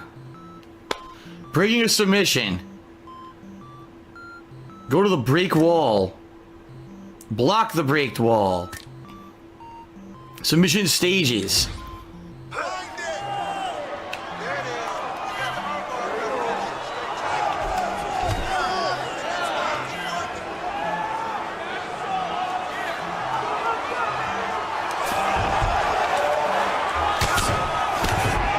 I don't know what to do. I don't know what to do.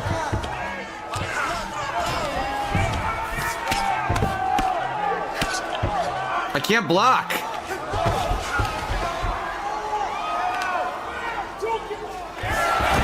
Okay.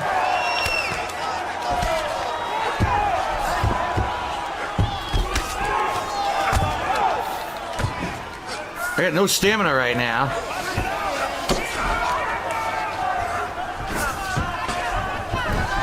What the fuck? He reversed.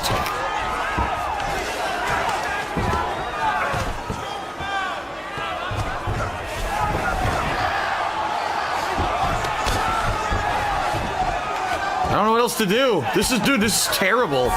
This is way worse than it used to be. This is way too complicated. I can't figure anything out. Thank you, Big Boy Dumper, for a 25-bit cheer. He says that John McCain says MMA fighting is cockfighting. And Infinite did a 50-bit cheer and says Derek says the World Fighting Alliance was the only organization from the game UFC Undisputed 3 which I played. Oh. Oh, I'm not even paying attention. I'm gay. What? This is the intro fight. What the fuck? Like I said, I probably should have done this on easy. I don't know what I'm doing. Oh my god, here we go again. I couldn't do anything. I don't know what I'm supposed to be doing. Look, it's just been block, block, block. Look, I can't do anything. Dude, this is terrible. I'm not even lying. This is way worse than it used to be. The system used to make sense. This makes no sense anymore. This is garbage. I can't get out. Look, it takes too long. He blocks it. What am I supposed to be doing? You tell me what I'm supposed to be doing. I have no idea. I have no clue. Look, I can't get out.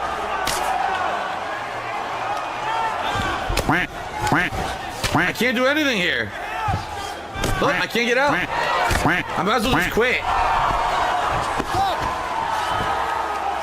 What was the point? This is way worse than UFC 2. Way worse. In UFC 2, it made sense, the transitions, and you can figure out what like the best one to do. Here, it's just like, well, fill the circle. If the circle doesn't fill, well, you're done. Oh, well. This sucks. Amazing. Well, thank you guys for your cheers. Kushiakatori, Coral Guy, and Big Boy Dumper all cheered. But I have no idea what I'm doing. They didn't even explain anything. Fans gained 0. Fight hype very low.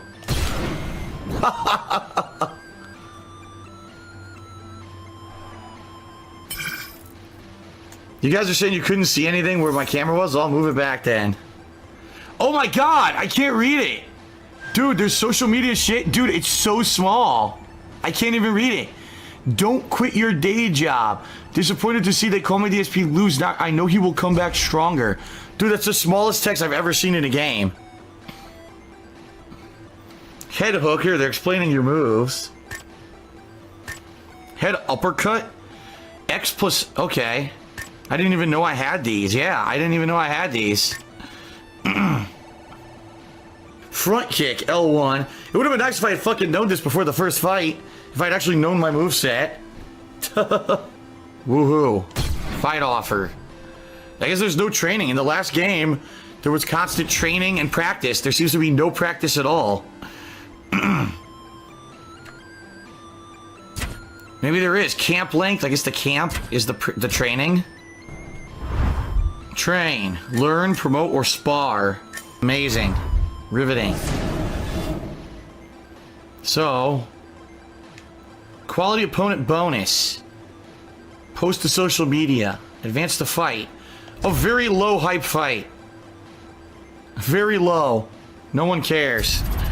Alright, I guess I'm gonna have another fight. Oh boy.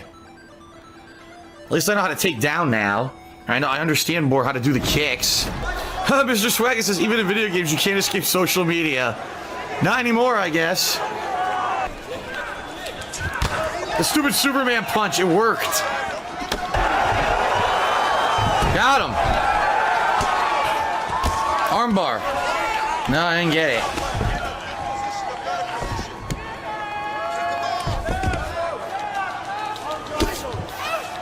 There's no defense, look. He's getting pounded, dude. Oh my god. Oh my god, look at this.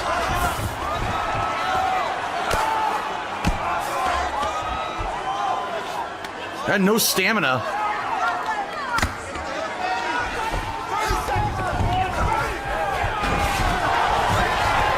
Now he's reversing. Great. Alright, well, it's certainly better than the first fight. Thank you, Insomniatic Me, for a 40-bit cheer. Definitely better than the first fight.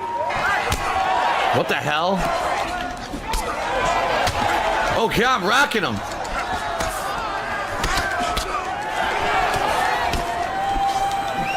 Oh my god, what was that? What the fuck? Oh great, well, I'm fucked. What? Yeah, as soon as I went for a takedown.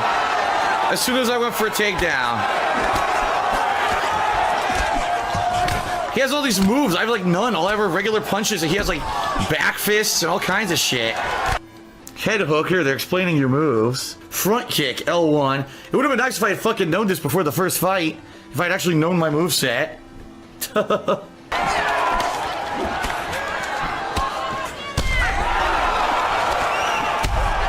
Yes! I couldn't get on him. I tried. I'm gay, I'm gay, I'm gay.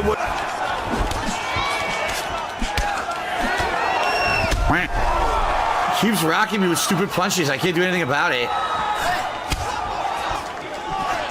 What was that? I didn't even know how to do that knee. Take him down. No, he blocked it. Okay.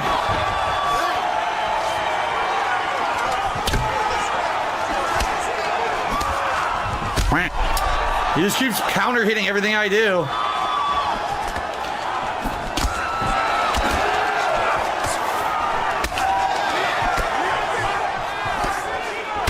There's nothing I can do. I have no stamina. My character sucks. Lame. My character's terrible. This guy has like amazing moves, spinning back fists and shit. I have like nothing. Head hook, here, they're explaining your moves. Head uppercut. X plus, okay. I didn't even know I had these. Yeah, I didn't even know I had these.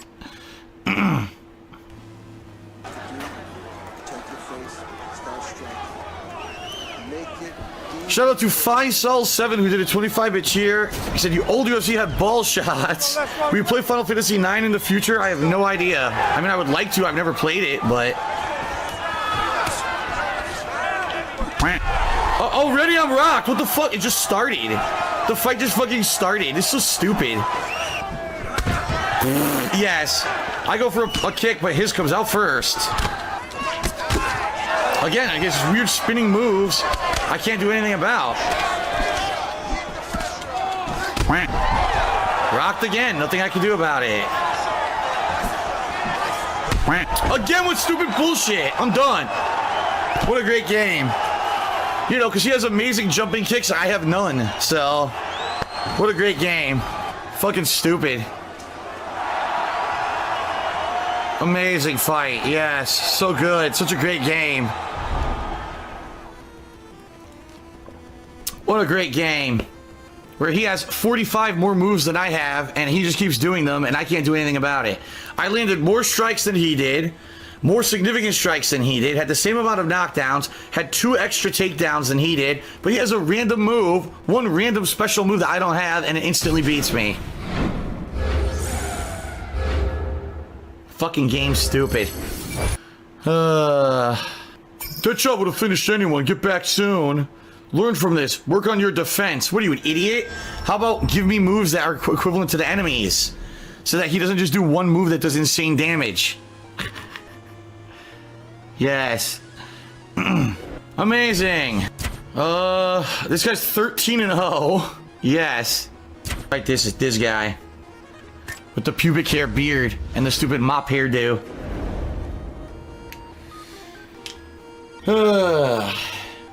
Well, get a camp. I only have $2,600 left. I'll just do the same gym again, I guess. I don't want to spend all my money, so I'll just do the 1 week of training again. Spar. Unlock a key to victory. Okay. Spar with Matthew Stewart.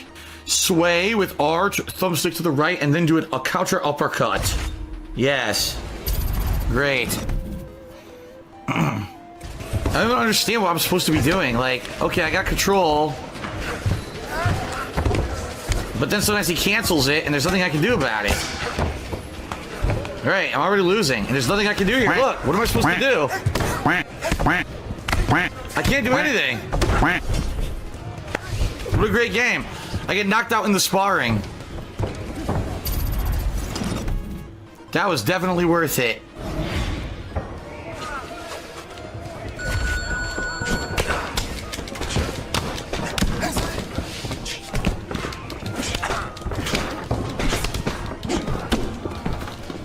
Yes. The game explains nothing. I don't know what I'm supposed to do when I'm on the ground. All I can do is transitions that don't lead me to anything advantageous. So there's no point. There's no fucking point to this. I'm done. It's already over. Look. I can never get into a guard position. Look. They keep interrupting me when I do this shit. Yes. I don't understand. And the game, of course, hasn't explained anything, so great. Well, I didn't even do anything. I pressed X to start the mode, and he did a kick. Ooh, good block.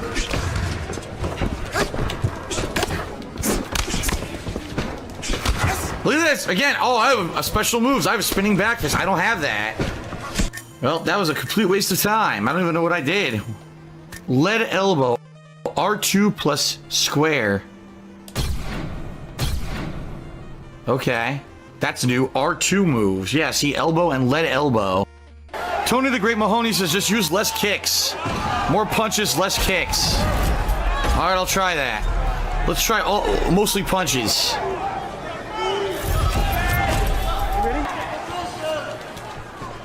What the fuck? How did that miss? This guy's not blocking at all. What the hell? He's not even swinging. What's he doing?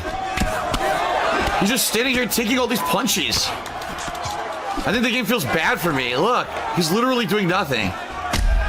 What an idiot. That's it. Can't defend himself. Look at all the blood. Look at the blood coming out of his face. Now I have no stamina. Great. Whoa, of course I'm rocked. He had a crazy overhand move.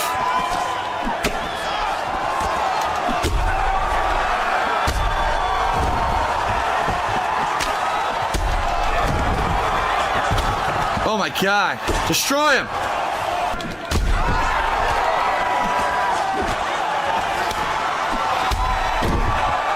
Knocked him out. The stupid punches. Big Boy Dubber said it was like Moe and Curly fighting. Yes. Amazing. What an amazing fight. Look how much blood this guy has all over him. Ugh. Dude, blood exploded off his face. Yuck. Oh my God. That guy literally for the first half of the fight didn't block at all. Just let me punch the fuck out of him. I finally got a win. Look at 37 significant strikes, 70 total strikes, and 3 knockdowns. Fuck. Yeah, here's 13-0. No. That's it? I have to fight. There's no one else to pick. And he just has way better stats than me. Great, he's gonna fuck me up. This guy's gonna fuck me up bad. Alright, well, I should pick the longer camp if I can, right? I should do like a 2-week camp. I should do 2 weeks of training. Yeah. 2 weeks. What's this? Todd Green. You've been killing it in the WFA? No, I haven't. Dana White will be scouting talent on the looking for a fight TV show at your next fight. Put on a show. This could be your ticket to the UFC. I'll do my best to impress. Yeah. Oh, trophy!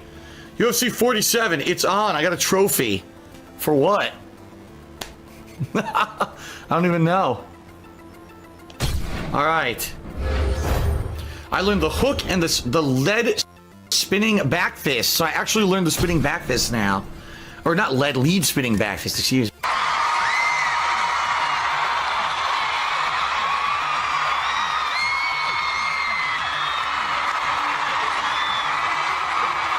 Let's do it. Here we go. Let's get fucked up. Here we go. Here we go. Look at this. Look, over the top. Boom!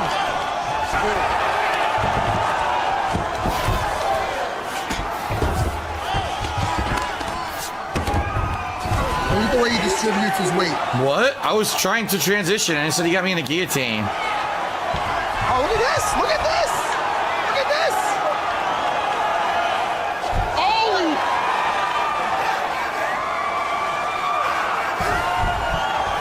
can't get out. I'm trying. I got out.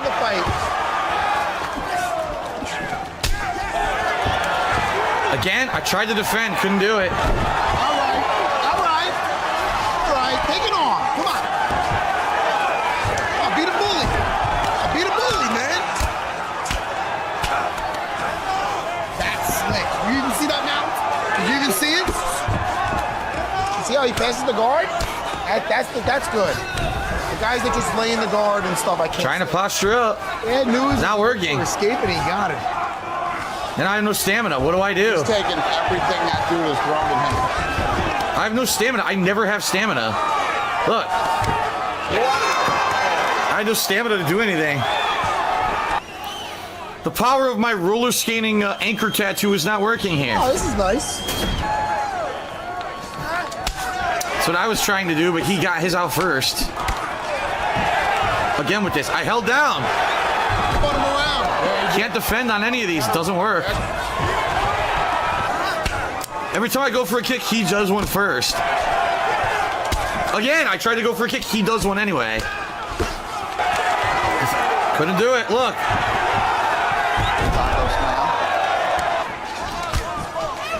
I can't do anything. He has way more stamina than me. I can't. He keeps taking me down. I can't do anything about it. He blocked, now I have no stamina. Look, I can't do anything. Down for you, going up. He went up for the neck, and the guy took his back. There's nothing I can do. Show him the arm lock. Come on, man. Take that off. Take that off. Take that off.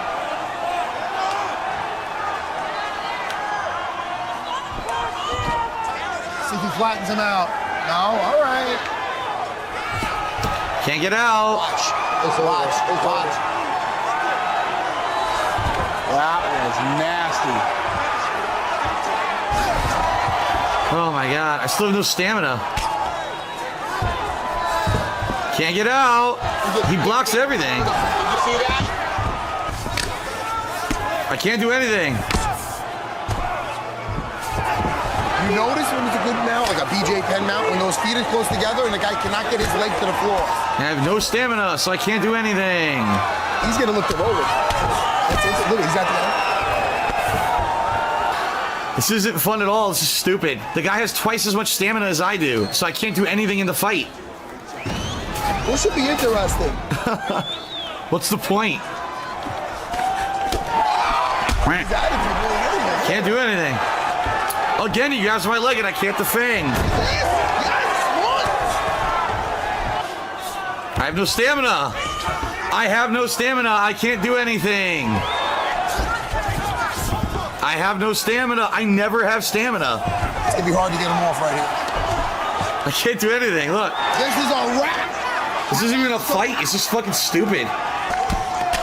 I can't do it. I can't do anything. I'm holding a direction. Didn't even do anything. It ignored me. Like I wasn't even doing it.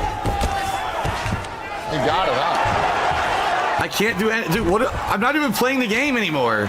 Look, I'm holding the direction. Nothing happens. There's no point. I can't do anything here. I can't do anything. What is the fucking point? Why am I playing? This fucking sucks. I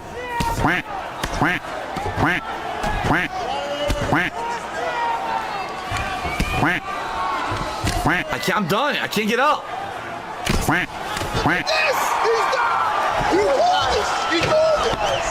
What a great fight. This game sucks. There's nothing I can do. My guy's massively underpowered. Has no stamina for anything. What a great game. That was nice. Complete waste of time. Great. What an amazing fight. 0 fans gained. I like this kid a lot. He has some talent, but he needs some work. He needs to keep training and keep fighting. Wow. What a great game. This fucking sucks. It's like this. What am I supposed to be doing? The guy has double to triple my stamina, so he could just keep swinging and taking me down. And if I try to do anything like a transition or a defense, I have no stamina immediately. So, great. It's a completely unequal playing field.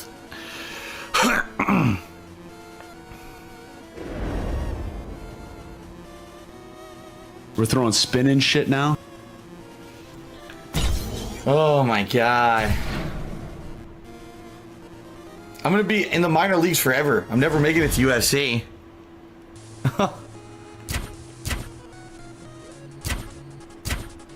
The same fucking people. I guess I'll fight this guy. I didn't fight him yet. The fitness rating is going up. -1 chin strength. I got wear and tear. Great. Great. Try again. Try again.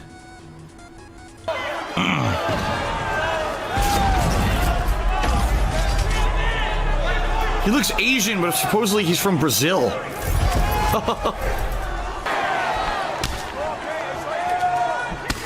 Ooh.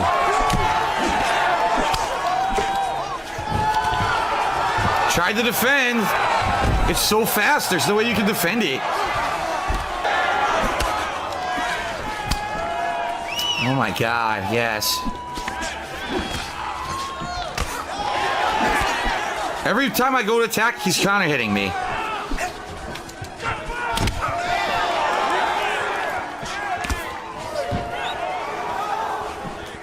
Yep, see, I went to go punch him. I tried. Dude, I'm pushing it.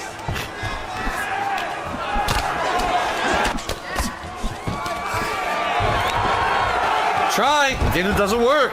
It never defends. Now I'm out of stamina.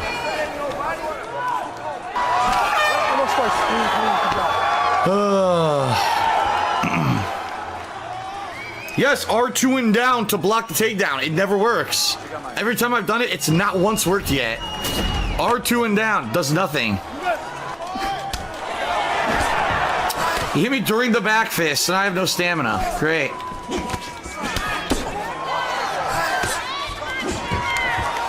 R2 and down, look. Does nothing. Blocked. I have no stamina. Blocked. I have no stamina. Can't do anything. Now he's on top of me. Can't do anything. Trying to get out. Blocked. Can't do it. Now I'm in a submission. Great game. I'm gay. I'm gay. I'm gay. Can't get out. Still trying. All right. Can I get out? Half guard. Okay. Backside. Somehow interrupted. Trying to get up. Get up. Now look at my stamina now. Well, can't defend. It doesn't work. R2 and down never defends when he tries to take me down. I can't do anything because I have no stamina. Look, I can't get out of anything.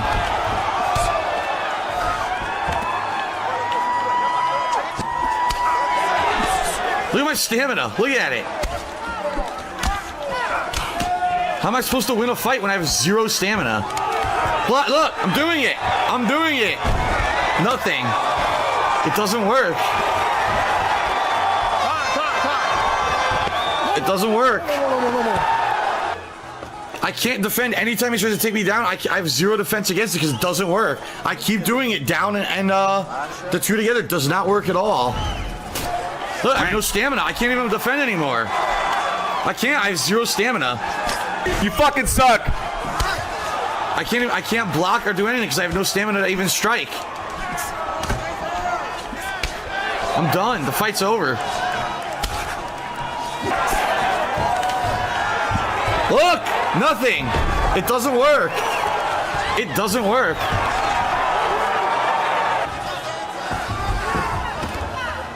He can just keep moving and I can't do anything about it because I have no stamina. Just get up.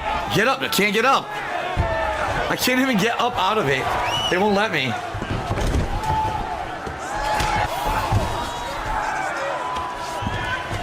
Unbelievable. Look at my fucking stamina. Look at it.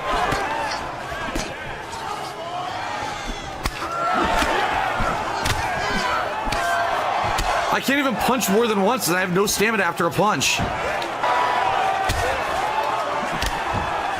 I can't do anything. I'm done. He can attack non-stop and gets all his stamina back. I never get stamina back. Look.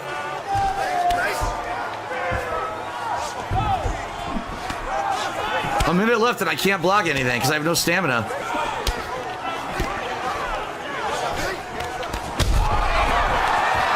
Again, how the fuck did he get into a clinch? It makes no sense. How did he grab me when I just rocked him? It makes no fucking sense at all. This game fucking sucks. Again, look, I'm doing it. It never defends. It doesn't work. There's no defense against takedowns. It doesn't work with this character.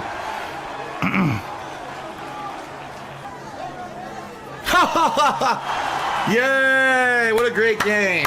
Yay! Yay! Yay! What an amazing game. So I had more significant strikes, more total strikes, but he just kept taking me down because there was no defense against it, and he wins by unanimous decision.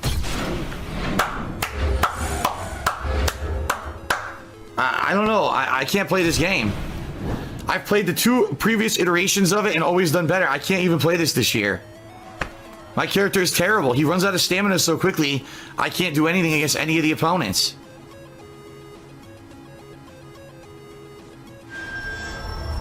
I don't know what else I'm supposed to do, honestly, in this fucking game. Seriously, what am I supposed to do?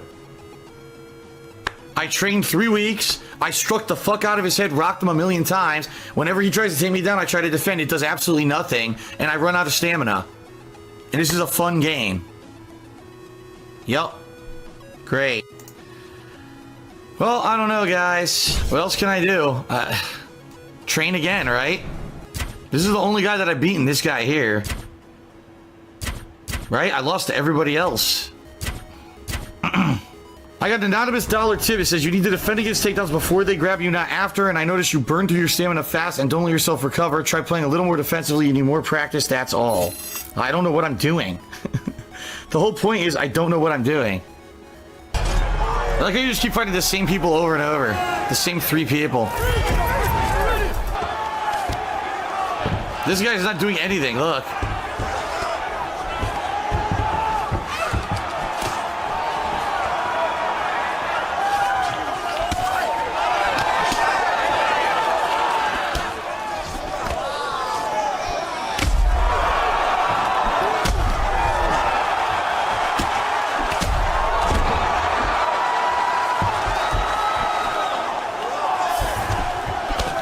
This guy's doing absolutely nothing. He's just standing there and letting me wail on him. I tried to defend. Once again, nothing.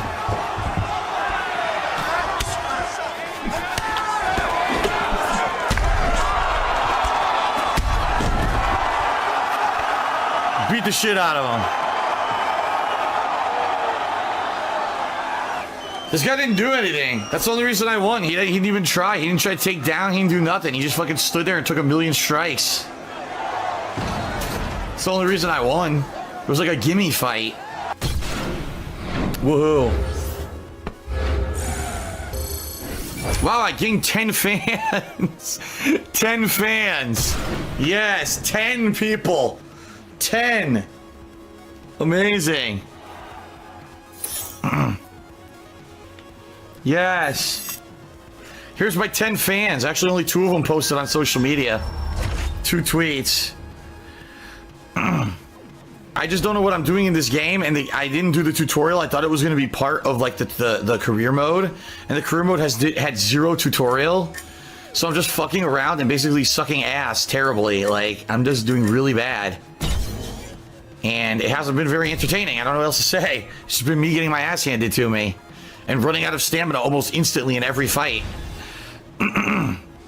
Yeah, so I should go with, I guess, the guy who's 14-0. The guy who completely rocked me. Fuck yeah, I'll do it. Why not?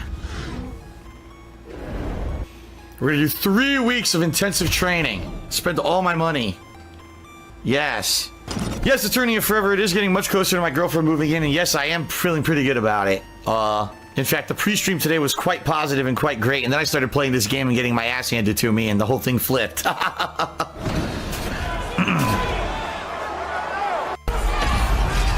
Callie said I should have tried upping power because I'm too weak to knock people out. Well, too late now. This is the guy that's just going to take me down, so...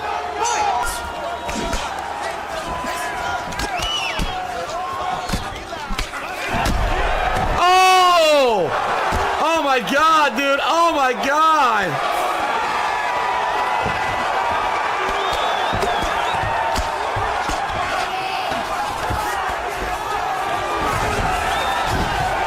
And now here's where I lose. Look.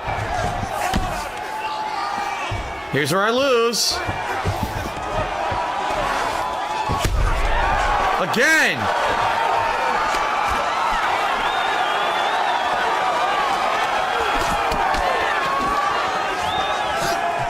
That's what I was doing, by the way.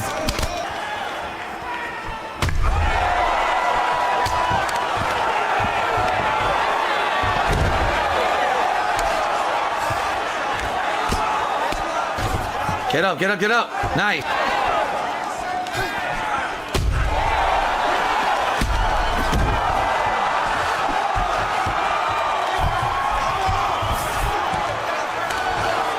Again with the takedown. I defended. Oh my god, I defended the takedown.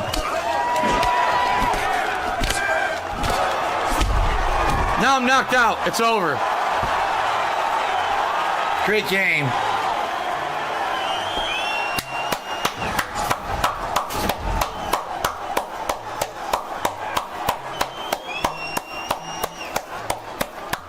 This game sucks. It really does. It's terrible. I knocked the guy down 100 times. All of a sudden, oh, here we go. Knockout. This game sucks. Fucking garbage, dude. It's a garbage. Fucking complete garbage. Yes. Great fight. Amazing fight. I've only knocked him down 300 fucking times, but I lose the fight. Because the game is terrible.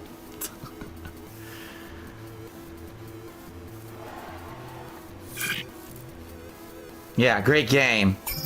Yes, I can knock the guy down 1,000,000 times. He never gets knocked out. I get knocked down once. Knockout. Fight over. Great game. EA Sports. Suck our balls. Yeah, I don't like this at all. I've played the last 2 UFCs were way better than this. This game is terrible. Alright, it's over. There you go. The lack of performance in the cage has been hard to ignore. You have not been re-signed. The game is over. Alright, it's over. Game over. Goodbye. No more. Retired. That's it. Game over. Good. Retire the game. Retire UFC 3. It's a piece of shit. Seriously. That fight, how are you going to tell me that fight was fair? I knocked the guy down 4 fucking times during the fight. He's fine no matter what. He knocks me down once. Game over. You're knocked out. Fuck this. Terrible game. Alright, I'm trying one more time, folks. As they say, you give it the old college try. I can't even load this career. This career is over. One more time. We're gonna try one more time. Here we go. Well, at least we got new people. This guy wasn't in it before. Jabari Henry. Jabari. Way out of range. Dude. It doesn't consistently do what I'm telling it to do. That's the problem. Well, already taken down. Like, it'll start filling the circle, and then it'll stop working.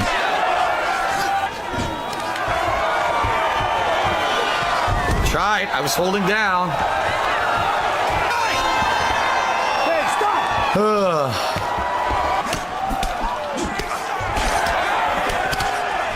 This guy's a rock hard head. Look how many times I hit him in the head, and he's taking no damage to the head. Look how many times I fucking hit him, dude.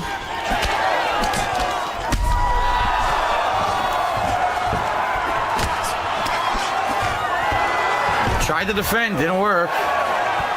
Dude, Dude, I'm holding a direction. It's not working. I was holding right.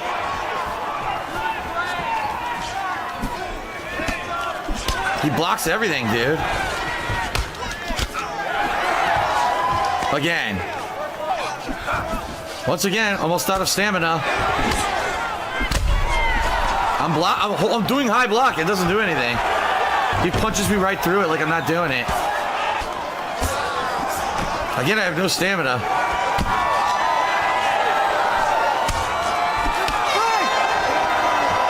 Thank you to Kate for subscribing to the channel. I think someone might have gifted her the sub. I'm not sure.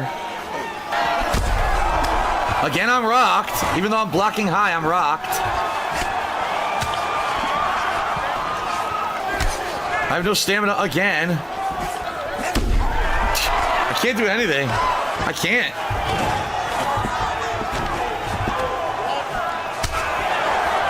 I can't block. I have no stamina. There's no way to block.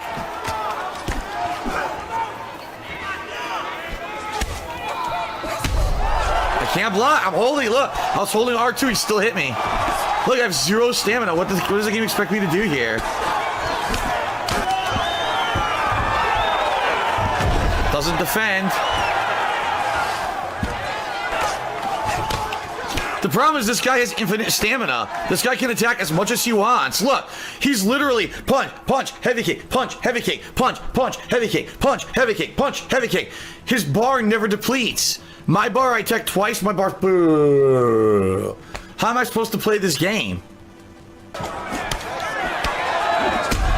I'm blocking high. Look, I'm holding R2.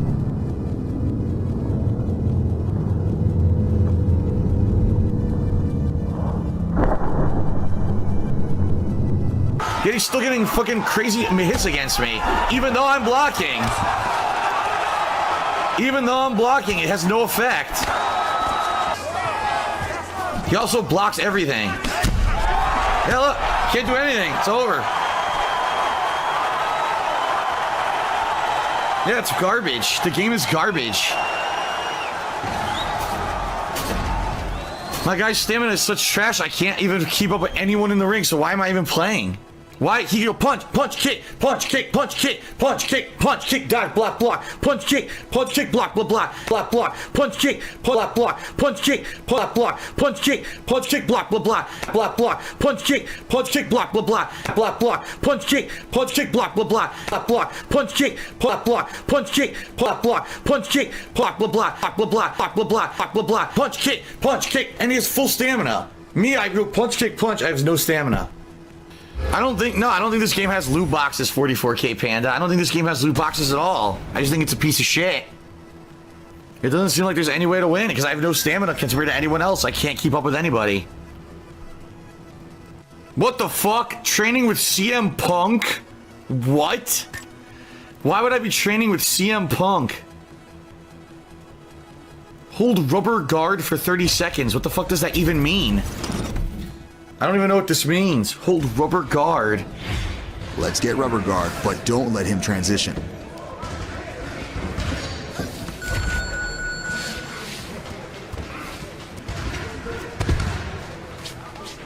We gotta do this again. Go home, shower, come back tomorrow. What? I don't even know what what the fuck is rubber guard?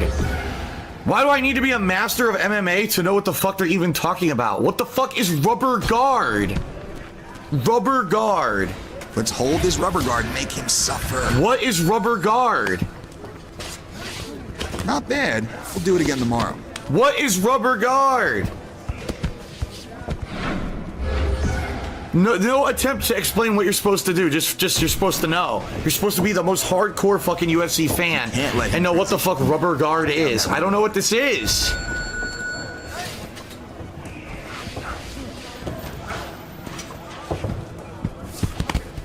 You got a little work to do here. I want you to keep him down. Huh? That's where you're best. What is rubber guard? You completely wasted my time today. I don't know what's going on. I don't understand it, and the game explains nothing. It just says defend, so I push the stick in that direction, and it says you failed. I have to, like, stare intently at the fucking right thumbstick icon here. Seriously. You need to work on your top control. It's can't. I did it. As soon as it showed it, I pressed left, and it says you failed. Yeah, what they did is they made the game so insanely difficult, you have to react like insanely quick to everything going on now. Which it didn't used to be like in UFC 1 and 2. They just made the game way harder. Look, staring. Okay, right. I pressed it. We gotta work harder at this position. I pressed it. I pressed right and the game says I didn't do it. Okay. All right, let's get rubber guard and don't let her transition out. Okay, I'm waiting. Right. What were you thinking today? We got a lot of work to do. What did I do wrong? As soon as it did it, I held right and it says you failed.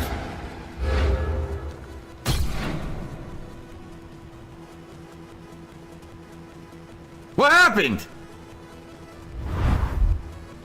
Apparently I quit out. What the fuck? Dude, this game sucks. This game's terrible. You tell me, I'm doing it again. Let's keep that rubber guard the whole round. All right, ready?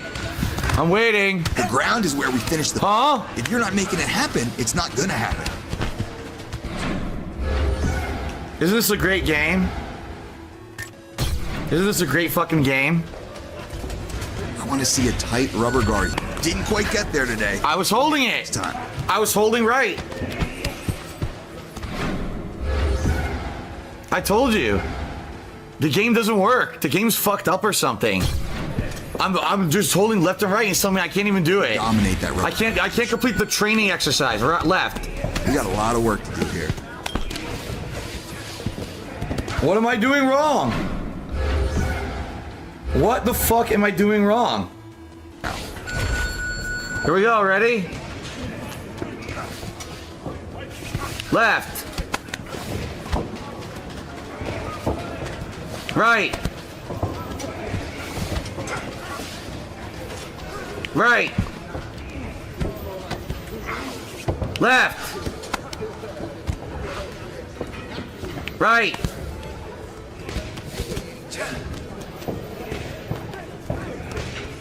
Can't even blink, right? You fight like that, you're gonna dominate.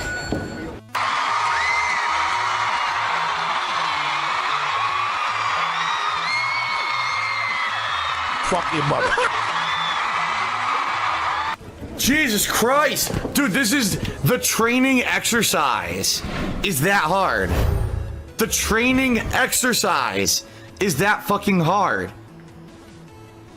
What the fuck? It took how many attempts to get it to work? What the fuck is with this game? I'm completely... Submitted to the Ultimate Fighter, Emmett Rutledge. Yes, Rutledge. What a man. Yes, Rutledge. Do you like my mustache? My name is Rutledge. Yes, Dick Dastardly. Well, we're going right to another fight, huh? We're going right into another fight. Damn. Emmett Rutledge. How do you like my stabbed baby head on my chest?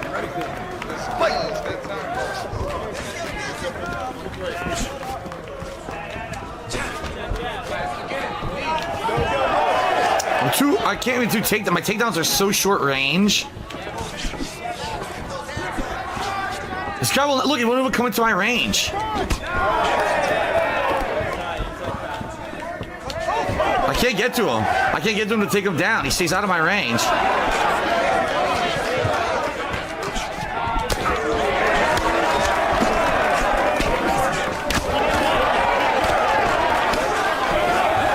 What? It told me I was out of... Yeah, look, it won't do it. I can't take him down. I'm never close enough.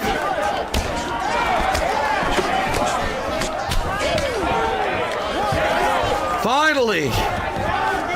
Oh, I don't even know what happened.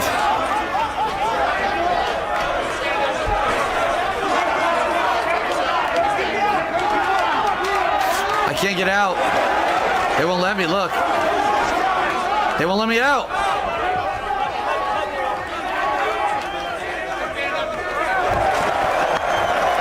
Game sucks. The game is fucking terrible. This is a waste of my fucking time. It really is. This game sucks. Fucking garbage. I'm going in every direction. Left, right, up, down, up, right, up, left, left, left, left, left, left, right, up, down, up, block, right, up, block, block, block, block. This is the intro to the game. Block, block, block, block, block, block. What? The game, I just got kicked out of the game. I didn't even do anything. I didn't press the fucking PS button. Oh, I got demoted. I got demoted back to WFA. All right, great. Demoted back to WFA. Excellent. Right back to where I went from. Great. Oh, look, there he is, too.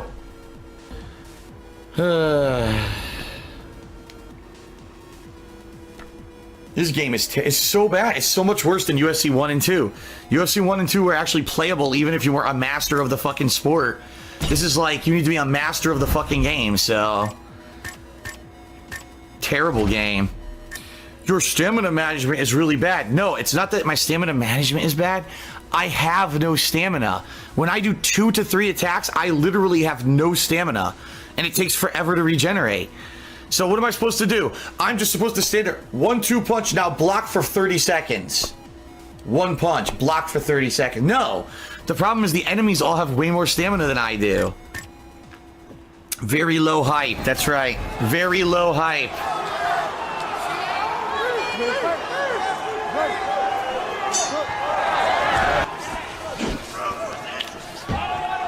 Dude, instant block. Finally.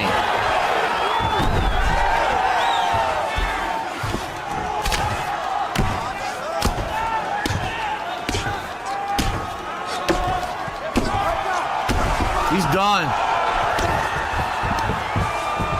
Rocked.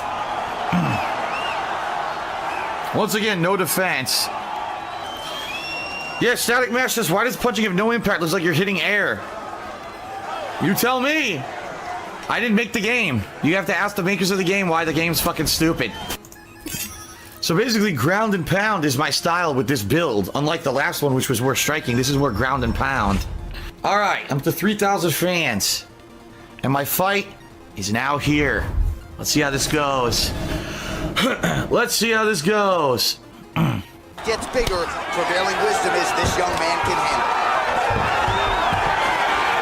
Boom. Done early here with the takedown.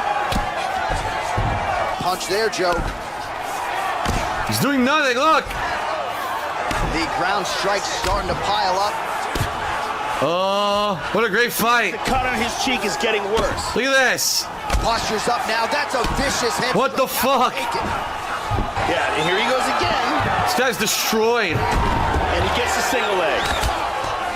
Defend. I did. Strong bottom work. Defend, defend. I did. Defend. I did. He does have full guard here, which is still dangerous. Well, you got to stay busy on the bottom. He's doing it. I didn't want to get up. I fucked up. I didn't mean to do that. And he's looking for that left. All right, so he just decides to get up here, Joe. So a crowd-pleasing approach for him here in round one. He has landed early. He has landed often. And this is really the aggressive approach that Dana White and the matchmakers want. Oh! Yes. He's got him hurt here.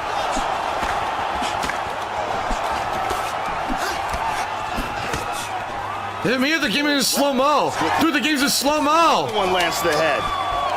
The game is in slow motion right now. It's fucked up. The game's all fucked up. That's not a good sign. Now they're both throwing. The game's completely fucked up. It was running in slow-mo. The books. Dude, I would have won that if I had more stamina. Seriously. Wow! What? Get up. No, the game's glitched. People are saying it's when you're low on stamina. No, it's not. The game's completely running in slow-mo.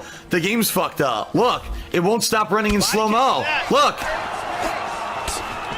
Flipped him with the jab. Good defense there. It's still in slow-mo. It won't stop. The whole game's running in slow-mo no matter what. Look. Single attempt. It's a brutal strike to the head. He's melting. That's it. That's it. It's over. Come on. Let's go. Wow. Done.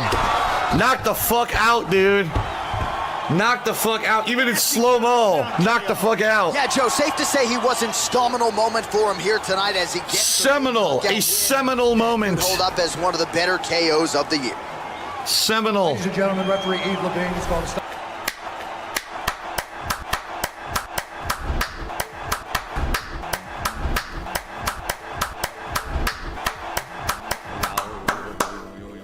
Yes. I have 23,000. Whoa. I got 23,000 followers now.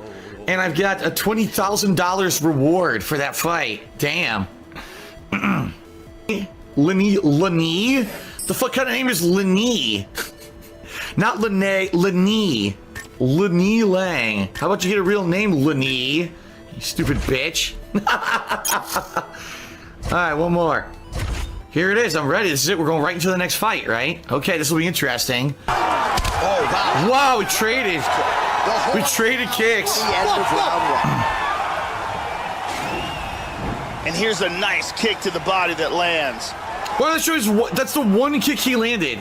They show one move from him. How about all the moves I landed? Another kick to the body. What the fuck? They're only showing his 2 kicks. I destroyed him the whole fucking round. The replay is his 2 kicks. And here's one more perfectly placed kick to the body. You gotta be kidding me. They showed 3 kicks when I destroyed him the whole round. Get the fuck out of here, dude. The place. Defend. I tried. Didn't work. Reversal and into full guard. Oh, well, you can't enter the pocket there unprotected. You got to figure out a way to get your guard up a little bit. Tried the guard. Hands to the head there. And let's see if he and his corner can make the proper adjustments defensively to avoid any further kicks here in this fight. Now, level change. Whoa, good. Blocked it. Well, he's got a strong jab. Missed with it there, though, Joe. Another takedown attempt here. I tried the block. Didn't work. Oh, and he gets the single leg takedown, Joe. That there, as have the get-ups. Now what? Down. Single leg. I can't defend against him. I'm trying every time. It's not working. Joe, so really doing a nice job scoring points, and the takedowns are piling up. And he. Well, how did that miss? Nice shot to the head. Half guard here. Well, I pounded him a bunch. He took me down a bunch, though. It's over in the fighter's eye is something that we're going to keep an eye on. That is a nasty. Oh, yeah, he's bleeding there. Yeah, look. His head's bleeding. A beautiful takedown. They're only going to show him. They're only going to show him doing shit. Watch. And here's another perfectly executed takedown. What did I say? What did I say? Another very nice takedown. What a bunch of morons. All right, round 3. Ariane Celeste, good. And he continues to work the body here. Didn't work. What the fuck? Beautiful kick there. Nice. Try to take the back. Nice. Dude, it's not working. It's glitching. It's not working. Dude, it's not working. I told you. Oh, I tried to defend it. Didn't work. Oh, look at that, though. Look at that! Oh, shit! Catch the leg and work it into a takedown. That was sick. Around. Can't do anything. He can't get out. Nice right hand. And there it is again. No profit, but there it is. Tried. And he lands a single. Lands to the body there. I can't block. I'm trying. It won't let me. He's landed some. A late kick! That wasn't fair. It was a late kick. And here's the end. Here's a nice double leg takedown. Here's All right, fuck this. I won! I accidentally skipped the decision, but I won. I won the fight. Yeah, I had 52 significant strikes, 99 total strikes, 2 takedowns. He had 5, but I destroyed. I had control for 8 minutes. He only had control for 1.5 minutes. So there you go. I won. Nice. Another victory for me. It sucks they don't really give you any information about the guy. Like, is this guy more about jiu-jitsu or whatever? He has high health. He's got decent grappling, decent stamina, and he's decent everything. He's kind of all around. So I guess this guy's a striker because he has a higher striker stat. Well, this guy, Leonardo Foster, he's got very high health. Yeah, he's a striker too. Both these guys are strikers. Although it's funny because this guy has lower stats, yet it's the same exact reward. So why on earth wouldn't I accept this? Just accept this one. It's the easiest one. He's got the lowest stats. Yeah. Strikes, strikes, strike. Brittany Palmer in the building. All right. Oh, now he's starting to really. What? What? He wildly swung and it hit me randomly. Now I have no stamina. Beautifully executed sweep. I can't do anything. I have no stamina. Nicely executed sweep. Winds up in guard. He moves from. He's got me in a bullshit guillotine, dude. Complete horse shit. Defend. I'm holding up. It's not working. It didn't work. Dominating him. From north-south again.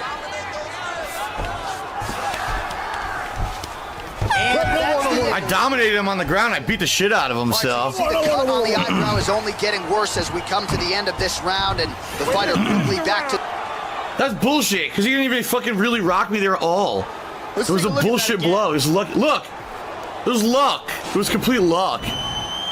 The original Ariane select. And he caught the kick. We'll see what he can do with it. Again! Again with bullshit. The game is so full of shit, dude. Big trouble. Hard straight punch. And now he lands a combination. The game is so full of shit. Again, dude, there's nothing I can do about this. They won't let me out of it. Look. He's out of the guillotine. I need stamina. Defend. I tried. It didn't work. I did it, and it did not fucking work. That time he missed it. Good defense there. Got him. Become a factor here. To the head. Nice hammer fist. Still working this ground and pound. Good punches. Well, I destroyed him on the ground. I mean, I punched the fuck out of him. He didn't get the finish, but it was not for any lack. We await the judges' score. Who did? There should not be much suspense here. What? They're going to say he won. Judges saw it. Here is Bruce Buffer. They're going to say he won. Ladies and gentlemen, after 3 rounds. Even though his face is destroyed. The judges scored the contest 30-27, 9-28. They're going to say he won. 9-28. Declaring the winner by unanimous decision. Horseshit. Unanimous decision. His face is completely destroyed. And I just dominated him on the ground. Unanimous decision. Fuck you. This is why I hate fucking UFC. I really do. Look at this. Hit him with 91 strikes, hit him with 45 significant fucking strikes, 4 takedowns. He only had 1 knockdown that was a random hit. Just because he went for 4 fucking guillotines that I escaped, he wins. Fuck this bullshit. No, really. Fuck MMA and fuck this stupid sport. If this is how you judge a fight, are you fucking retarded? The guy got 1 random hit, and I escape every submission, but he wins unanimous decision. Oh, now he's starting to really. Oh, no! Fuck you. Complete horseshit. Complete and utter fucking horseshit. He did not earn that win whatsoever. If that's how you judge a fucking fight, maybe you should go go do something else for a fucking living. What a dumb fucking game. Seriously. Complete stupidity. These games are so fucking dumb. You didn't earn it at all. You got 1 lucky hit. Oh, I win the fight. Fuck you. And it does. It pisses me off. The whole fight, I'm working my ass off to stay on top, to maintain control, to pound him. Ground and pound, ground and pound, ground and pound. You win, lucky punch. Oh, you're down. Oh, I win now. Fuck your mother. Really. Well, here we go. 3 weeks. Once again, I still can't afford this. I'm getting closer, but I still can't afford it, so. Do all 3 weeks of training. All right, here we go. What? Dude, I didn't press a button. I swear to God. I didn't press a button. Resident Evil Beating says, do I know how to do submissions? If I do, why don't I use them? Because I have only like 3 that I've unlocked, and they're all from bad positions that I'm never in. If you take a look, the submissions, you have to hold the trigger, and every time I try, no submission shows up. I can only do them when you have a certain amount of stamina, and when you're in certain positions, and I have very few, and I can't unlock new ones because you have to get to a new classification to unlock them, and I'm not at that classification yet. So I don't know what I'm supposed to do. I have like 3 submissions that I can never use. They only show his shots that land. What's up with these replays? And another perfectly placed strike. They're only showing shots that land. They're not showing anything that I did, even though they said I won the round. Lots of action in that. Now he goes for the single leg. I tried to block, didn't work. There's the single leg. Nice hammer fist. Half guard. I'm trying for a submission. It won't let me do it, see? To finish a submission, you must first prevent your opponent from pushing any break walls to the edge of the circle. Hold and push R in the same direction a break wall is moving to block it. Watch the inside circle for the L icons. Flick the L in the direction of the icon to advance the submission. Advancing the submission pushes the opponent's break walls back toward the center of the circle. Submissions have multiple stages, some have fewer stages than others, so I have to finish. He's got an arm shot. I had it! Oh my god! Beautiful. Tried to defend, didn't work. Back to the feet now. It doesn't work. When I try to defend, half the time it doesn't work. The battle for hooks continues. Can't do anything, doesn't work.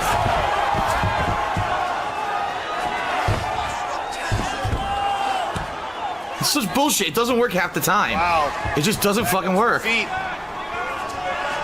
Well, he has really picked up the pace here in round 2. Much more aggressive than we saw in round 1.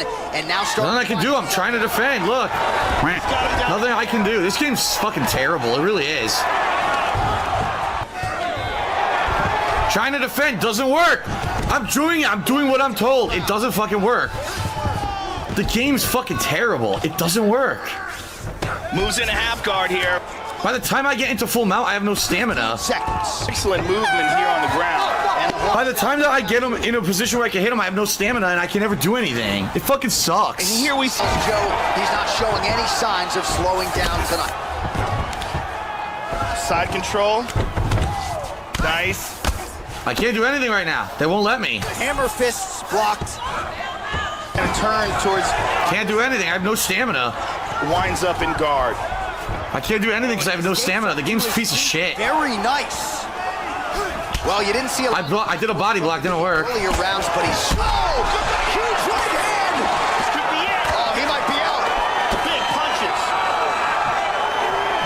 He is I can't. He keeps getting the transitions and they won't let me do anything about it. Splits the guard, connects with the punch. Yeah, they won't let me do anything. Working hard, posting, and getting back. He caught the kick. Catches the leg there, but then lets it go. No harm, no foul. Wouldn't let me take him down. So clock starting to become a factor here. Can't defend. This game sucks. The game fucking sucks. I can't do anything useful. Solid combination that is more damaging. What the fuck? Why? It was a body blow. A body blow randomly downs me. beautiful body shot there. I can't do anything. I can't do anything. Look. The game sucks. What the fuck? These fucking complete idiots made a terrible game. Look, I can't do a damn thing. I can't do a damn thing. I'm stuck. This fucking game sucks. 15 seconds. I hate it. I really do. I couldn't do a submission. I tried. Wow. Fuck you. Fuck you, EA. You fucked your game up. This game is terrible, dude. Now I'm gonna lose. They're gonna say he won. No, they said I won. Fuck it. I seriously don't even care. I'm so angry. The game is terrible. The game is fucking terrible. Seriously, it's just so badly made. What the fuck? Fucking stupid game sucks. He shouldn't be kidding me with the random shit. All of a sudden I'm on the ground, can't transition. Can't do this, can't do that. Well, it's not fun then. If I just lay there with no stamina, why am I playing the fucking game? The game sucks. Fucking stupid. It's so dumb. And all of a sudden, there's a random move out of nowhere, goes through everything, hits you, knocks you down. Oh, okay, you're rocked. Well, fuck you. I dominated the fucking guy. Who the hell is Brittany Bibby? Brittany Bibby. Well, it looks like I got one more fight, and then I have to go on to back to my rival. So, thank you, NWO Hollywood Hogan, for a 100-bit cheer.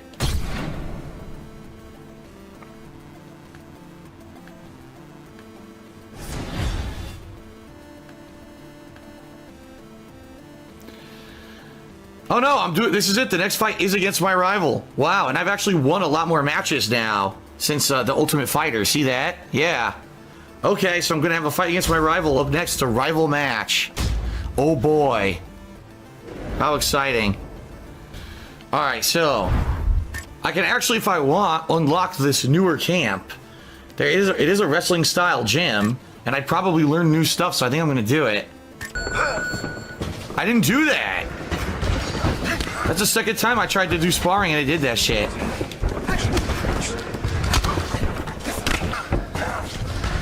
Huh? What happened? I don't even know. You tell me. There's nothing I can do. There's nothing I can do.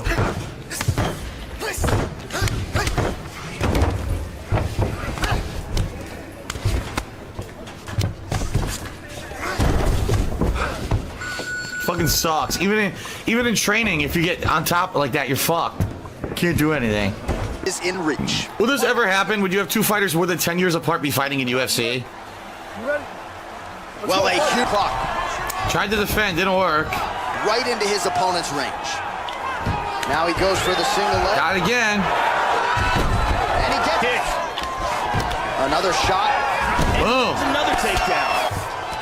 I can never get him in a good position. Look. At half guard. Defend. I tried, didn't work. Round two next. Well, I don't know. It was back and forth.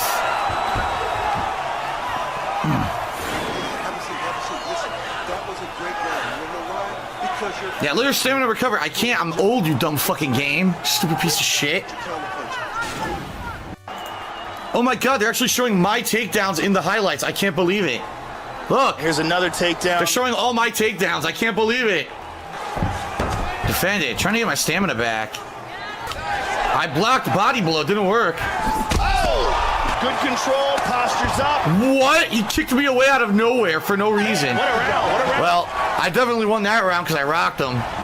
I'm dominating this guy. I just gotta get solid here and don't get one hit knocked out by bullshit in the last round.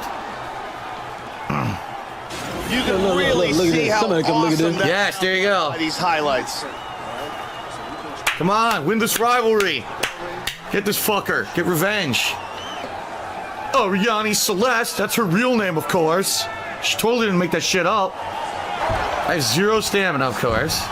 Nothing's happening. Dude, I'm holding directions. Nothing's going on. It's not working. Yeah, it's fucked up. I couldn't defend. I tried. And now, oh, he connected. I'm blocking. It's not working. I'm gonna lose.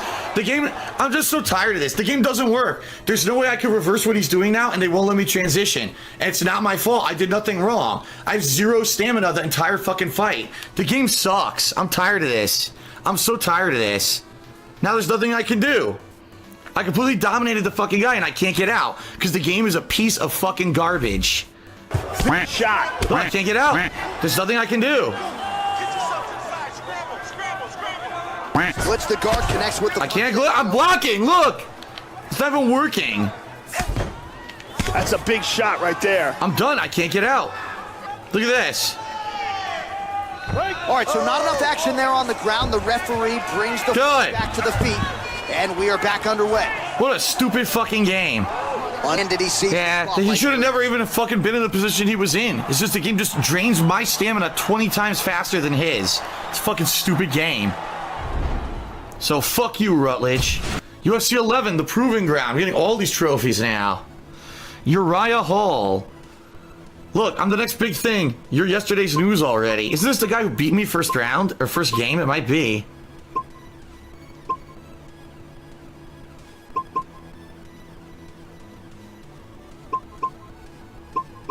I'm gonna talk shit. Yeah, talk shit. Very nice. No, that's not the people saying no, that was Jabari. Okay. So this is a new guy. Yeah. So I have 3 fights to build up to Uriah Hall. And now I can finally learn new moves. Thank God. What the fuck? I don't know what happened. Okay, it's over. Body kick, look at that. I can't do anything. I can't block. The game won't let me block.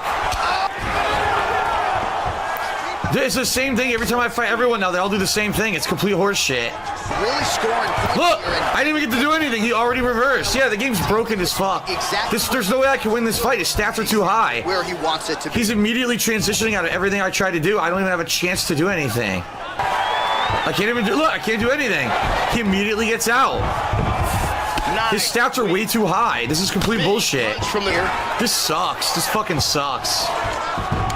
Look, he immediately reversed. I couldn't even do anything. He immediately got out of it. I can't. Dude, I can't even do anything. Every time I go through something, he transitions. Good right hand there. I can't do anything about anything he's doing. The game sucks, dude. This is fucking garbage. It's a waste of a fight. I can't do anything in it right now at all. Nothing. I can't do anything. I can't get out. Look. Here in round 1. This game sucks. It's terrible. There was no chance. I have no chance of beating this fucking guy. I can't hit him once. Stand-up game, he rocks me no matter what.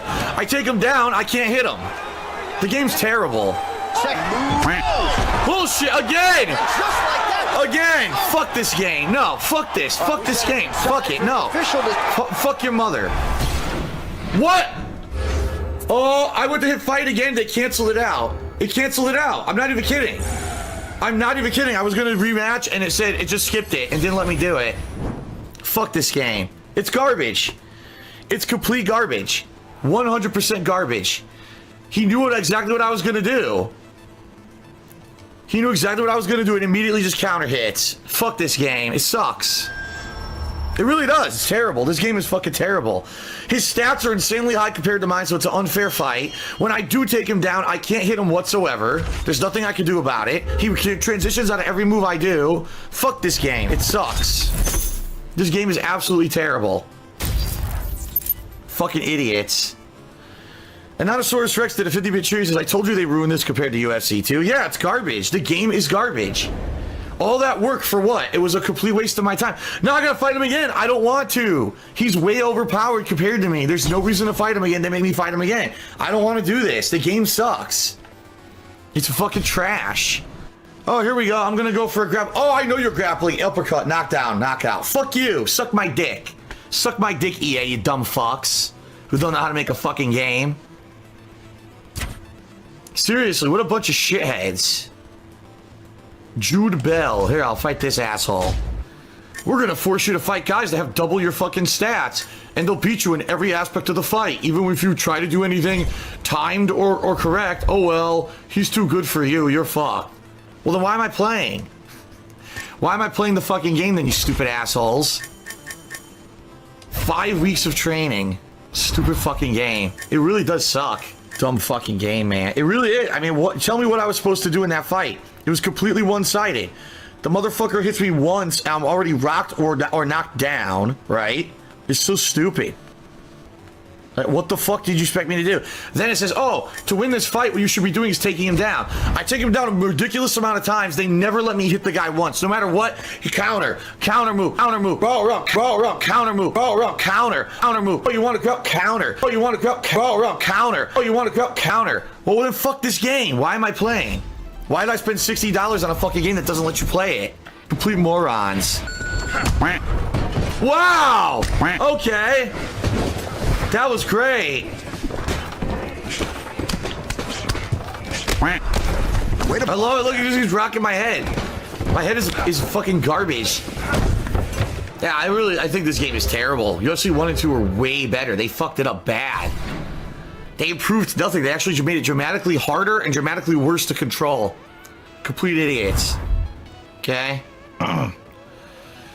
I've forgotten since if I tried other gyms. I'm at a new gym now. The one that was 50,000, but they wouldn't let me go to the other gym, the higher level gym, because my rival is training at that gym, so you can't get the better gym yet. Stupid. I'm just gonna lose the same fight again right away. That's why I'm just trying to rush through the training. This is all a waste of time. There's no way I'm gonna beat Uriah Hall. His stats are so much higher than mine. It's fucking. Pierce staying busy off of his back. Nice offense. Didn't defend. I tried. Didn't work. Couldn't defend. I tried. Oh, one hit. That was it. Can't block. It's over. I told you. I can't block. The game won't let me. Oh, that's a good right hand. Yeah, as many hits as I could. Fuck. You're probably losing the fight on the scorecards. He hit me twice with 2 kicks. I've destroyed him the whole round. You're losing the fight on the scorecards. Do you see why this game sucks? He stopped me. Nothing I could do. Again, look. He's doing chain moves, and I can't do anything about it. Excellent move. They would not allow me to reverse at all. I can't do anything. I can't do a damn thing. They won't let me. I can't. The game's full of shit. The game sucks. I can't do anything here. I can't. Blocks the shot. Horse shit! They're so full of shit.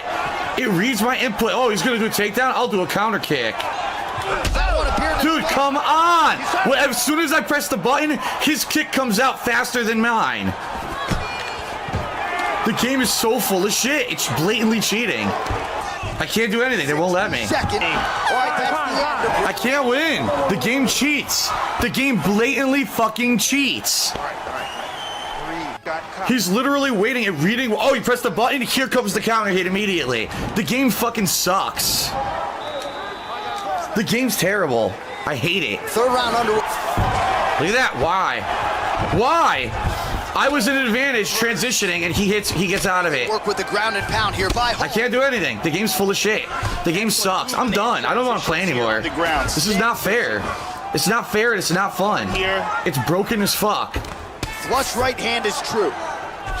Oh, the game is broken as fuck. Escapes back to his feet. What the fuck? Look at that. The game's running in slow-mo. Well, he's already attempted several takes. The game's running in slow-mo. I can't do anything. I'm trying to shoot. It won't let me. It's broken. I can't do anything. They won't let me strike. They wouldn't let me strike. This game fucking sucks. Control. The game fucking sucks. This is terrible garbage game, dude. Now he moves. The game sucks. They won't let me do anything. Now he gets control. This game sucks. I'm done. I can't win. There's no way to win. There's no way to win. I'm telling you. It's full of shit. Now, nice elbow there. And they're gonna say he won. Go the 15-minute distance. Whoa. He won. He won. Just fucking give me the loss because the game sucks. Yep, I lost because the game sucks. The game is a piece of shit. The game, I told you, the game is a piece of fucking shit. I did nothing wrong in that fight whatsoever. Nothing. He just did lucky counter hit bullshit and the fucking I lose the fight. The game sucks. I take him down 1,000,000 times. I beat the living fuck out of the fucking guy. Still lose. How is this my fault? It's not. EA doesn't know what the fuck they're doing. They're terrible.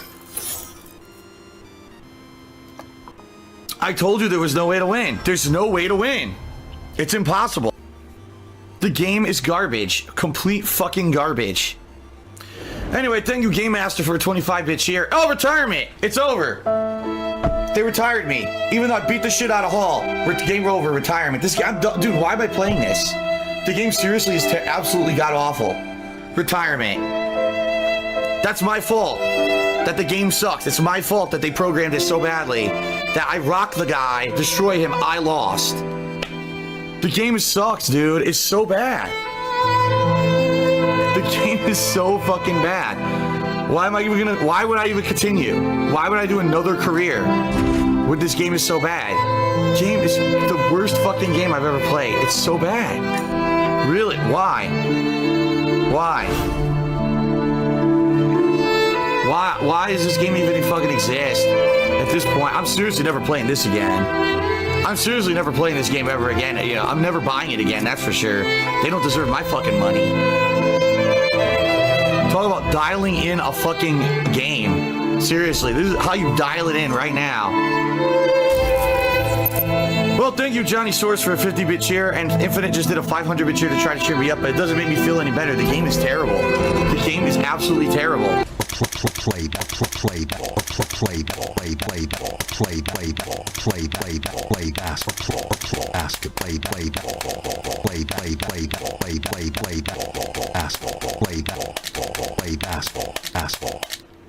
You don't play fighting. To put yourself on the line against an opponent. I'm sure the makers of this game know about fighting in real life too, right? I'm sure that they're fucking tough asses. They really know all about it. Day 4. Very nice. Oh my god, Johnny Hendricks. Look at this guy. Every stat above mine. Oh my god. Oh my god. No matter who I fight, their stats are insanely above mine. What is this? Dude, what did I tell you about the fucking insane difficulty spike out of nowhere? This is bullshit. Look, every person is way higher. I don't stand a chance. I don't stand a chance. This is horse shit.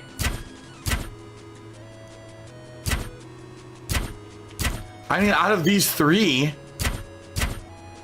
I'd probably say he's the worst. He has the lowest striking.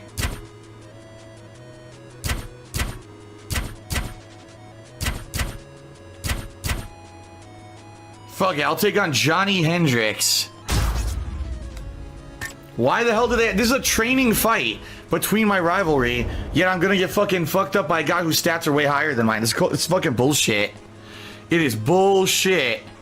I'm done. I can't beat this guy. I know I can't. I know I can't. He transitions before you're even able to. Look, I can't even do anything here. He transitions before you can even move. I'm holding R2. It's not blocking.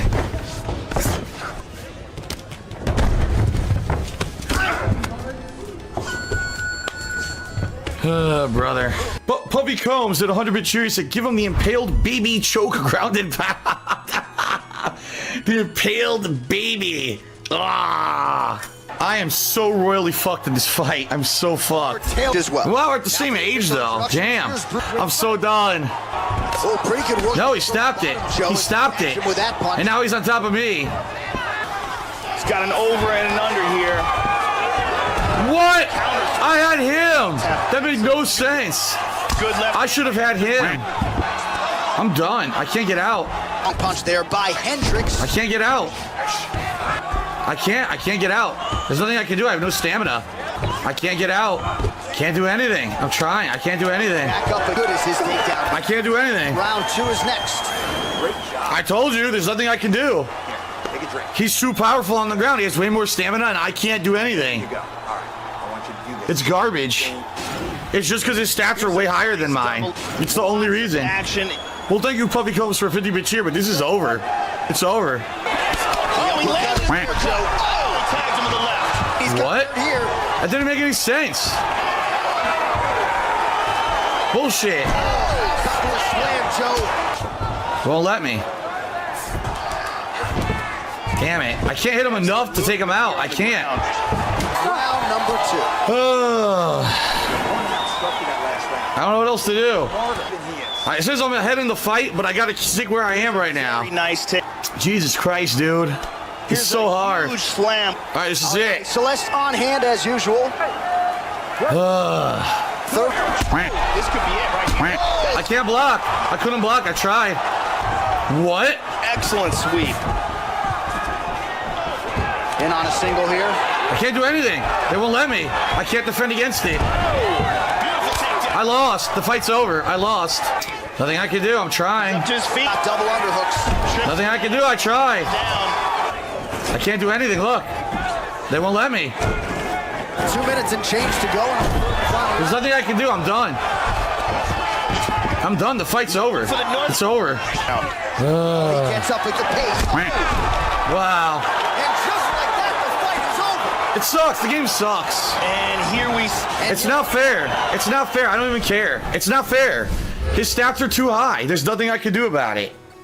There's absolutely nothing I can do about it. There's nothing.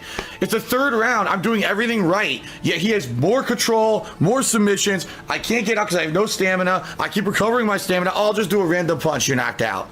It sucks. It's not good. It's a very badly made game. It's a very, very badly made game. It's complete garbage. There was no, how am I supposed to beat a guy whose stats were all higher than mine? He had more moves, more techniques, more stamina. You can't beat him. The game is fucking full of shit. It's stupid as fuck. I'll do the humble response. But there was no, I knew going in there was no way to win. I knew going in. Because every time I have a situation, oh, I can knock him out, only hit him once or twice, and then he would immediately reverse and get out. So, what do you want me to do? There's nothing. I just don't know, folks. I don't know what to do. I just don't know what to do. His stats are too high. It's fucking horse shit. There he is. He's higher than me in every possible stat by a ton. Grapple, he's equal. What a fair fight. What a fair fucking fight this career mode has put me against. What a bunch of fucking assholes these game developers are. Seriously. What a bunch of dumb shits. Yeah, it says he's a striker. Take him down. And last time I fought him, every time I took him down, he immediately transitioned out. And I couldn't do anything, so.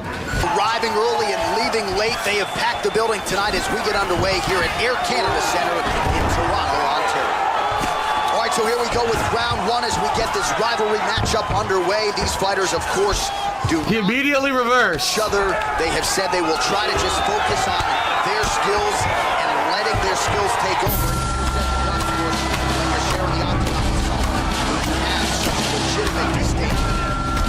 Oh my god! Oh my god!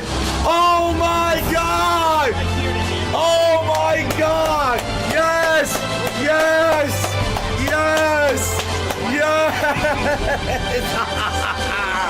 Oh my god! Oh! Oh! Oh! Oh! Oh! Oh! Oh! Oh! Oh!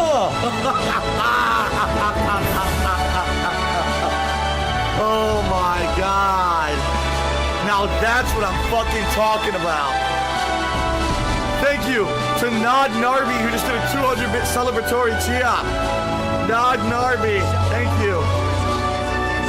Oh my god. Oh my god. That was disgusting, dude. The loudest fart in a 50-bit cheer said destroy. Yeah! Oh my god. They're on the triplets. The blonde triplets. Yes. Ballsy Fred did a 25-bit cheer and Haskins the game good? Nope. Terrible. I hate this game. There you go. Who's ready for this? You all ready for this? The rivalry against the guy with all 90s? Oh, the main event is a strawweight bout.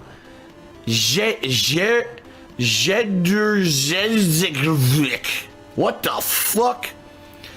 Jedrzejczyk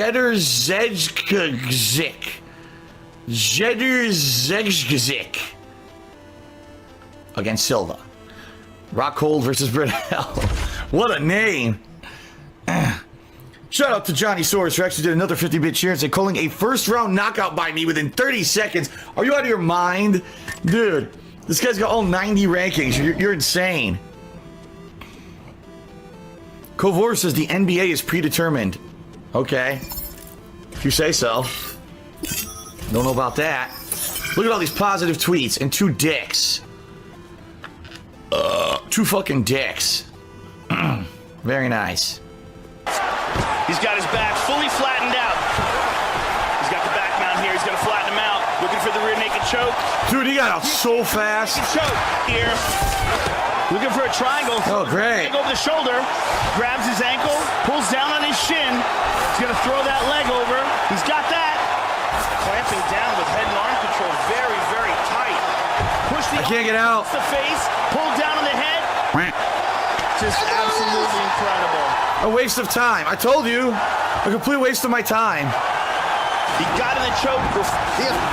It wasn't fair at all. It was completely one-sided. When I had him in position, he was able to get out quickly. I had no stamina, so I couldn't keep control of him on the ground. Immediately puts me into submission, and the fight's over.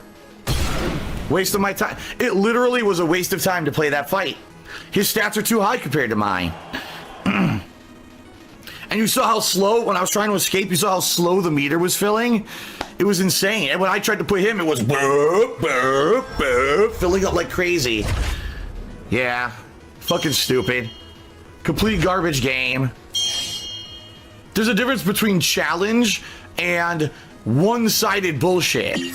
That's one-sided bullshit right there. It literally makes no fucking sense why they put you in a fight like that at all. It's completely one-sided. It makes no sense at all. A complete waste of my time. Now I gotta, look, now I gotta fight him again. This is it. If you lose to him, you retire, right? If you lose to him, you retire.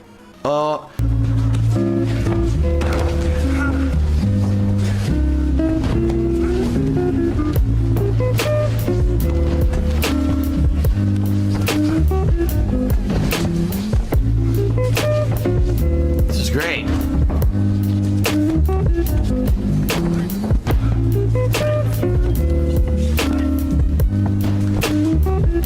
This is pretty exciting. We're doing a little dance, making a little love and getting down tonight. Look at this. Look at this lovely action. You love this. Come on. You guys love this shit. Yo, up and down and up and down and up, up, up, up. Yup, up, up, up, up. Yup, up, up, up, up. Up, up, up, up, up, up, up, up, up, up,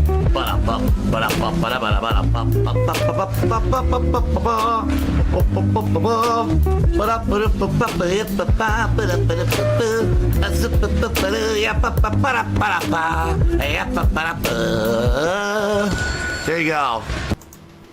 All right, it's my first online match. I'm fighting Robert Whitaker. I don't know how to use. Me. Oh my god, no, I'm not using me. Look at those stats. I need someone who's a good grappler.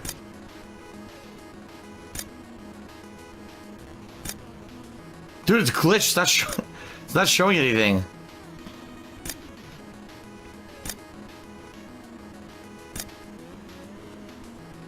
Someone said Kevin Gastelum is the guy I'm looking for. Yoel Romero is like mad high. Oh, you know why? Because he just won that fight at UFC. So look, he's like overpowered. He is. He's overpowered as hell. Busy as he looks to. I'm on full guard. I fucked up. Oh, nicely done there as he They wouldn't let me defend. He defends every time. I don't know what to do. stand up. He defends. And I can't. Look, how do you defend online? It's not the same process. Lands another. Working on a single leg. Dude, I can never take him down. What am I supposed to do? Here he goes again. And I can't defend. There's the takedown by Robert. I don't know what to do. I can't defend against anything online. It doesn't work. Just over 2 minutes to go. It seems like it's different. It's actually different from the process when you're playing against the computer. It is. Well, what? I didn't do anything. I didn't press a button. He attacked by himself. I didn't do that.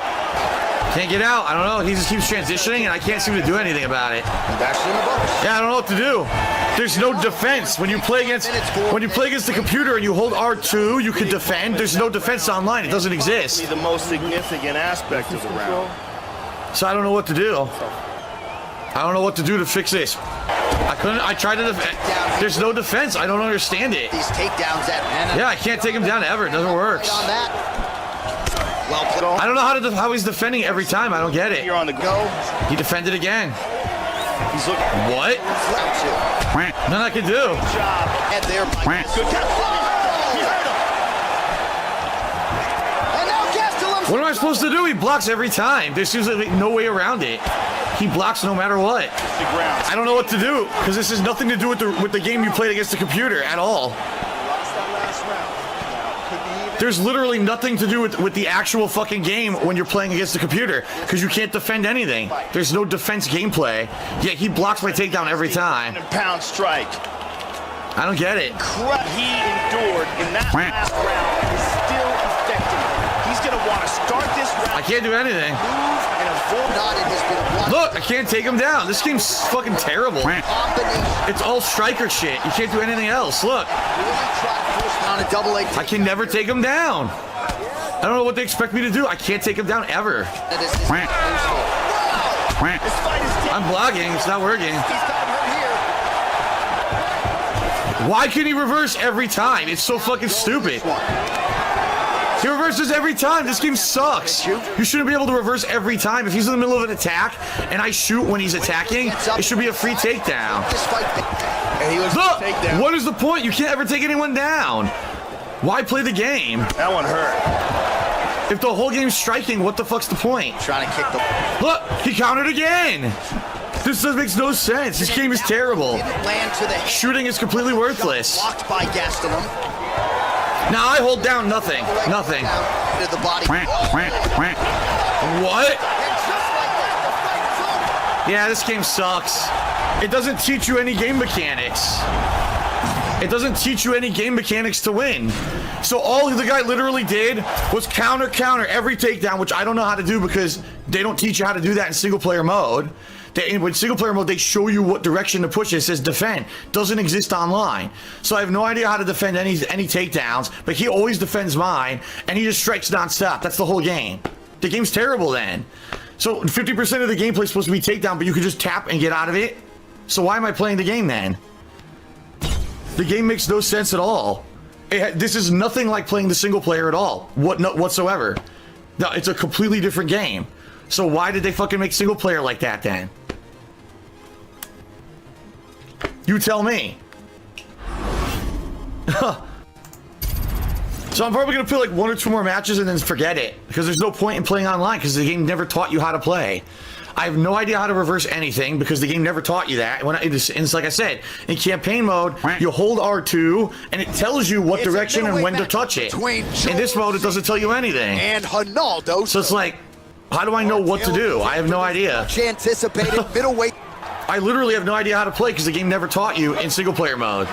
He got out. How do you do it? I don't even understand how to do that because the game never. Look, he gets out of it no matter what. And Dizzy as he looks to improve position here. Right. Why is this game so fucking stupid?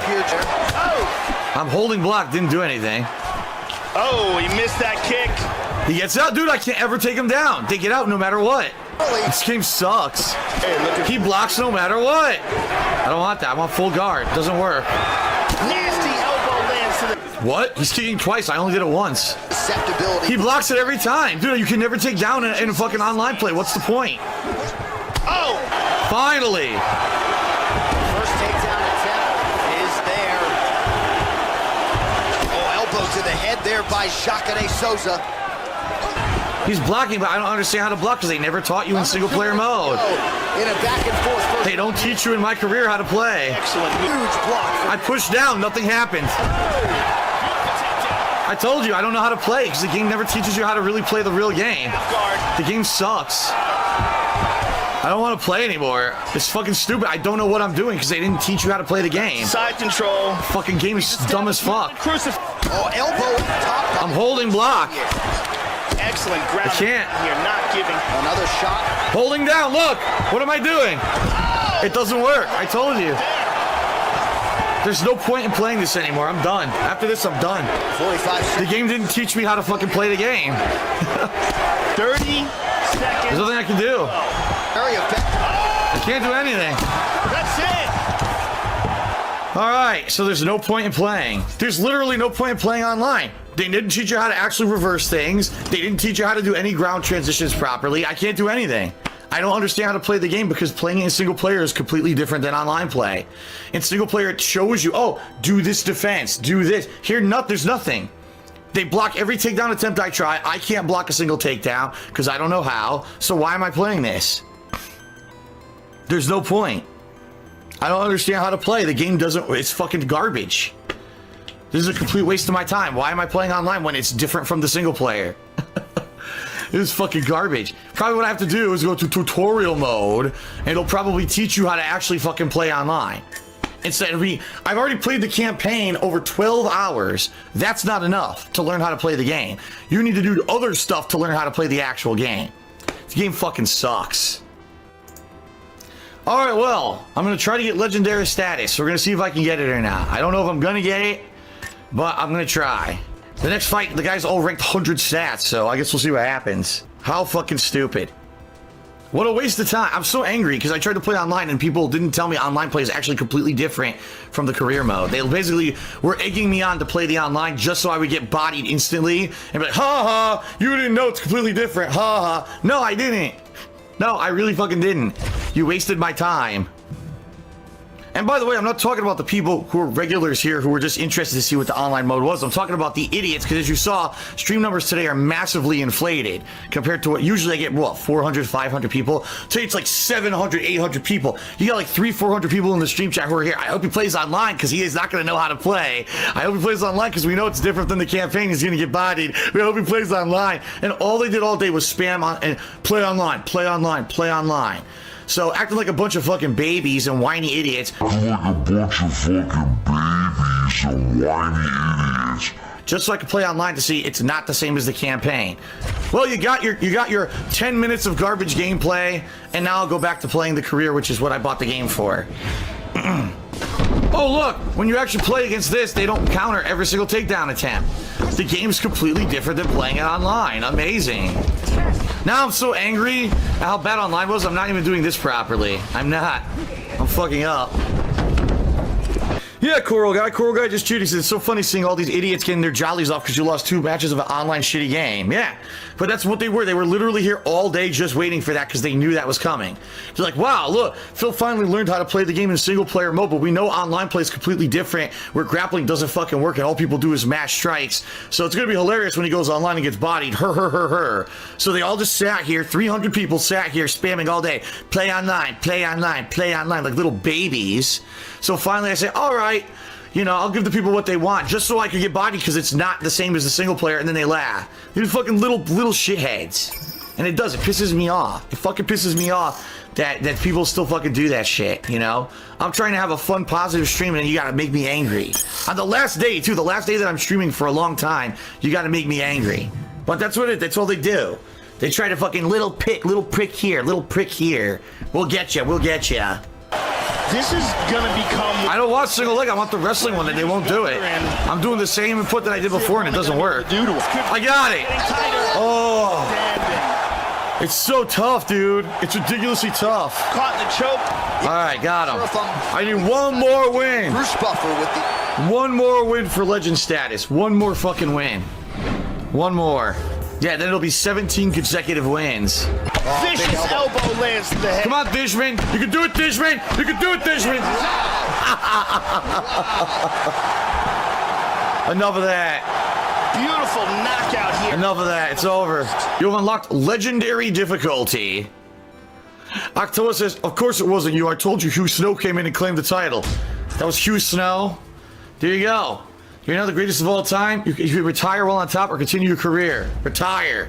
I retire on top, the greatest of all time. There you go. Well, ladies and gents, this certainly is the longest that I've ever played any UFC game. It really is. It's the longest I've ever played. I've never played a UFC game this many sessions, I don't think. I think the first one I played a lot, but I never beat the career mode like I just did and earned a gold trophy. So for those of you who stuck in there and watched me play, thank you, you fucking worthless humans, for the views.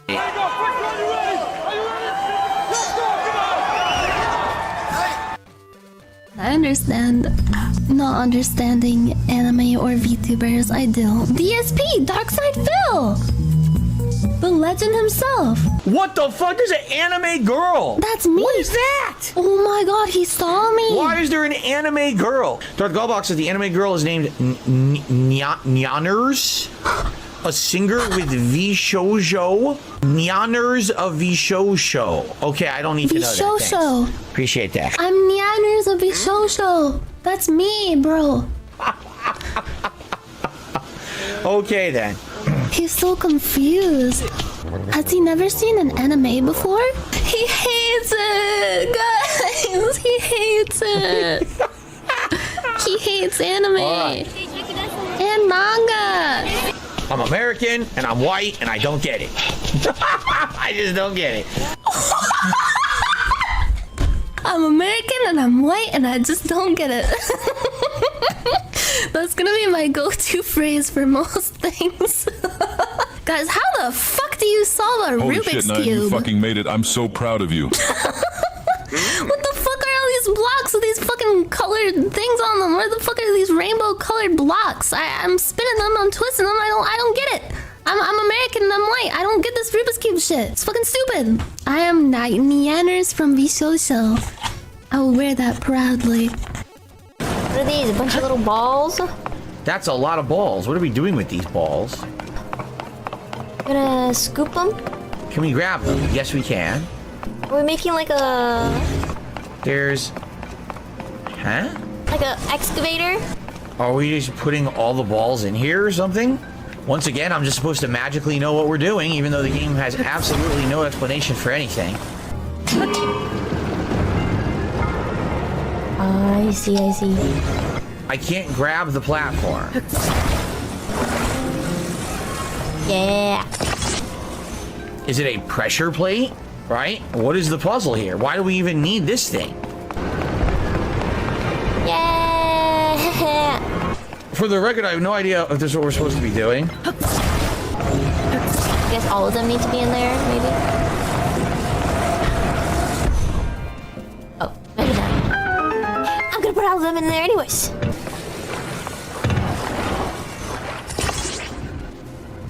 You probably just grab them one by one, huh? Is there even a point to this, like, besides weight? Right? I don't know. That would be lame. That's not the point.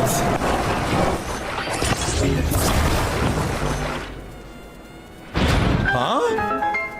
What? I didn't do anything.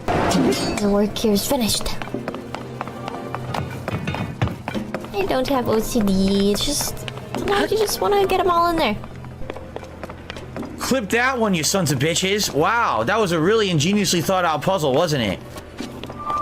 That was one that I definitely needed to use all of my facilities and all of my IQ to figure this one out. The one that it literally solved it fucking self.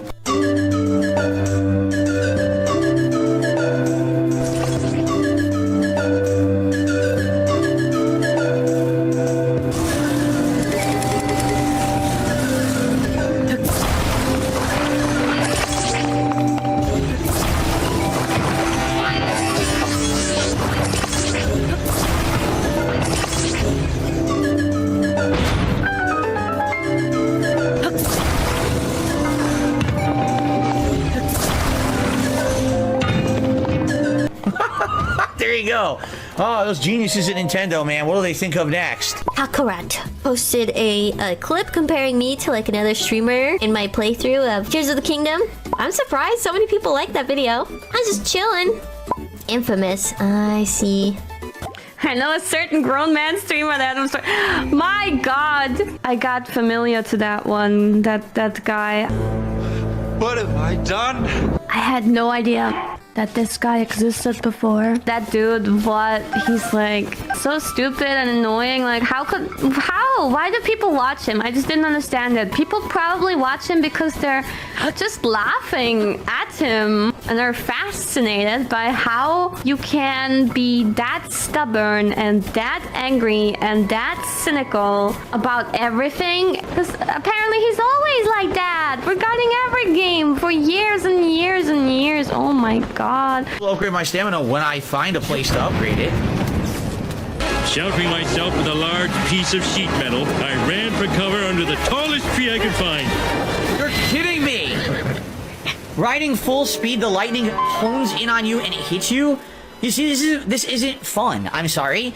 Randomly, a glue monster appears, takes all of your health. Oh, you don't have enough stamina to climb something standard at the beginning of the game. Oh, lightning just hones in on you and then kills you. How is this a fun? It's bullshit.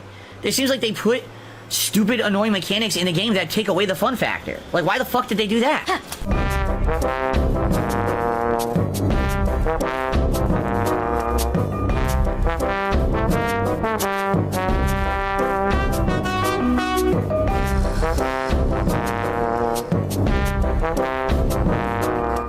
I'm not the best gamer on the planet, nor do I ever profess to be. You want to know the truth? I'm probably one of the best overall gamers in the country. So I'm pretty sure I don't give a shit, right? I don't. These are my Zelda Breath of the Wild pants. Because I'm a fan of goddamn Zelda. Well, excuse me, princess. So you all made fun of me. You made fun of me, a 41-year-old gamer on TikTok, and you said I'm a horrible gamer because I don't understand the lightning mechanic of Zelda. But I'm a fan. I have Zelda pants. Do you have Zelda pants? I didn't think so. You don't have Zelda pants. You don't have the right to say that my issues with the lightning are invalid because you're not wearing Zelda pants. I'm insulated from your bullshit. I don't have a mainstream Nintendo viewer base. I don't. You know these Nintendo fanboys, they gotta jump right in and fucking start playing every game and everything crazy, right? I mean, a lot of people, for some reason, just don't like Nintendo games and always skip whenever I play. Fuck the Wii U and fuck Nintendo. And don't want to watch me play them for some odd reason. So fuck you, Nintendo. You don't know what the fuck you're doing. You need to grow the fuck up. It's so weird because I love first-party Nintendo games. I just don't get that kind of prejudice against them. It's kind of irrational in my opinion. The leadership of Nintendo is a bunch of Muppets, and that would be why the company makes such stupid fucking decisions. Okay, thank you.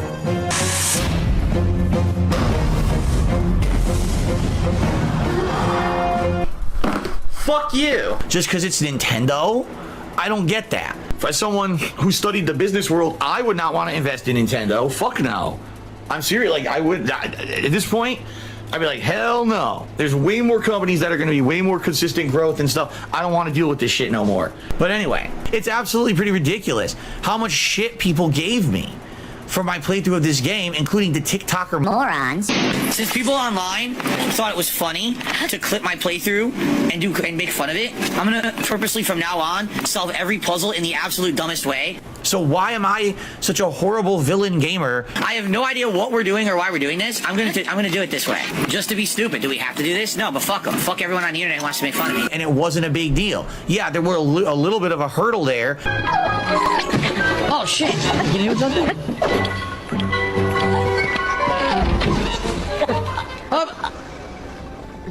Yo, I can't fight anything in the game. Everything just kills me. Everything is just like one-shotting me. I have 4 hearts. Everything does 4 hearts of damage or more. What is going on? Yeah, there were a little bit of a hurdle there. With learning the puzzle aspect of the end, this is the stupidest design boss I've ever seen in my life. That's one of the worst design things I've ever seen in my fucking entire life playing video games. You have to be a complete idiot.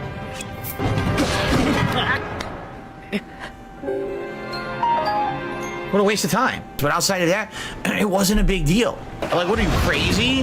No, I can't fight everything now because the way they made the fucking game sucks. And for those making viral TikTok memes, you can kiss my ass. Thanks a lot, because I like the game and I'll enjoy it. This sucks. Yeah, this sucks ass. Seriously, I hate the physics. I hate everything about this bullshit. Now they're saying, oh, you have electricity on you, have metal on you, you're gonna get hit by lightning. This is all terrible shit. Getting shocked by lightning and having a bunch of people basically taking gameplay out of context of the entire playthrough to try to make me look like a jackass. There is no try. Do. And making stupid viral memes about it.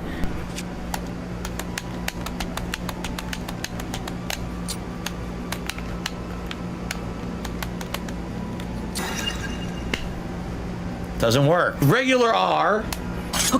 Hold up. Release. Oh, is that it? Is that all I had to do?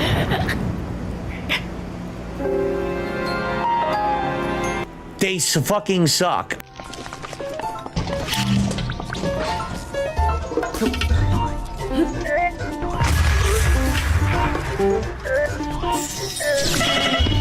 What the fuck? How am I supposed to fight this guy? There's no... Link doesn't have like a dodge move, does he? There's no way to dodge like a projectile. Or is there? Because they didn't teach me one.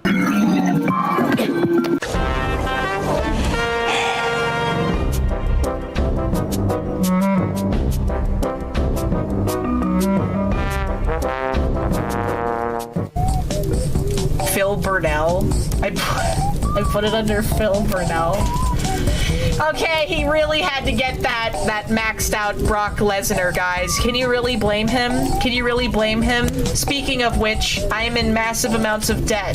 Please give me $500,000, and it's definitely not so that I can go max out Oomphy on Genshin Impact. Please. I need to declare bankruptcy because I have no money. And it's not just because I'm a dipshit. This game is so bugged. So many errors. You guys don't understand how hard I work. You guys don't understand how hard my fingers, my thumb hurts playing this game. And you guys are just sitting there. You're not donating. You're not donating. Yeah, I think that the top 2 games that it was between was Tears of the Kingdom and Baldur's Gate 3. And I said as much. It's like I even said, Starfield is a shoo-in for Game of the Year if it's as good as people are saying it's going to be. And what happened? Starfield came out and flopped. No one likes it. So basically exactly the qualifying situation that I considered to happen. You did? And that's not what he said, and you know what? I can fucking prove it. Here you go. Each little isolated community feels like their game is a shoo-in for Game of the Year. Wrong. Even if Starfield sucks ass, it's going to be Game of the Year contender. I kid you not. Even if it's a horrible, broken, buggy fucking mess of a piece of shit game, it will still be considered for Game of the Year.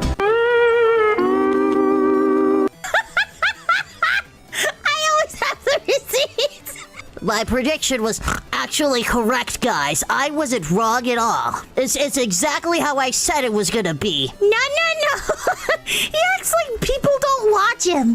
Wrong. He was wrong, guys. Ever since Baldur's Gate 1, which I knew it was gonna win, I was like, DSP is gonna fucking see. I can't wait to see his fucking reaction.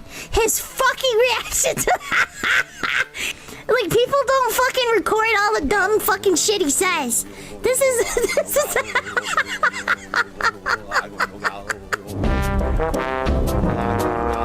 I can ask DSP in his chat today to do collab. Go for it. Saying we do collab with Pipkin Pippa. No. You too good for me, Phil? You too good for me?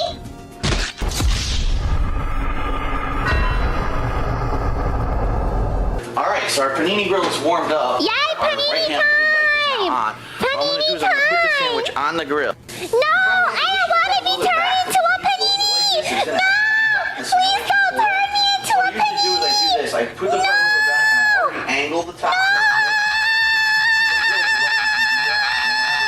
Now.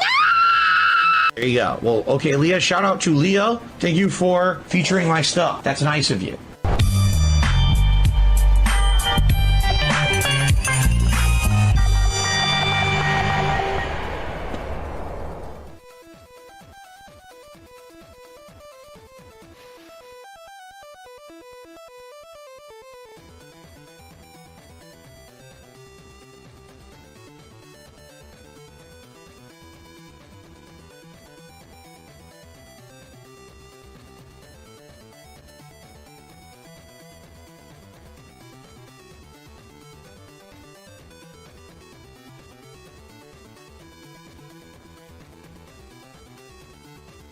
So we're going to be making some steak, of the frozen steak here. I read on a message board that apparently trying to cook steak on a pan with oil is kind of some kind of a crime or something. So, man, it's missing something. It's really missing something. I don't know what I could put in there. Oh yes, I know.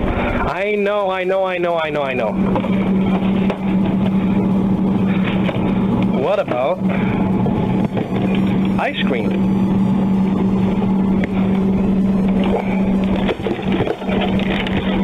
Wait a sec here. Man.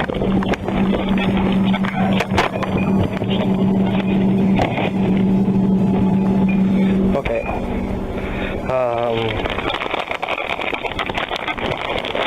When you put ice cream in like a juice, okay, like always make sure that you take away like the little wooden thingy, you know, like, you know, this wooden stuff. Always make sure that you take it away.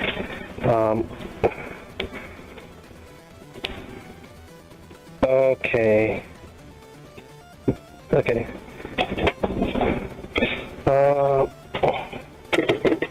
This might make it like taste much better or like much worse. So like, you know, it's like taking a gamble or something. Okay. Oh yeah.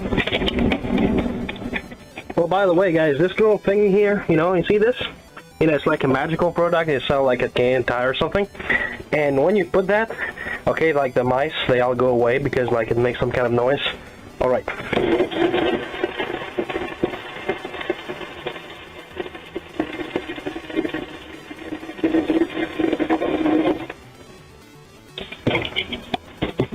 You know what? Fuck that. I'm not gonna drink that. All right. Go.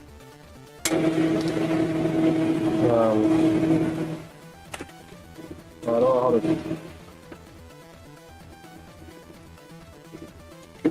Ow! Oh shit.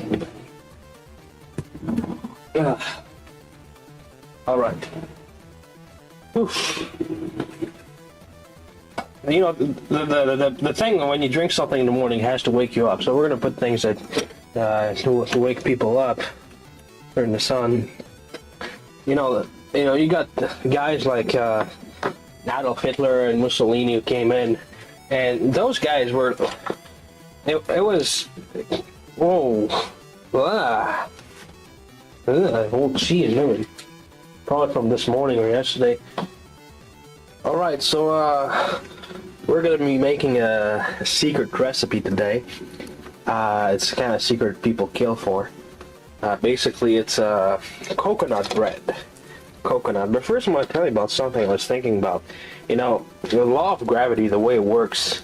You know, you lift something up. You know, and like you take this and you lift it. You know, but you know, like part of like my fingers is like attached to the little thingy, you know, and like another finger kind of pulls it up, you know. So like, even if my finger was completely attached to this, like even if my finger was fused to this, my other fingers could still lift it. So you know, if you sit down and you put your hand under your foot and you start pulling, you know, if you're strong enough, you should be able to lift yourself and just fly, you know. And so I think you got to be pretty strong, but it's not because your arm is attached to your body that technically you shouldn't be able to lift yourself. Just as it's not because, you know, my finger is attached to this that the other fingers couldn't lift it, you know. There's got to be some kind of, you know, scientific understanding or something. Anyway, all right. It's very difficult when you have a coconut because you got to open it. Wait, I got this thing here, so you gotta basically just hit it. Oh, for heaven's sake, this is... I'm gonna make a hole in my floor. I mean, I don't know what the guy who invented coconuts was thinking. I mean, he should have... Wait, I got something better. Wait a minute, right? Let's see. I'm gonna put this...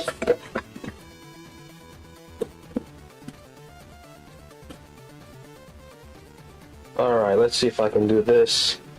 I think I got this blade here. Wait a minute. There. Alright. There it is. I think I can open it with this.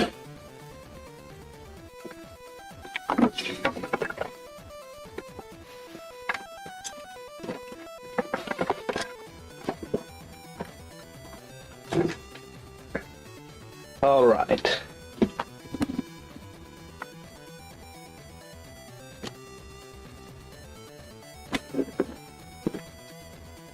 Oh, a little piece got torn off. Let's try again.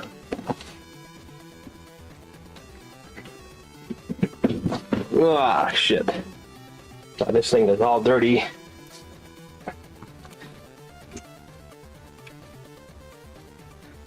Oof.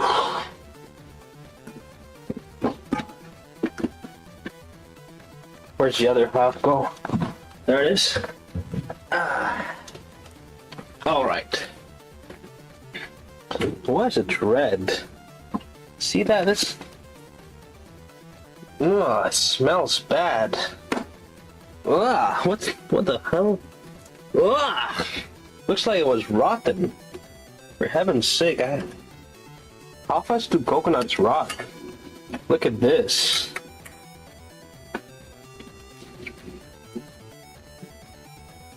Yeah. It's disgusting. I'm gonna clean this thing. Wait a minute. But we're gonna do the recipe anyway, but it really smells bad. You know, when you buy a coconut, you usually gotta, you know, careful not to cut myself. You usually gotta, you know, eat them quickly or else it's gonna rot. You know, they do this on purpose, you know, so that, you know, you gotta buy more because, you know, it expires quickly. Just so that, you know, they buy cars so that as soon as you got an accident, you know, it kind of blows up so that you gotta buy another one. Alright. Okay, this is clean.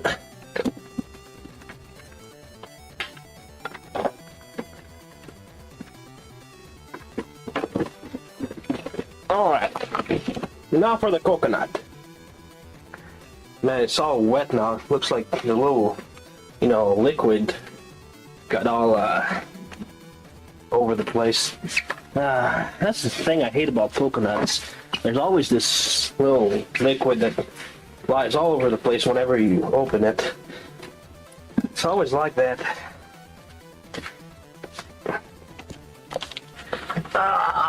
Alright. Okay. So in order to make a coconut bread, you need bread. Wait, I got some here. Alright, bread. Now pull this under my feet or else I'm going to slip and fall because it's all wetty. Alright, doesn't pull. Okay, so put this aside. Yeah. Disgusting coconut liquid. So we're gonna... Holy shit, look at this. Because I hit the coconut, the stuff just got detached. Wonder if it still works. Alright, we're gonna try it. Turn the right one this time. Some time ago I was trying to, you know, light this thing up and I accidentally lit that one, you know, and there was a fire and a flashlight burn and all that. So, let's see. Man, have you ever seen this? Look at this. It's all red and...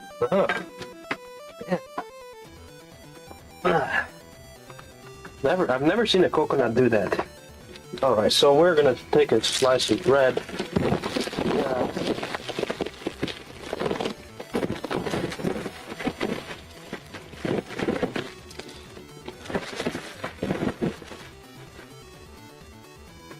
Okay, so we got this thing going. Need a plate. Alright, let's start here. Coconut and a slice of bread. The thing is, like, it's like butter, basically. I want to touch this with my fingers. Stupid, disgusting. Yeah. Yeah. Okay. The thing is, we gotta melt the coconut so that we can, you know, put it over this, like, you know, if it was butter or you know, peanut butter or whatever. Okay, let's...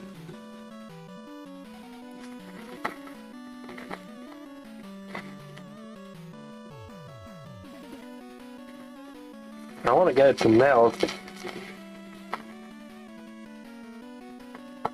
Yeah, what is...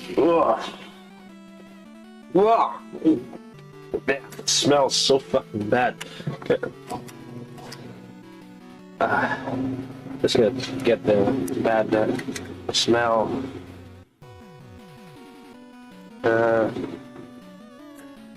God damn it.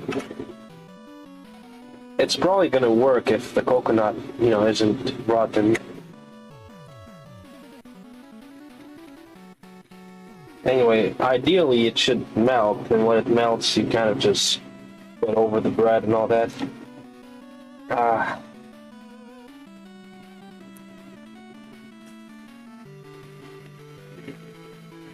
Wait. Maybe. I got this thing. Some water.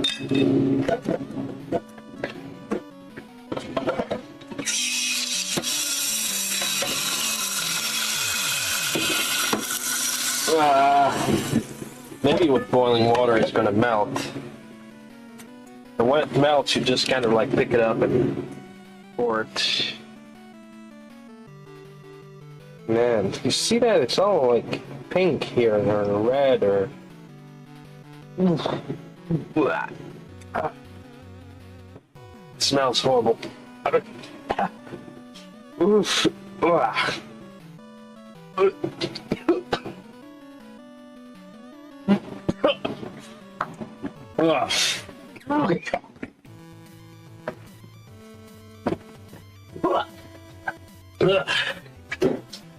It smells so bad, you got no idea.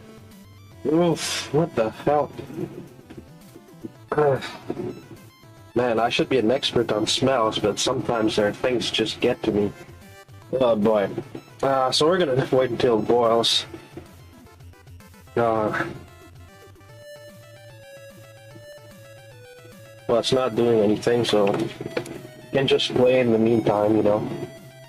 Like this is, you know, some guy walks around and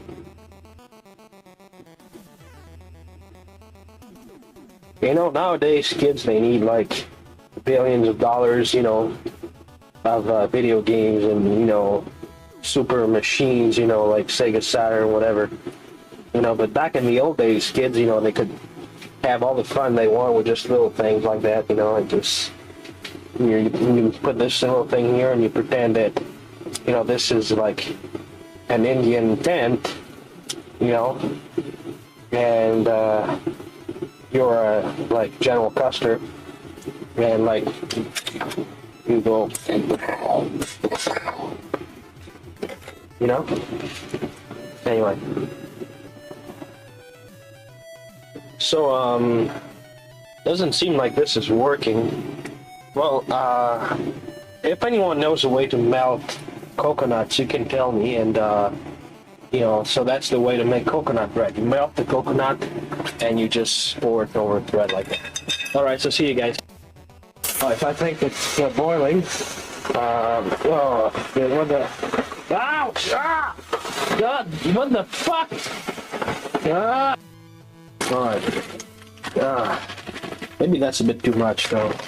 We're gonna, yeah, it's not gonna,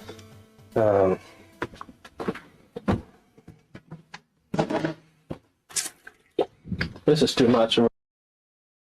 Hi guys, 7 a.m. I'm getting ready for breakfast and all that. I thought I might shoot it, whatever. Still haven't finished cleaning up, whatever. You know, I woke up at 5 this morning and I wanted to wake up early so that, you know, I could leave earlier and then have more time later on, but then, you know, I wake up at 5 and then I wake up and I'm like, and I, you know, push the button of my alarm clock to wake up at 6, whatever. And I wake up and I'm like, so, let's be making a simple and good breakfast. I found some new ingredients that are pretty good. We're gonna start with an omelette, then some bread. Wait a minute. I want to talk about something, by the way. I think it's an important thing to reflect on is exploitation. What it means to be exploited, what it means when someone is being exploited, right? And I think a good way to look at it is exploitation occurs when someone provides something to someone else. Say that thing could be merchandise or work or anything that has a certain value, whatever, sex, anything, that someone would provide another person in exchange for something, okay?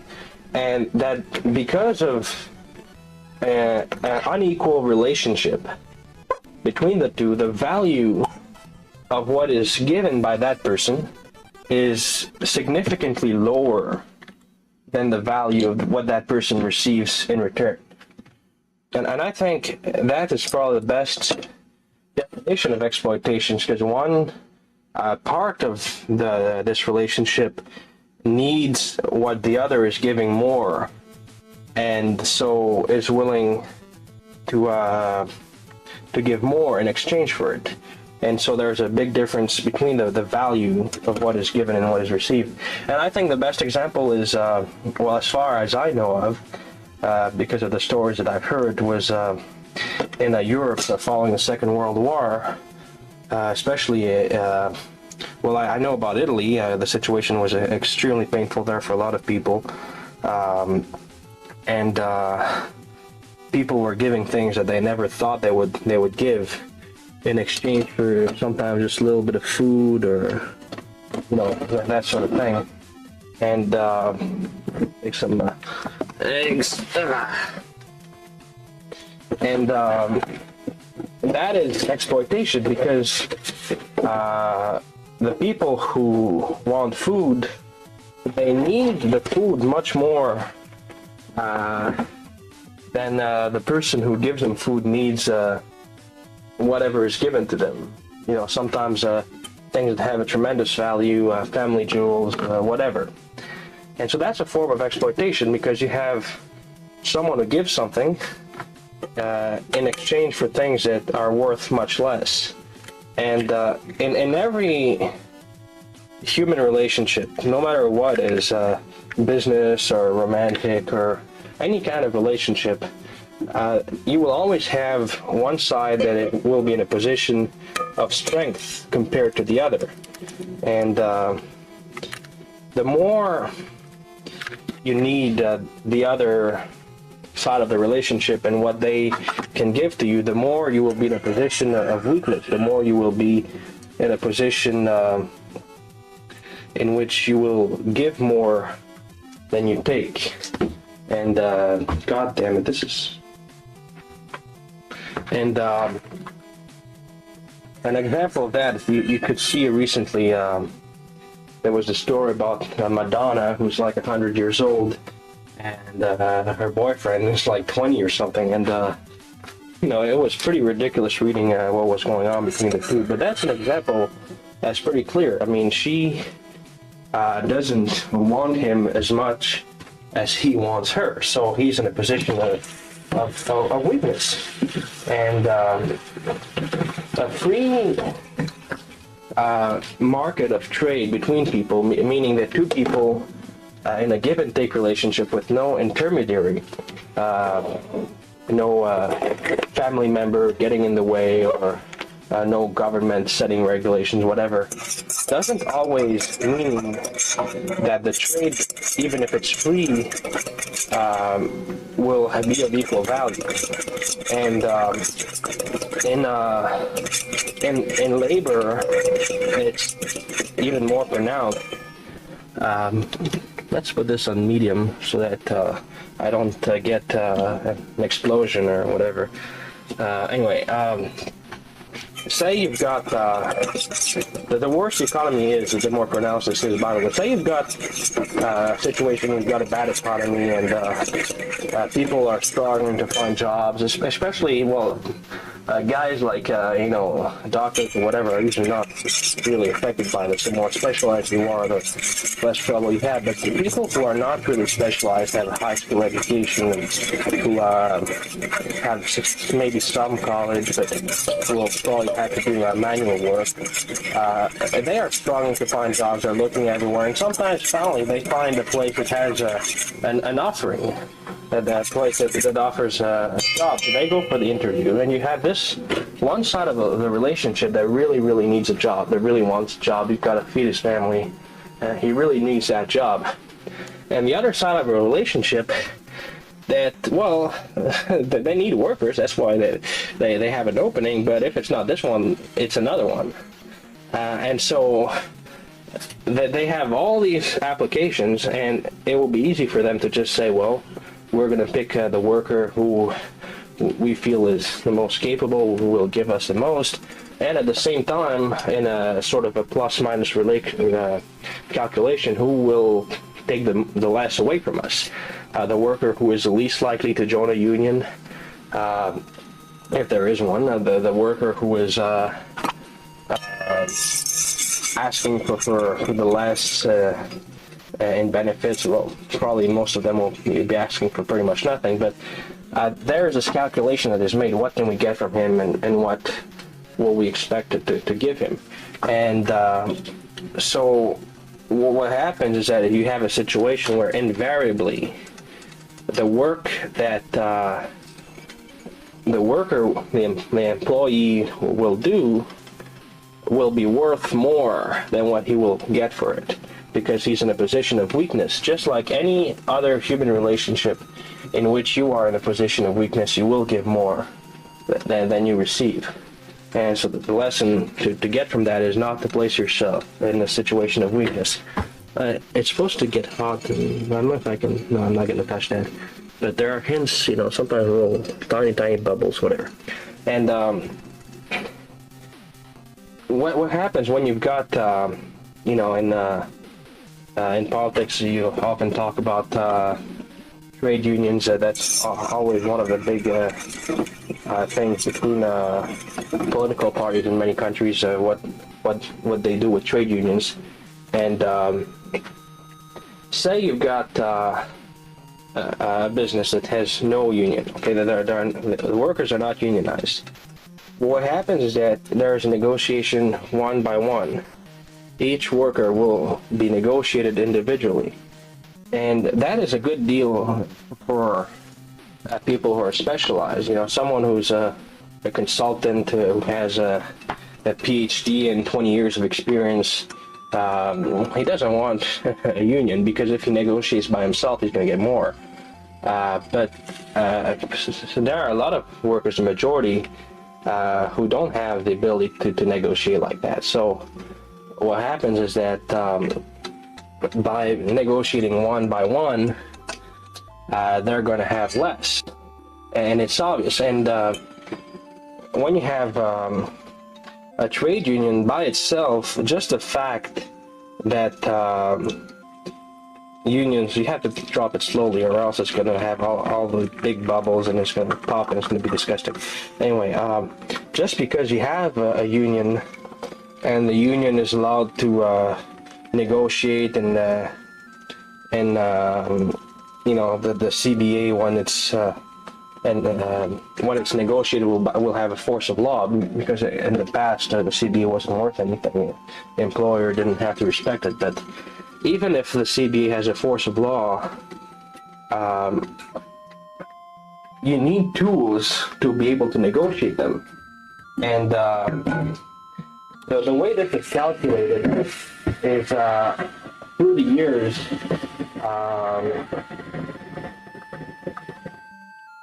in the observation that people have made of the labor market, through the years, there have been many modifications, gradually often being more favorable to the unions, but it's been gradual. Sometimes a big event has happened that exposed some problem with the previous way the law was made, and then there were modifications, and sometimes new political parties came to power with a new base. For example, Lévesque in Quebec, and it's the way the labor laws have been developed is not, you know, a bunch of people who sat down and, you know, philosophically decided, oh well, I think it will be better to have this, or I think it will be better to have that. It's really an observance with nature. I think some basilisk. An observance with what was going on. Little changes were made one after the other, and eventually it led to what we have now. And even then, there are often differences between jurisdictions that have a huge impact. One example I can think of is in Quebec, okay, in the provincial law. If the workers in a business are on strike, the employer will not be allowed to hire scabs in order to fight against a strike. He won't be allowed to hire scabs. And in Canadian federal law, he is. And so when you have a business in Quebec and there's a strike, if the business operates within a field of activity that falls within a provincial jurisdiction, then the employer will not be allowed to hire scabs. But if it's something like telecommunication or interprovincial transportation, that sort of thing that falls into the federal jurisdiction, then he will be allowed to hire scabs to undermine the strike. And the purpose of this anti-scab legislation is to place the employer in a position in which his position of strength over the worker will be diminished, so that the worker will get his share of the power relationship that is usually weakened with unskilled workers. And that's the objective. That's the purpose. It's like a minimum wage. People say, well, if we remove the minimum wage, there's going to be more freedom to find jobs. People say, well, if you put the minimum wage at $8, for example, it would mean that you will prevent the freedom of the workers to look for jobs that are paid less than $8. And the problem here with that calculation, I think, is that there are a lot of jobs that, if the minimum wage, say, was $4, that those jobs would be offered at $4 an hour. But since the work that is done by the worker is worth more to the company than the $4 they would be paying him, if you raise the minimum wage to $5, then they would be willing to still pay the $5 an hour for the same job, because they know that what he does is worth more. And if you keep raising it, at some point, say you raise it to $10, then they might still be willing to pay him to clean the toilets for $10 an hour. But at some point, if you raise it too much, then they're going to say, well, at this point, we're not going to hire because, it's not worth, say, $12, $13, or $14. And that's a way that potentially the value of the job to the employer could be calculated, but often the minimum wage is set at a level that is lower than the minimum value of what the work is. And another problem that this causes, not the minimum wage, but within a jurisdiction, one jurisdiction and the next, in Canada, the provisions against scabs, I don't think they exist in other provinces. I think they have them in British Columbia. I'm not sure. I think they have that in British Columbia as well, but most provinces don't have the equivalent. So if you find yourself in the shoes of a business who wants to invest in Canada, who wants to open a factory in Canada, and within a field of activity that falls within a provincial jurisdiction, and they will be looking for a good location. Where will we open that factory? And they are much more likely, all things being equal, because there are obviously always things that might change, but all things being equal, they will be more likely to open that factory, say, in Calgary than in Montreal, because they look at, okay, what will we get from each province? How much will we have to pay? And there will be a lot of calculations. In the end, the more the law protects the trade unions, the less likely the company will be to open their factory there, all things being equal. And what this does is it places the provinces technically in competition between one another.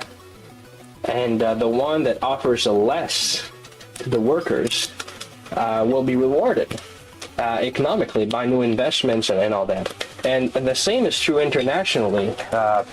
When all the barriers to free trade and globalization are dropped in the name of creating new work, creating new investments, new market opportunities, and the companies themselves become more and more by their nature international, the countries will and are right now being pitted against each other, and the countries that offer the less to the workers, less in terms of minimum wage and benefits and all that, are going to be rewarded economically. And as long as there are countries that offer good investment opportunities, and at the same time that offer a minimum of worker protection, these companies will be rewarded. And that's a pretty big issue with trade unions, and they understand that very well. They understand that this is actually quite a problem, and that's why, well, in the situation of Canada, the more the law in the United States is pro-business, pro-investment, the more difficult it becomes for Canadian unions, because they know that they find themselves more and more in a position where if they strike, if they try to use their power, they risk the business simply shutting down, because it won't be very difficult for that business to invest elsewhere. And the best example of that recently in Quebec is Walmart up in Lac Saint Jean area, and that was, they were in a process of getting. I think that they were in the process of getting the accreditation, and the Walmart simply shut down, and you can't really blame them. You can't say Walmart's evil. I mean, blame the system, blame the way the system works that makes it so that they were allowed to do that, rather than blaming them to do so for having done something that anyone else would have done in their place. But because of the way the law internationally, and then the situation is. I dropped this on the thing, so I can play it over. And because of the way the stuff has been set up, you have situations like that happening. And the legislatures of provinces or small market countries like Canada, there really isn't much that can be done when it comes to something like that. The law cannot prevent a company from shutting down. At least, Walmart wants to shut down their store. The law can't prevent that. I mean, that would be dictatorship. You force a company to stay open. That's pretty bad. It's impossible to do that. And what happens is, as long as compared to the other jurisdiction in which it will be relatively cheap for that business to invest, if the jurisdiction in which they operate offer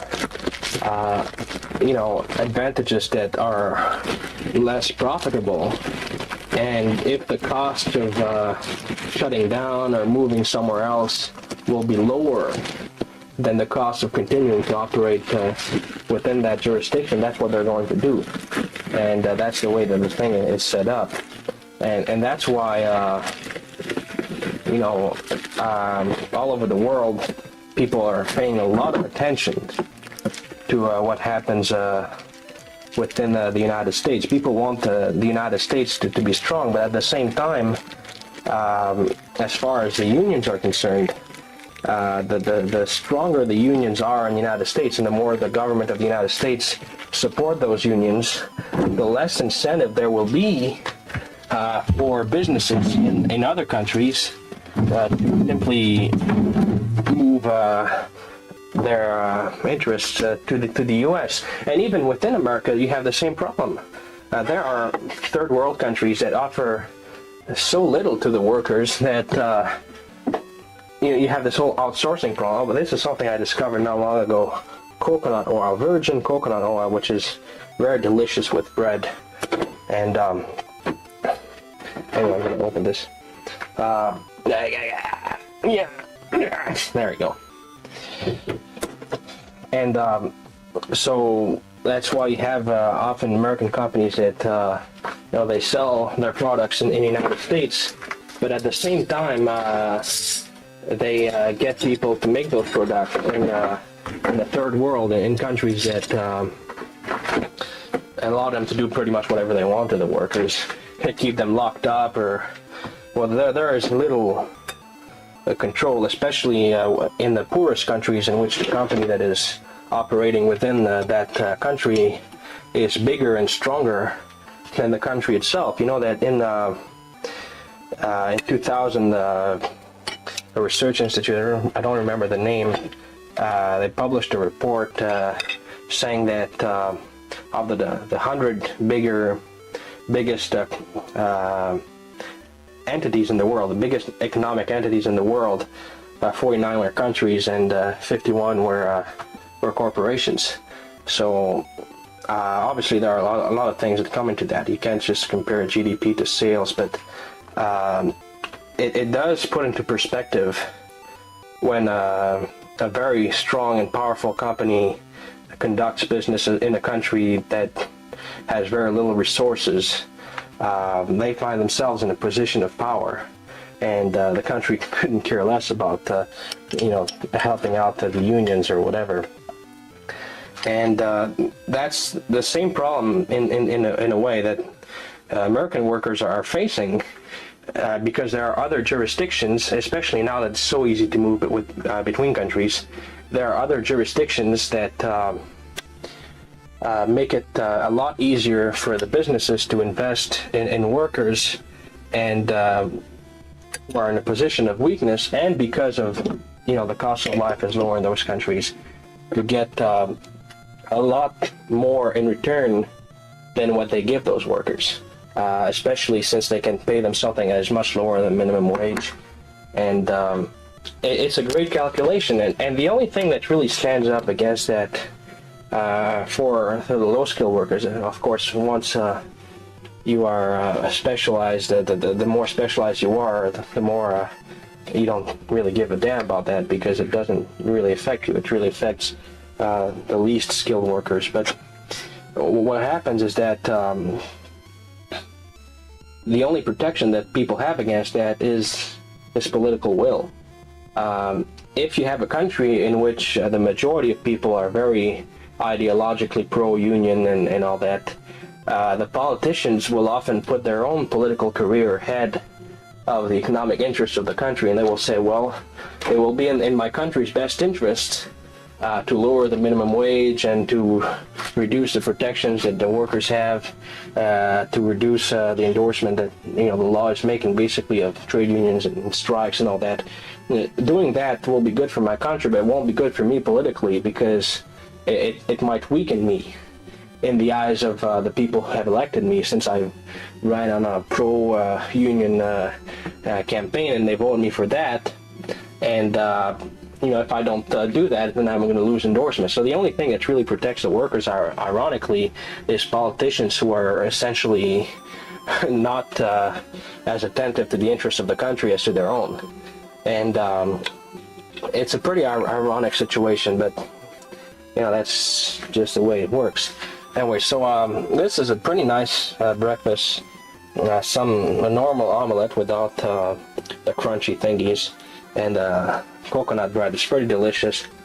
It's a bit watery because I cleaned it, but pretty good. Maybe more of the basilisk.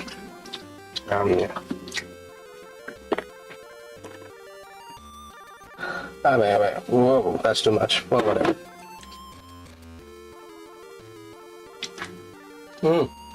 It's really good, really spicy now. Oh, this bread. I tell you, virgin coconut oil is absolutely delicious.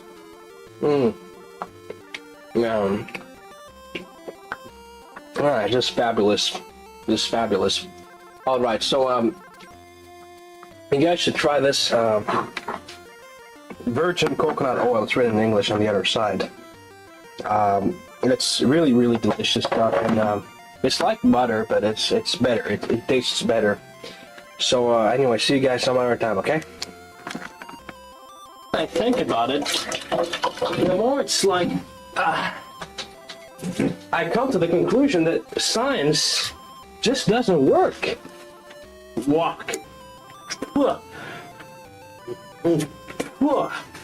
Nah, it's not that bad. I need a spoon to, whoa, what the fuck? Well, it's now January the 20th of 2009, and you can hear CNN on the background. Today is the coronation of the new American president, which is kind of weird. It's like Mussolini giving his place to Stalin or something, but anyway. They talk about it in all the newspapers. Had this in the subway this morning, the Metro newspaper. The day one of the Obama era, everybody was reading that. You know, no one's reading the paper in the newspapers usually, but you know, when you taking the subway, you know, people take the newspapers and, you know, they don't really read it. But this morning, everybody was reading this. Anyway, so let's celebrate the coming of the communist dictatorship by making an omelette. I have, well, first you need a pot to cook the omelette. We're gonna take this one, which I've been cleaning.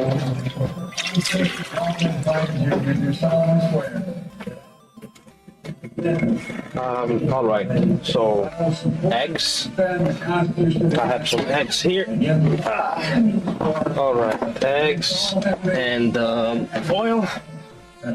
Now, we need a pot to whisk the eggs.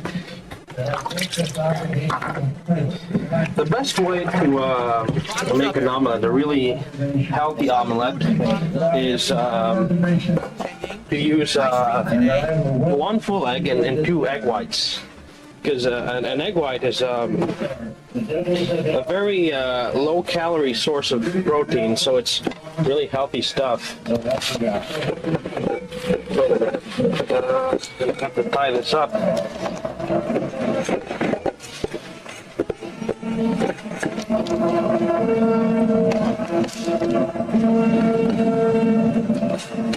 Okay, it's clean enough. Egg.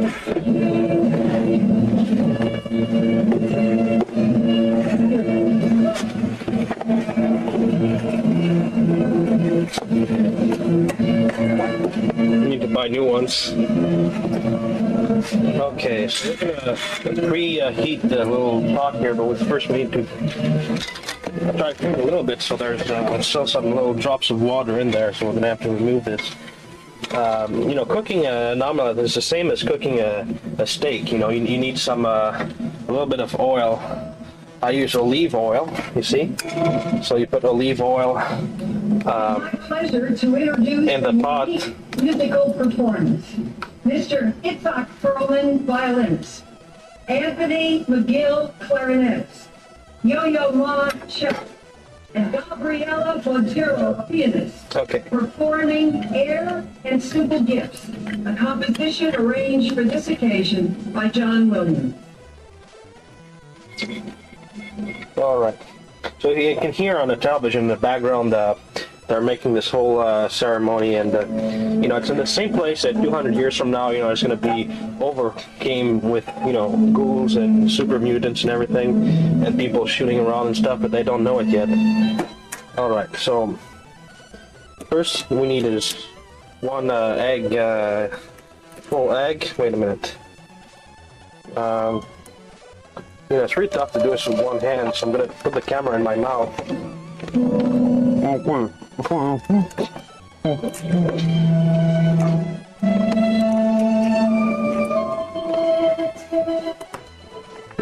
Okay, so I got one full egg. Now I need 2 egg whites.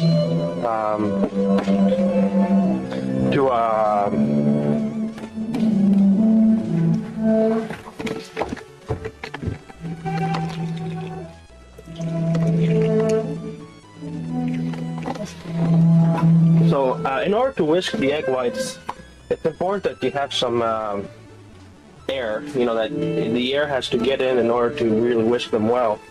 You can use this thing. It's best if you clean the pot really well before whisking the egg whites, or else it's not going to come right. Because you're going to take off all the protein, you know? If, you know, the egg yellow even,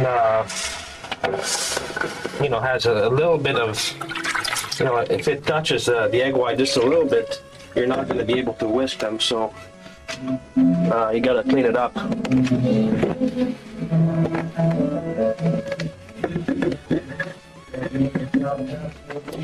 Oh yeah, you can preheat the oven, not the oven, the pot. Wait a minute. Alright.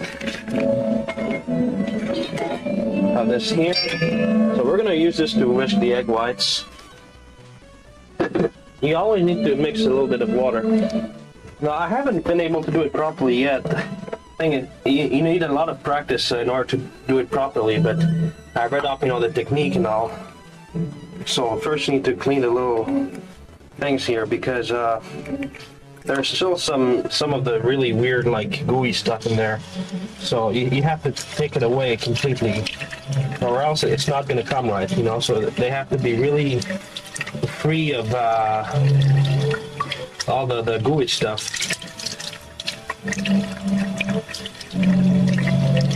Okay.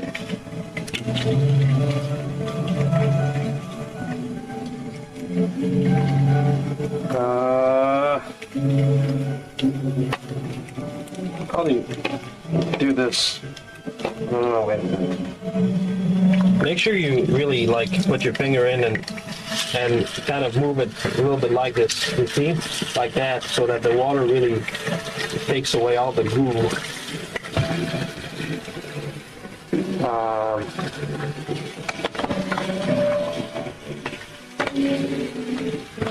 All right.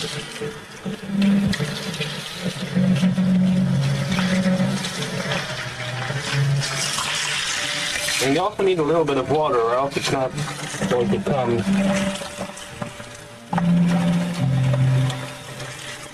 Now, the thing is that when you whisk it well enough, the hard part of the egg whites is supposed to become softer. So it's really tough because it doesn't always work.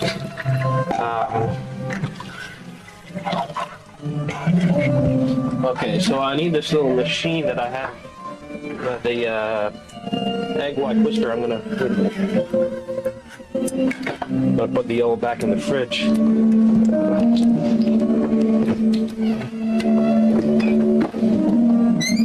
Okay, have this little machine here.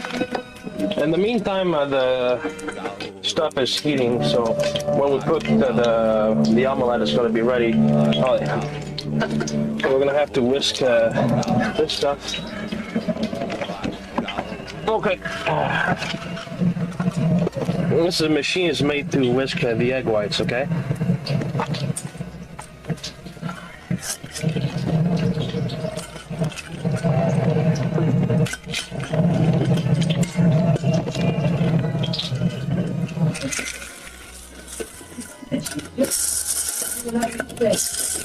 The Honorable John G. Roberts, Jr., who will administer the presidential oath of office.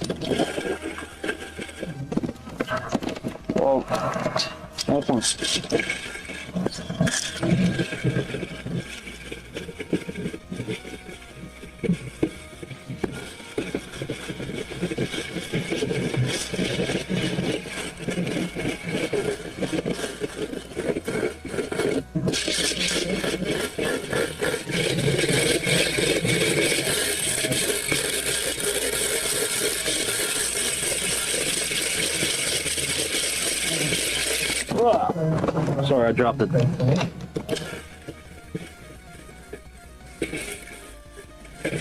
Well, it's not working. You see, what's supposed to happen? You see the hard part of the egg white, okay? It's supposed to become like soft. You see, so you have this little. See this part? It's soft. It became soft because where's it? But the whole thing is that. The problem is that not the whole thing becomes soft. It's only like some parts of it that, you know, it's supposed to, the whole thing is supposed to become, you know, soft. You see, you got a little bit of soft here, and then, but there's a hard part that's still attached.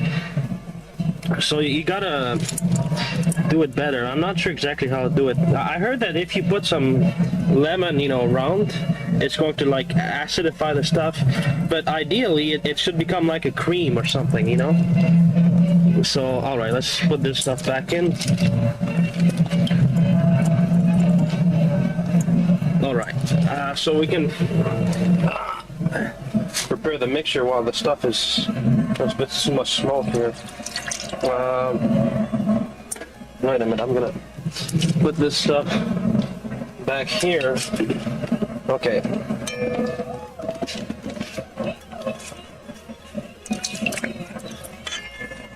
Well, I need a spoon to, whoa, what the fuck? Holy shit.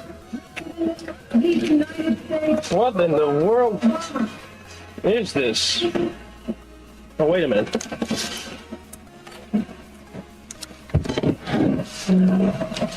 Wait, I'm gonna shut the TV off. What in the world is this? Oh! Holy shit. Ah!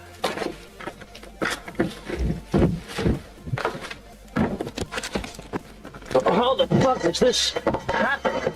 Oh.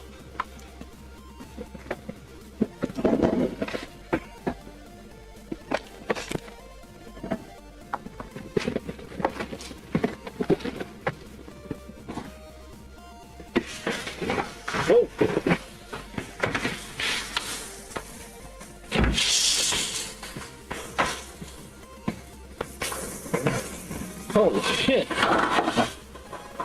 Whoa.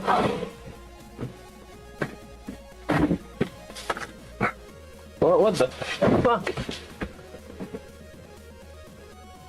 What the? Ah, man, I fucking burned my finger. Oh, man. Ah.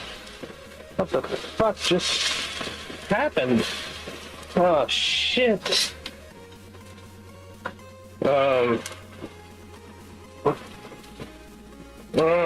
I'm not sure. Oh fuck, this spot is ruined. I need a new one. Okay, we're gonna.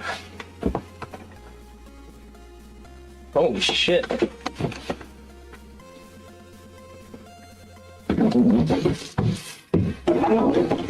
Oh.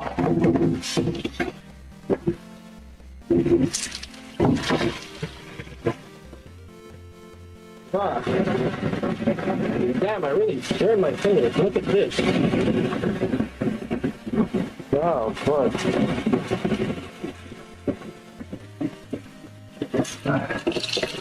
Shit, well, the omelette is... I dropped my spoon in there. Holy fuck. Yeah,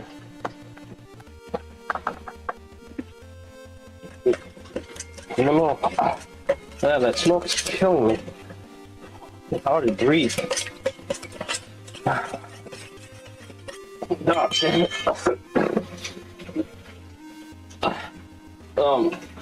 Shit. I'm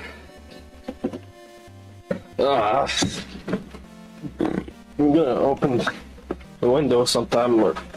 Wait a sec.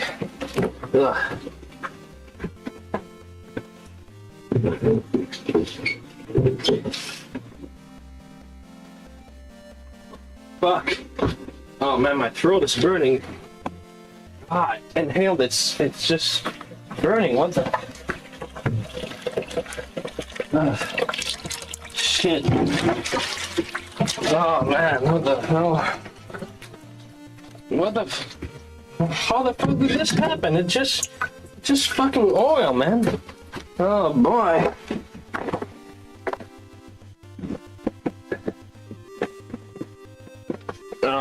Wait a minute. Okay, fuck that. Look. Basically, when you have the omelet done, you have the pot and some oil in there, and you preheat it, and then you drop the omelet in, and that's it, okay? So, look, I'm gonna have to shut this down now because, holy shit. Okay, goodbye, guys. Hello, people. So, for millions of years, in Christmas, people have eaten turkey. Okay, so now it's Christmas. You see my little Christmas tree and my new machine that I put there, you know, to calculate the temperature, you see? So it's really, really hot in here now.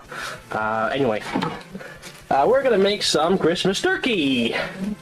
Let's start with turkey. Wait a minute. What happened is that, you know, during parties, people also make cake. So we're gonna make the two at the same time. You know, rather, we're gonna make a turkey cake. So first thing we need to make cake, of course, aside from turkey, is a pot. This one's too small. Another one in here. Hey, my floor's coming out pretty well, isn't it? You see the little stuff here is cracking, so I'm gonna have to put more, you know, the glue and everything. So I have. Wait a minute. Oh, pot here. Oh yeah, in case you're wondering why I have shoes in the bath, it's because there's a lot of disgusting stuff in there that I don't want to touch with my feet. So anyway, we need the pot. Not pot as in like, you know, marijuana, but pot as in like, you know, the little metal thingy that we put stuff in it and put on the fire and stuff like that. Alright, pot, we have this little white machine thingy there that to wipe the stuff clean, like this. It's called paper, I think. Or, well, it's not exactly paper. Paper's like stuff put in the printer. It's more like, well, semi-paper stuff like soft thingy.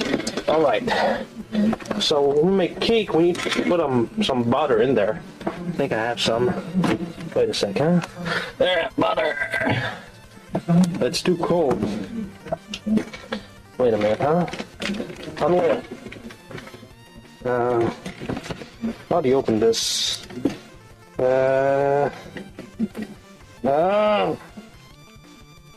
Fucking butter. Wait a minute, it's too cold, so it's like, it's all frozen. I'm gonna put it in there for a sec. To make it more, you know, like soft and all that. Okay, let's wait a minute. In the meantime, okay, we can take some turkey. You can replace turkey with tuna, because it's really the same thing. I mean, turkey. The only difference between a turkey and a tuna is it's, you know, one, like, I mean, it's both meat, but it's, you know, they make a different scapula stuff so that, you know, they force you to buy separate things. You know, one stuff is expensive, another stuff isn't expensive. Because, like, the only difference really is that one of them is an animal that swims in the water, and the other is an animal that flies in the air. So, it's actually, ouch! I think the butter's coming pretty well now. It's actually, the only difference, you know, one of them is an animal that swims in the water, and the other, it's an animal that kind of like flies in the air. Not yet. And so, basically, if you want to have real turkey, you just need to take some tuna and actually, you know, kind of like compensate for the missing air and the overflowing water. So we're gonna open the can of tuna. It's difficult with one hand holding a camera, but wait a minute. Okay, I got it. So what we can do is different. This would be turkey if it had been in the air instead of in the water. I swear, I mean, if people had voted for Al Gore, we wouldn't have the need to do this. You know, there would be no more snow and no more.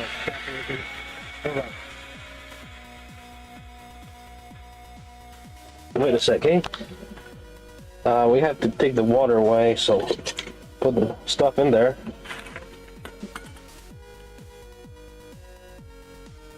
You know, we're putting the air to compensate and make this thing into turkey, you see?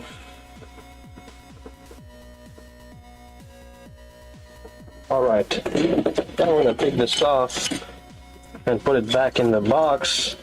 So now we have actual Christmas turkey. And I think the butter's about ready now. Wait a minute. It smells bad. It actually smells like, you know, in the movie theater, you buy popcorn. It smells like butter. Ew. Yeah, okay. Oh yeah, so we need to wipe this stuff again with the machine thingy, paper towel thingy there. Wait a sec, okay? We're gonna wipe everything clean. To make a Christmas turkey cake, real cake that you're gonna eat at Christmas. Okay, put some stuff there. So you need the first thing when you're making a cake, you need to put butter in the pot so that the stuff doesn't kind of like explode and like, I mean, whatever. It's like a tradition there. So hot, for fuck's sake. God damn it, what the? Yeah.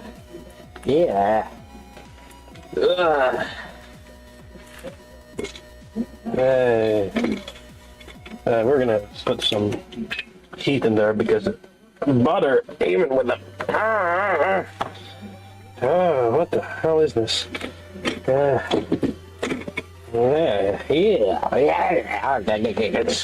It's disgusting. Yeah. Okay, we're gonna wait. Oh yeah, I have to take this away because the stuff can explode if I put it too hot, close to the... I use this when I want to burn things, and I put some of this stuff on it, and then I light it up with a lighter so it can burn pretty much anything. Problem is that I left it there once on one of those bottles, and it's just... Okay, whatever. I'll shut this down. Okay, the water's starting to... Or the butter's starting to melt, so I can put it... Okay, wait a minute.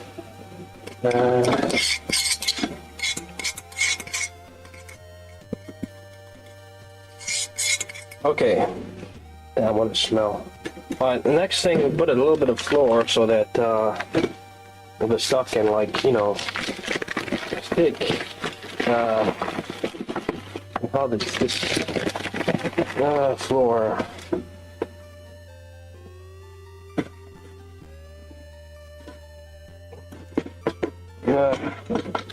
We can have this kind of like on the corner. Okay, that's okay. Now we're gonna make the actual cake. We need eggs. I have eggs here, and we need to mix the eggs with some flour, and it's gonna make like a little cake thingy up there. Wait a minute. Okay, so I'm gonna use a blender. I think it's... The problem with the blender is that I've cleaned it with CLR, like this stuff, so I'm kind of afraid to drink anything that's been coming from it. So I've kind of like put a lot of stuff in there, kind of like to clean the CLR away. So if I died making this video, you can call a poison control center, and I think the tuna is almost falling behind here.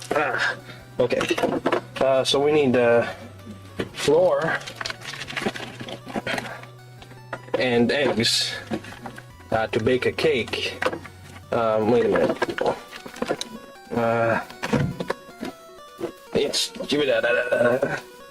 You can also put water and stuff like that. Okay, flour and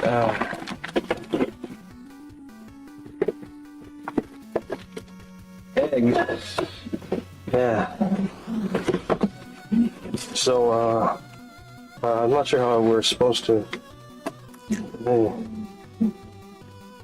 Yeah. Disgusting. Yeah. Yeah, okay, let's just put it like this. Where's the top? I had a little black thing here, didn't? Why did I put it? It's not here. Oh, there it is. We can put the tuna also. All right. What the hell was that? Okay. Let's try this again. Right, he should have put in water.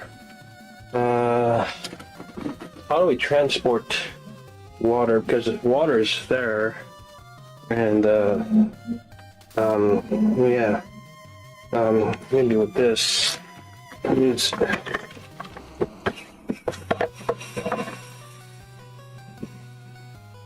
good stuff. All right.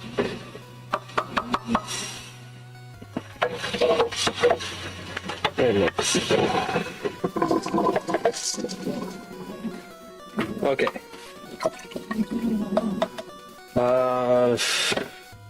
Shut it down now. Okay. Let's do this.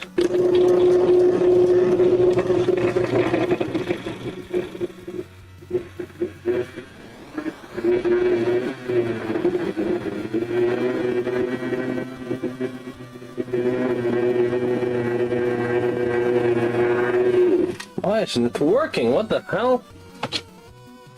More water, maybe. We're gonna put sambuca mix as well. Yeah.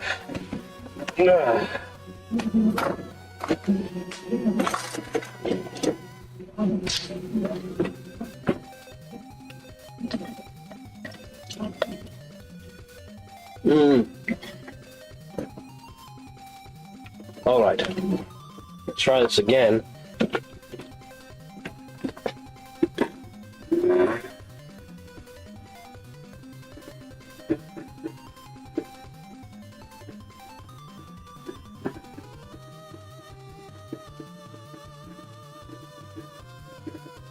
I think that's enough. Okay, so we're gonna put this stuff in the pot.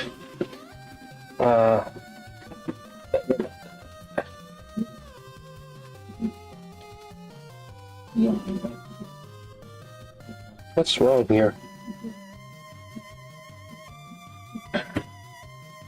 There's a lot of stuff that kind of like not sticking or whatever.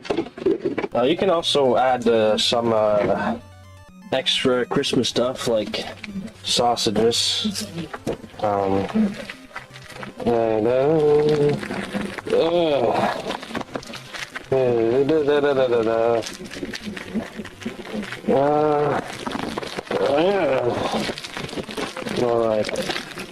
We could cut the sausages.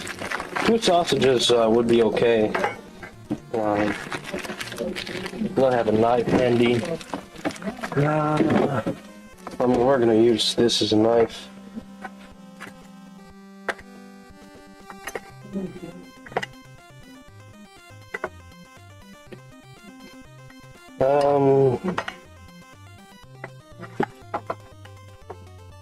Wait a minute, huh?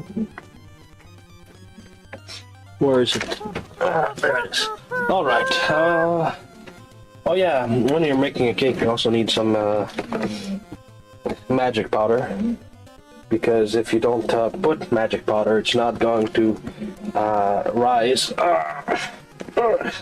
Okay.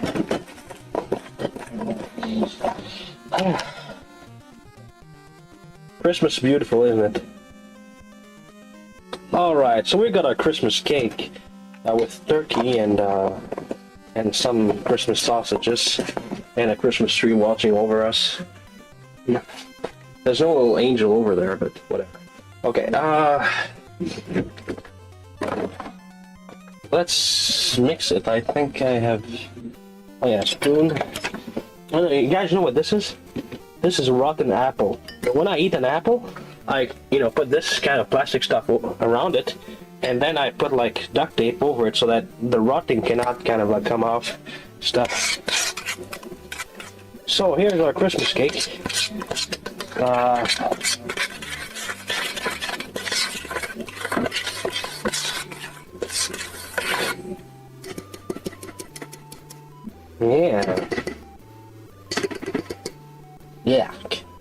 Yeah. Yeah. All right, let's put the Christmas cake in. Yeah. And we're gonna put it at 500 Fahrenheit for a couple of hours. Wait a minute, 500. So right now, basically what we have to do is wait. In the meantime, we can prepare the sauce for the cake. But I'm gonna clean up a little bit first.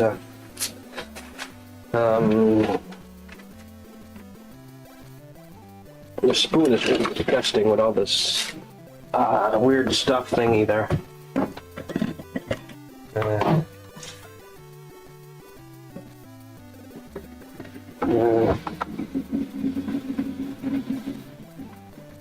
Yeah.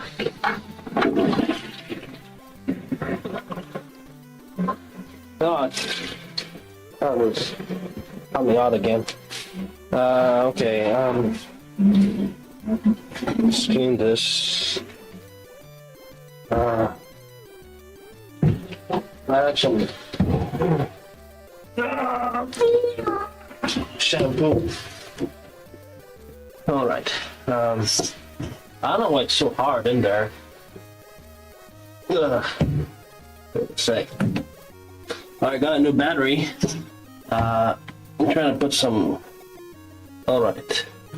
Shampoo to clean the stuff up a little bit. Okay.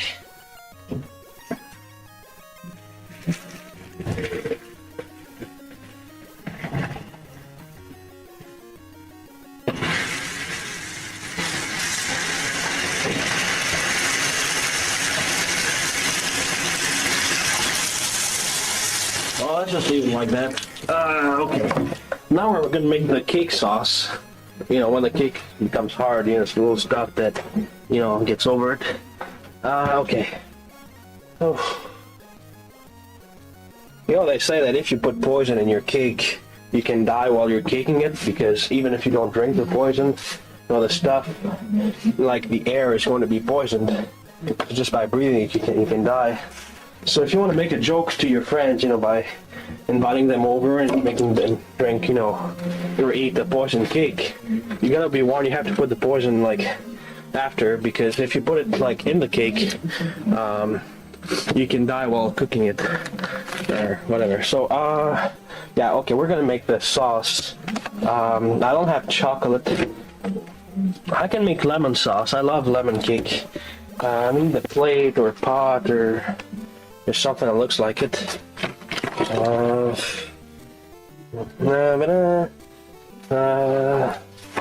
guess there was something. Oh, this is gonna do. Okay. Sorry, it's my coffee cup. So lemon and sugar.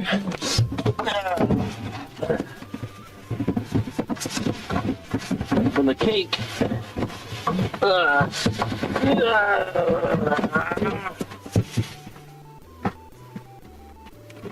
Okay, we got some lemon. You can also use the lemon and sugar thing to make candy, or also to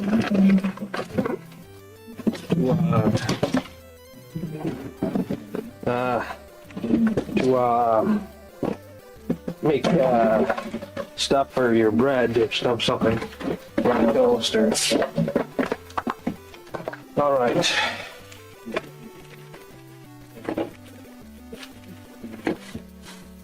Okay. So yeah, sugar. Damn, it's getting really hot in here because of the oven. It smells good, don't you think? A good Christmas cake.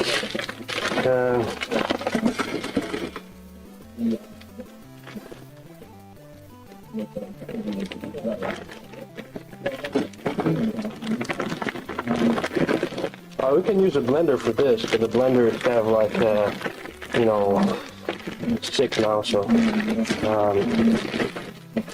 All the people in my kitchen are like human beings, you know, they get sick, so I have to put them in the water for a little while, and it gets cleaner and stuff. Oh, there was a knife. Didn't see that.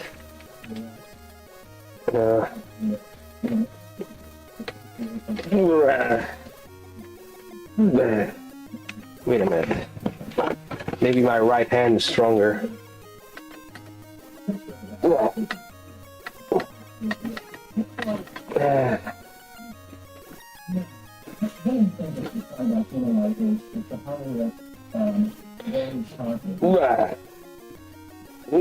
Okay.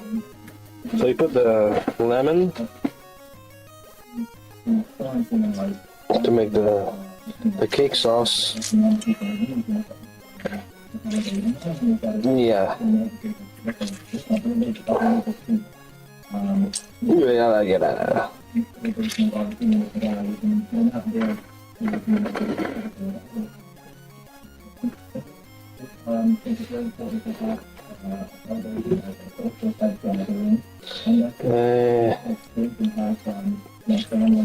I wonder if the cake is about to be ready. I don't have a timer on this machine because it was built like in the 1980s or something. You know, back then people had like, you know, sand clock, you know, you put over and would tell you like whatever.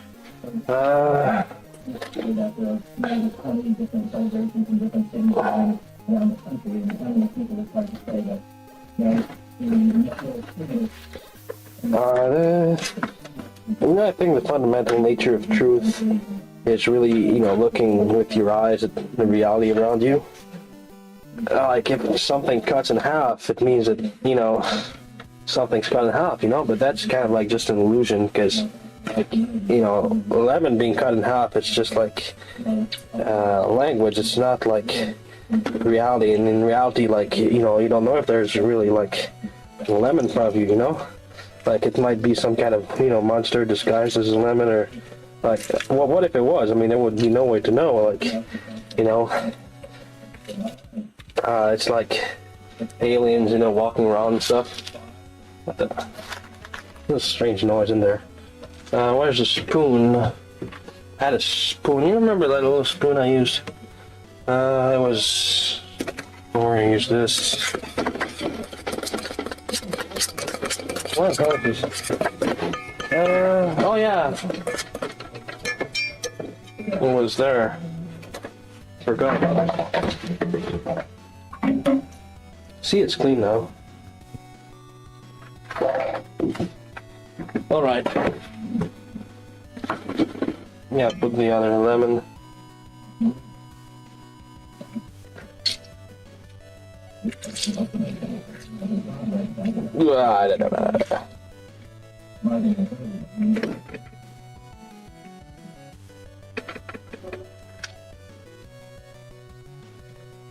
My hands are kind of slippery because, like, it's all coming out. I wonder what the cake looks like now.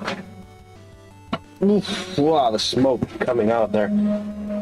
Oof. A strange taste of Christmas turkey, something, sausage.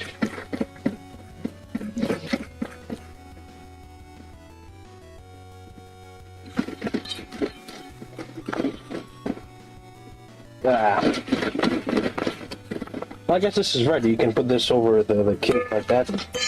So now the next step is just wait until the cake is ready.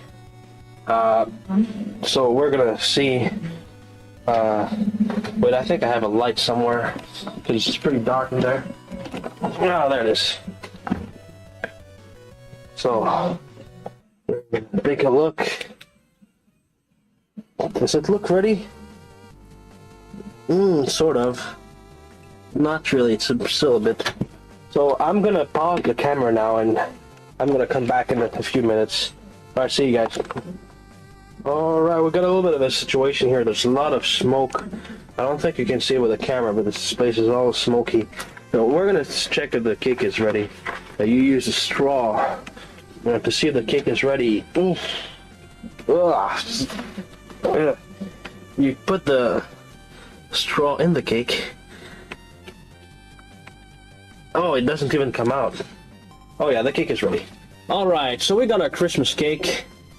We're gonna turn the stuff off and wait until the little red thingy becomes black again. So now it's December the 24th. It's called Christmas Eve. I heard black people have their own Christmas in 2 days. It's called Kazaa, like you know, the stuff you download porn from. And you know, the Jews have a week-long Christmas called Hanukkah and stuff like that. So it's all kind of complicated, you know, because like if you celebrate Christmas, you're pretty much offending everybody else. If you celebrate Kazaa, you're offending everybody who doesn't celebrate that. You celebrate Hanukkah, you're offending everybody who doesn't celebrate that. So if you want to send death threats, you can send them, you know, to a random address or something, and hope that, you know, the random address gets to me. So I don't know if I can take this. I don't have, you know, wait a minute. How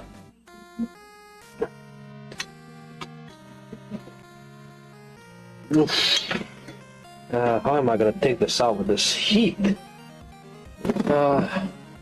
Wait a minute. I'm not gonna burn myself. There has to be some kind of a machine here to take things. What's in there?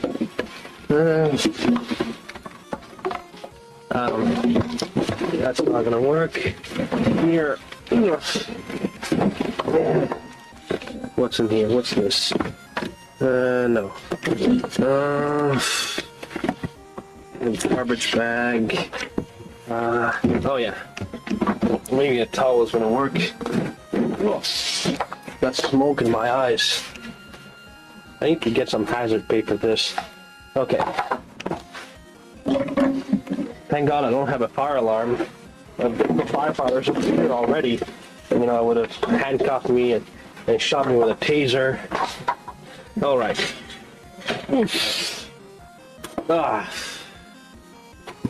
Looks delicious, doesn't it? Okay. I need a plate.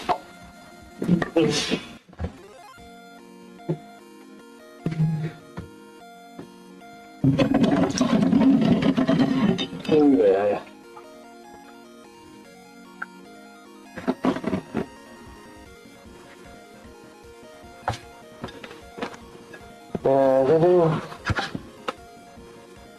Well, this is kind of, you know, homemade recipe passed down from generation to generation for millions of years.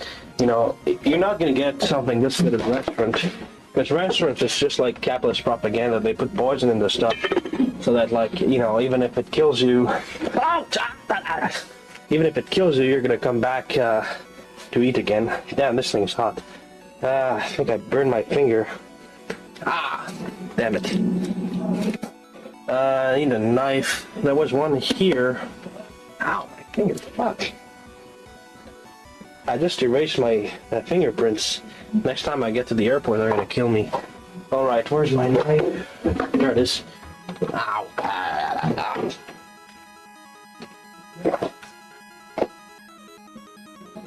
Damn, I really got burned.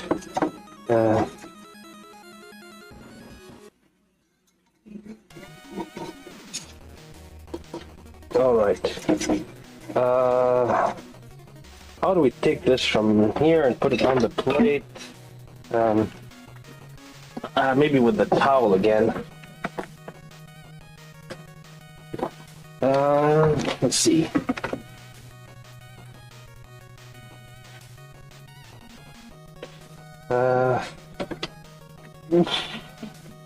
See if it works.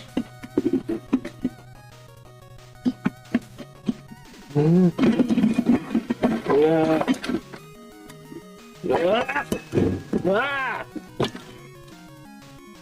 Yeah.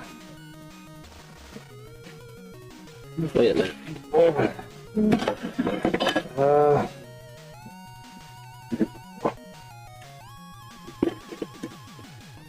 Okay. Let's wait a sec.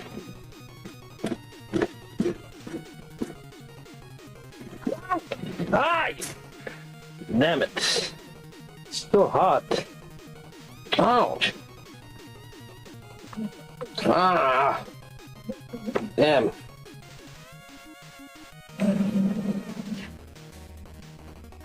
Okay.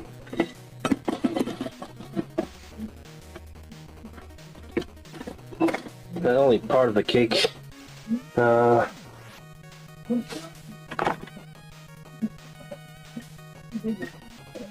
Looks delicious, eh? Okay, wait a minute. Damn. Fingers. Shit. Ah. Look at this. It's all back.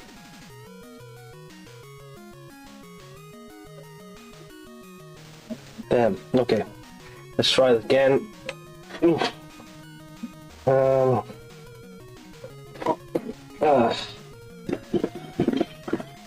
Never realized the cooks, you know, that they go through so much risk. You know, the next time you make a cake at a restaurant or something, you gotta remember that people risk their lives for this. You know, in a capitalist society, you know, like cooks, like, you know, they risk their lives on the job for the really rich companies and all that. Okay, that cake is done. I'm gonna clean the pot now, because right now it's pretty much useless.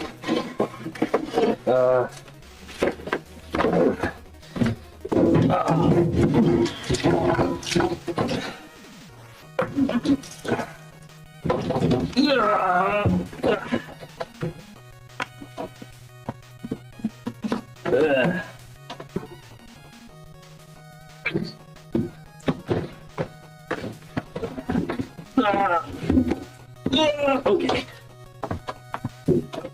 Ow! Ah! Fuck's sake, I keep forgetting. Fuck.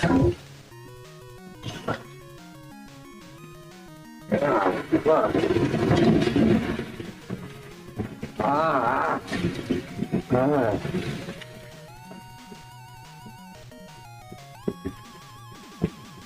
God damn it.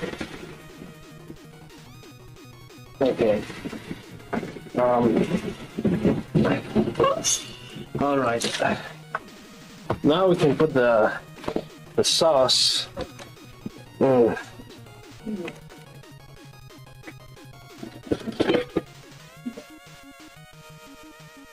I got the Christmas turkey cake. It's really delicious stuff.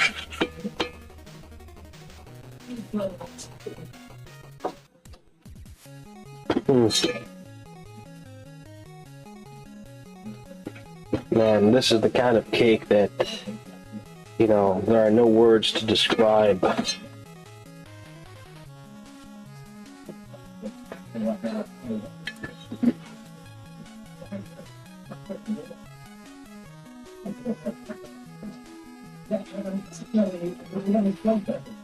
There you go. Christmas cake. Alright, I'm gonna take a picture to remember this. Where's my camera? Wait a sec, I think. There it is. Okay.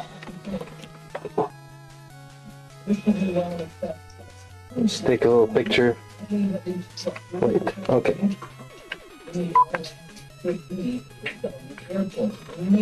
Let's see. Hey, that's good. What do you think? That's a good picture. Oh, I'm gonna remember this forever. Now let's taste. Well, I feel sorry for you guys who are not here with me to take part with the sausage, of course.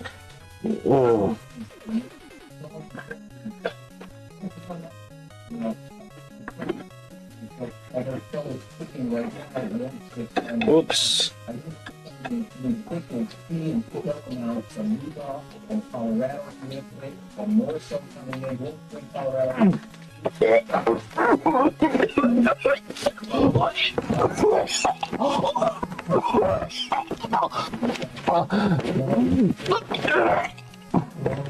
Sorry. I'm sorry. I'm gonna I'm gonna shut this off, but Merry Christmas, everybody.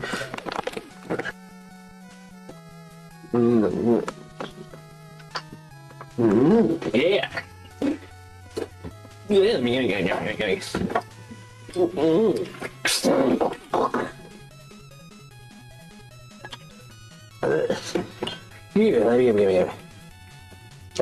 Okay, this wasn't a success. Okay, we're gonna forget about the.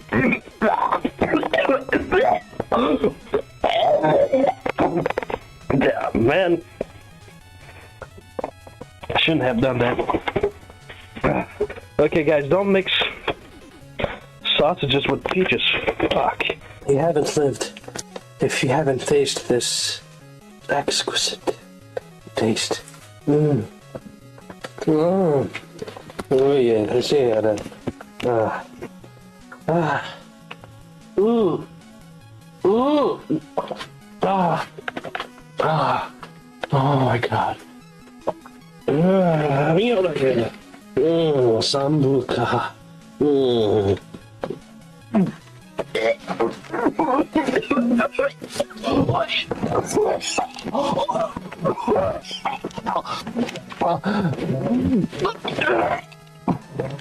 Sorry. I'm sorry. I'm gonna shut this off. But Merry Christmas, everybody. By the way, guys, this little thing here, you know, you see this? You know, it's like a magical product. It sounds like a Canadian Tire or something. And when you put that, okay, like the mice, they all go away because like it makes some kind of noise. All right.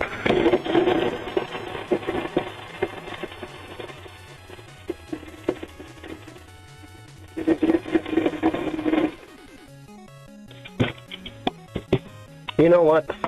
Fuck that. I'm not gonna drink that. And whatever, and the fans are gonna like it, so they're gonna laugh at me, and so they're not gonna be angry because the Canadians are losing, and they're not gonna lose ticket sales, and people are gonna go to see the Canadians because they can laugh a bit at how stupid I am. And anyway, let's try this.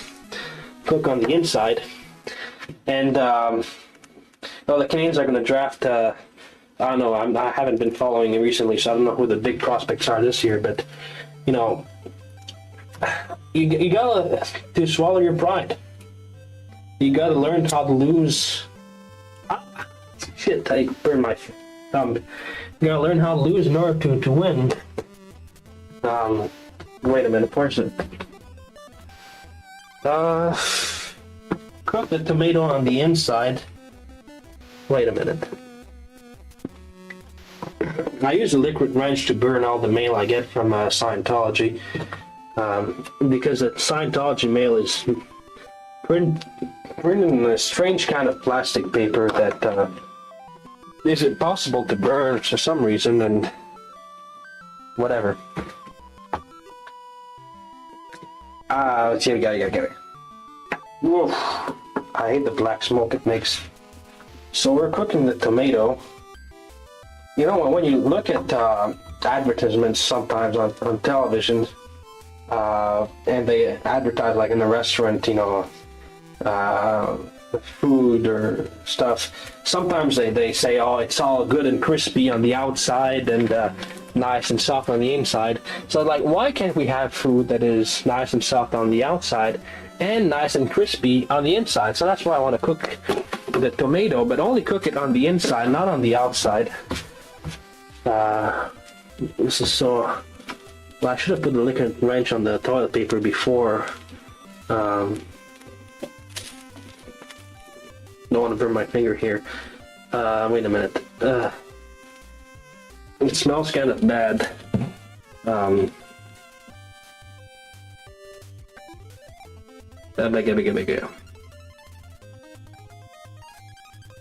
All right. Whew.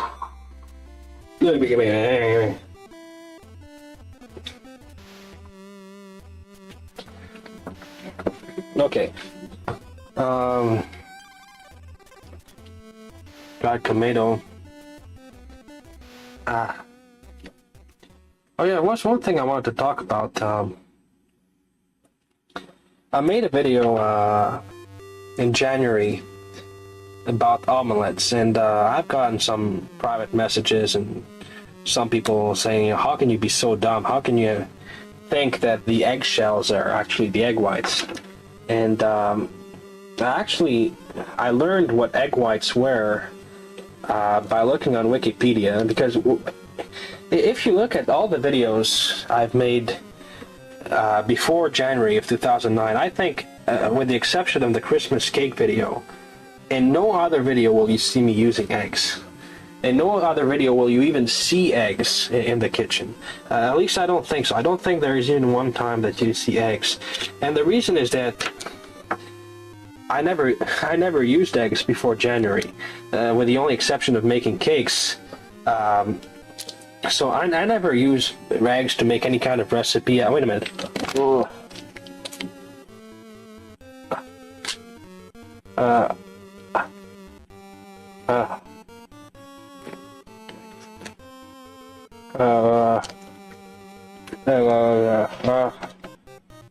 Alright. And when I was the first time I came here, I was 17, and it wasn't really a job, but it was wait a minute. I was volunteering in a place, and there were kids and all that, and I remember the kids there. Sometimes we would eat boiled eggs, and the boiled eggs, it's all white and soft, and you cut it in half, and there's a part that's clearly white, and in the middle it's clearly yellow. Okay, that's the boiled eggs. And back then, and even before that, when I was, very young, as a young kid, I remember boiled eggs, and I don't think it really worked, because it's not hard. I don't know if the tomatoes get hard when you cook them. Wait a minute. And so it's like, back then it kind of reinforced my view, and I thought that the eggshell was actually the egg white, and I thought that what happened when you boil eggs is simply that the shell gets soft and gets thicker, and that's what I thought. No one ever told me that, what an egg white was. And I knew that,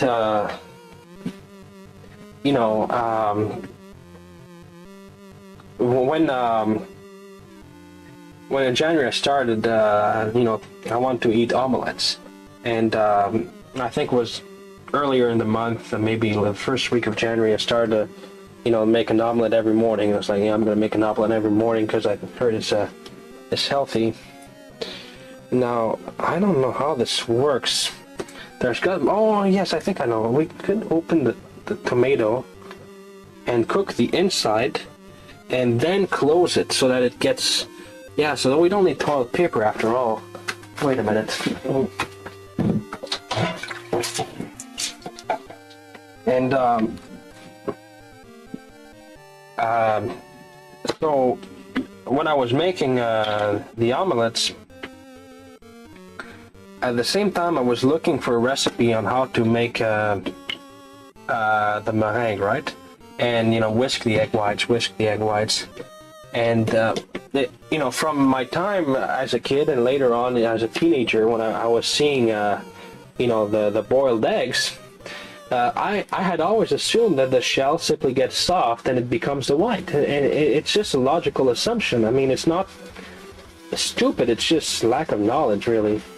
And so I was told that, the recommendation, when you make the omelets, use 2 egg whites and 1 egg yellow, whatever. The guy he was talking in French, he said in French, deux blancs d'œufs et un œuf entier. It means 2 egg whites and 1 entire egg, 1 whole egg.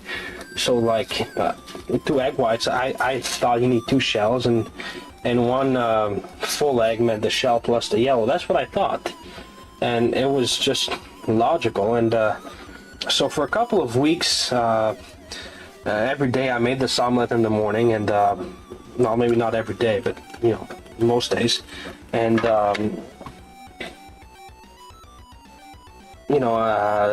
I was making a video, but I could never figure it out. Why doesn't the egg get dissolved? Well, why doesn't the white dissolve? And I kept I remember I was looking on Google, you know, how to whisk egg whites. And the first hint I got was that when I was searching on Google for how to whisk egg shells, I wasn't getting many results. I wasn't getting anything, actually. And so I was, oh yeah, well, maybe they also call them the whites. You know, they call them the shells. Egg whites is not a word for the eggshells. And I was getting some results how to cook the egg whites. And I remember the articles that I was reading were saying that whisking the egg whites was difficult. You know, they were treating it as if it was something hard to do. So I was assuming that since I was never able to actually get them to dissolve, that it was simply because it was a hard thing to do. I didn't realize that the reason why I couldn't do it was not because I wasn't, you know, whisking it carefully enough. It was because I was whisking the wrong fucking thing. And I didn't notice that right away. And you know, when I made the omelet video on when they had the inauguration of Obama, you know, after I made that video, I went on the internet and I searched again, and I was like, what the fuck? I can't. So it's gotta be a trick. And I was trying to make another video after I learned the trick. So, oh yeah, sorry about that video. I didn't do it well, whatever. And then I searched for egg whites, and on Wikipedia I found what the egg white was, and I felt like a fucking moron. And I made a topic on Wikipedia, not on Wikipedia, on the HF boards. You can find it in, you make a search, you know, and you can find January the 25th or 24th or 26th, whatever.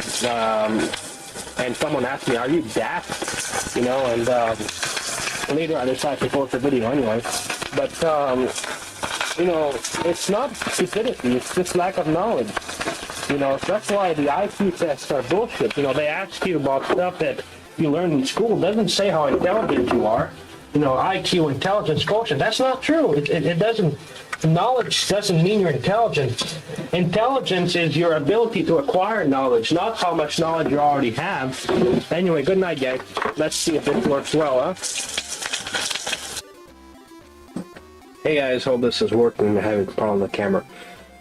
So welcome to yesterday, and I'm saying that because it's 9:30 in the evening, and I'm gonna go to sleep soon. So I'm not going to post this video tonight. It's going to be tomorrow. I bet. It takes me a long time to post a video because you know, this isn't a digital camera that I can just wire up to the computer and then you know, download the video directly and then upload it. You know, I have to transfer the video from the VHS to the blank DVD, and then put the DVD into my computer and extract the DVD, then convert it. So it takes a long time, you know. Anyway, now I've been thinking a bit about hockey recently. I haven't watched much recently, but I want to tell you what I thought about the Montreal Canadiens. You know, in the past 15 years, they've been a pretty miserable team. I started watching them in 94, 93-94 season, and it was a pretty pathetic a decade and a half. I think everybody would agree with that. But you know, I have a theory why the Canadiens have had so much problems since that time. I mean, I'm trying to, you know, get like a tunnel inside the tomato. And my theory is this: you know, the Canadiens are a very popular team, right? Good morning, Phil. Stream status, pre-bag music on. Gout systems, checking. Gout system loading. Gout system online. Buffing snorts. Snorts loaded and ready.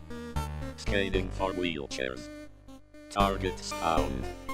Loading drum. All systems checked.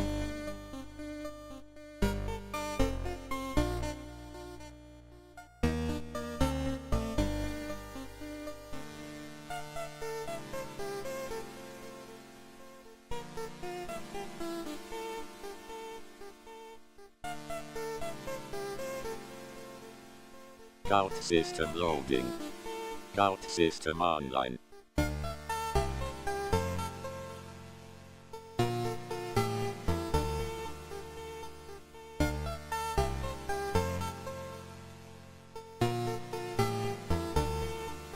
Scout system online.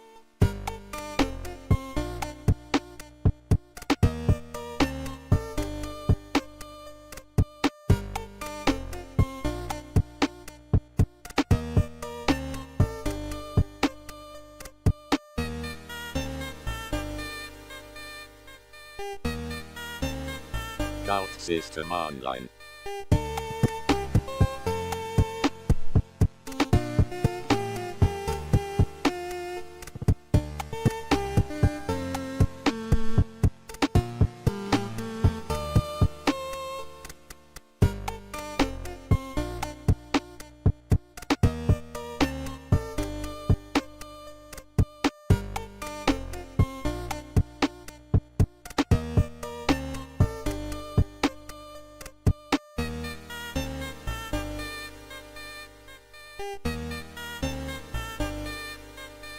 Scout.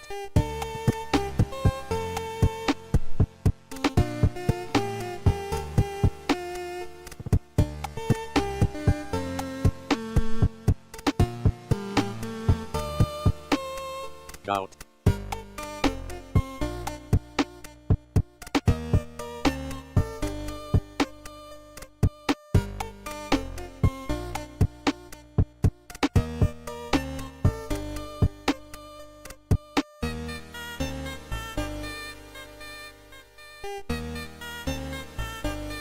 Scout system online.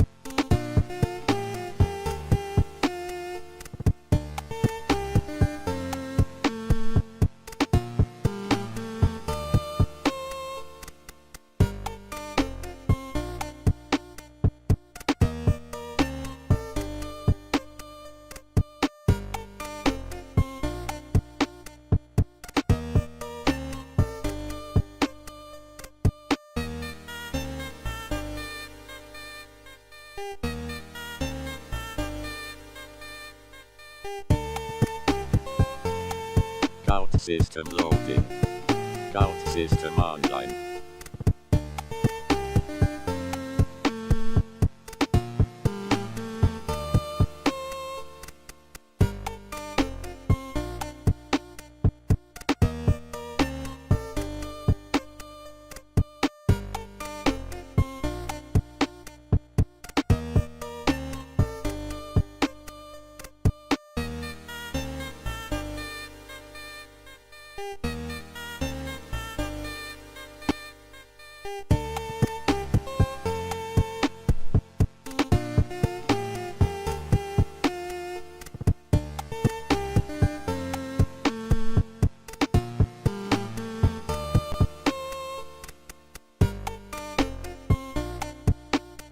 Scout system loading. Scout system online.